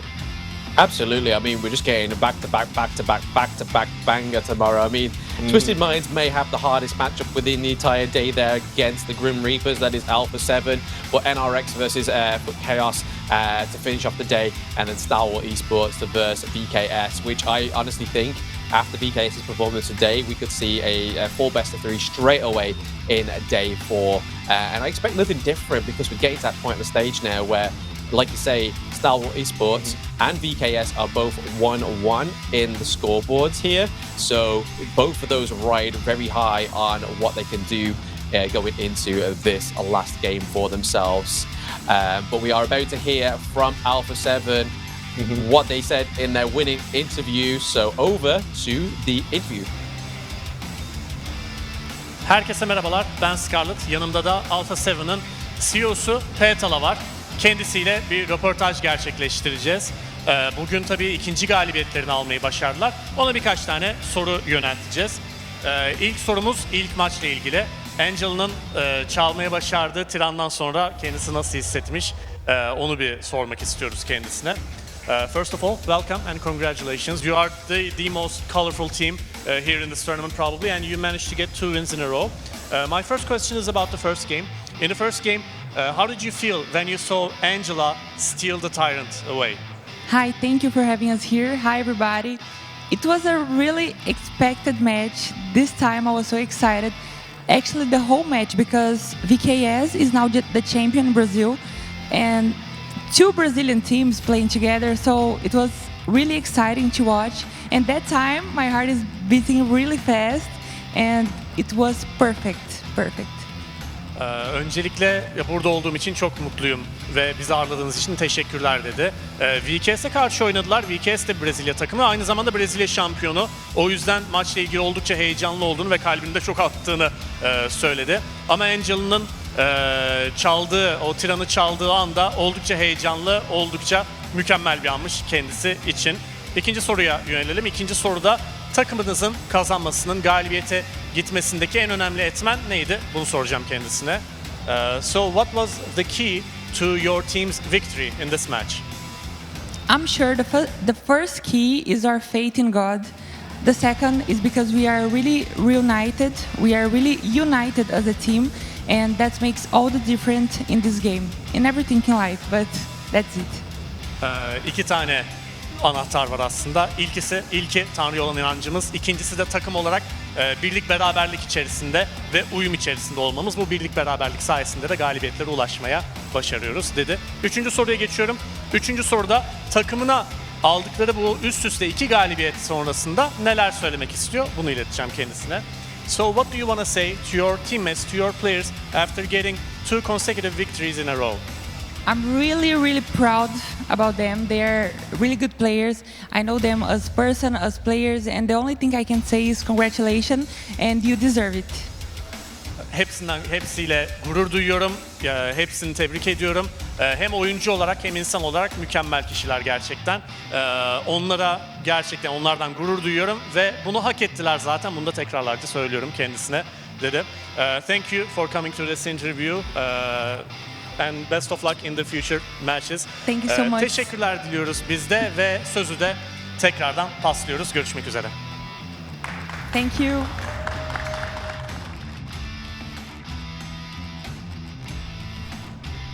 And there we go. We hear it from A7's coach. So I believe that's the first coach we've actually hear speak in the game-winning interview, which has been really interesting to hear their prospects and perspective on things, especially how she says the dedicated win was not only because their team is talented, but their love for their god sort of thing. So a really like spiritual win for them, it seems. Quite a holy win and quite holy steals there from the likes of Suits and Benignus as well. So it really shows that it's not just your team, your coach, it's a whole amalgamation of things that are really going for a win, especially taking down VKS 2-0. Easy game 1, shaky game 2, still won inevitably. Yeah, the one thing that stood out for me in the interview is they were united. They played together as a team, as you could see. In the whole entire movement of the team, they backed up anyone who's in trouble. They always put the numbers, they always bring the numbers into team fights, and that has shown, except for one time where, they sort of trying to have a little fun, play two ways across the map, which almost gave an opening for BKS to come back to the game. But they still managed to get it done, and once again, congratulations to Alpha 7 on a well-deserved victory. They will be sitting very comfortably on top of the table of Group B, while BKS has one more shot against Stalwart Esports tomorrow.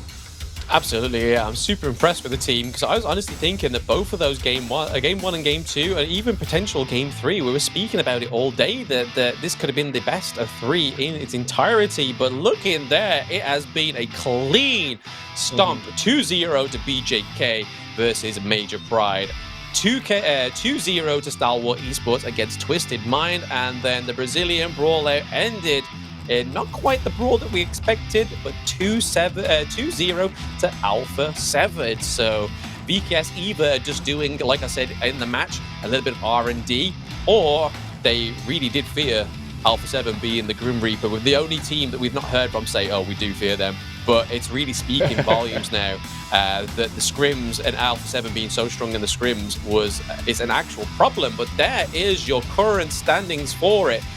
Group A, we see the Turkish region completely dominating it in first, second, and third, and then Alpha 7 followed by Stalwart Esports. That's super crazy that we did think that. We thought it was going to be completely dominated by the Brazilian teams, but Stalwart Esports have so much to prove tomorrow going against BKS to see if they can keep that second seeded there, and then Twisted Minds at the bottom with Major Pride at the bottom of Group A.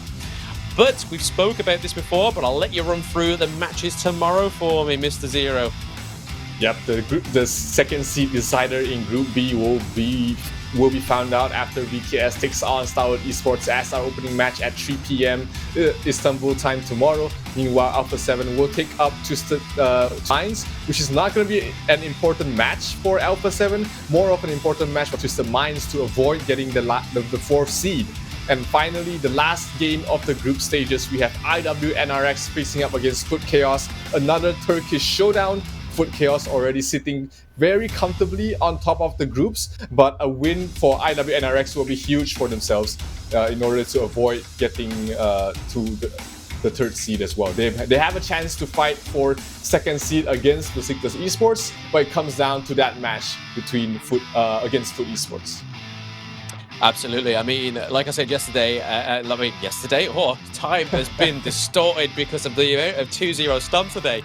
But no, what I was saying earlier is that day 4 is more like it's like a reverse sandwich. We've got meaty, we've then got a little bit of bread, and then we've got a meaty finish as well. Because, like you were saying, Alpha 7 really doesn't have to worry about Twisted Minds unless they do come around and make those major improvements that we saw Major Pride do, but it just wasn't enough for them to actually take it to the next level. So the reversed bread sandwich is going to be tomorrow, day 4, and it is going to be the final day of group stages.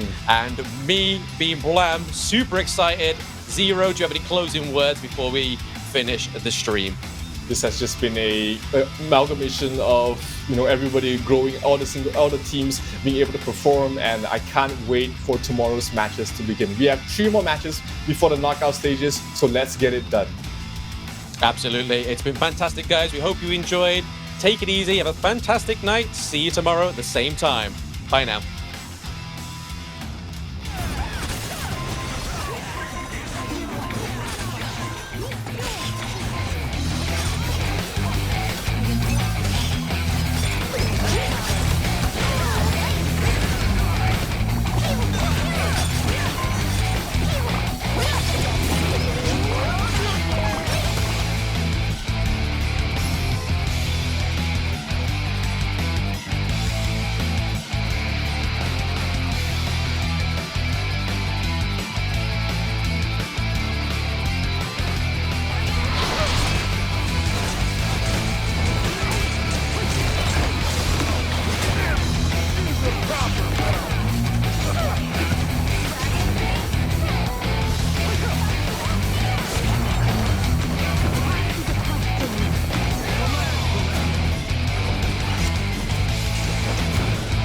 Go!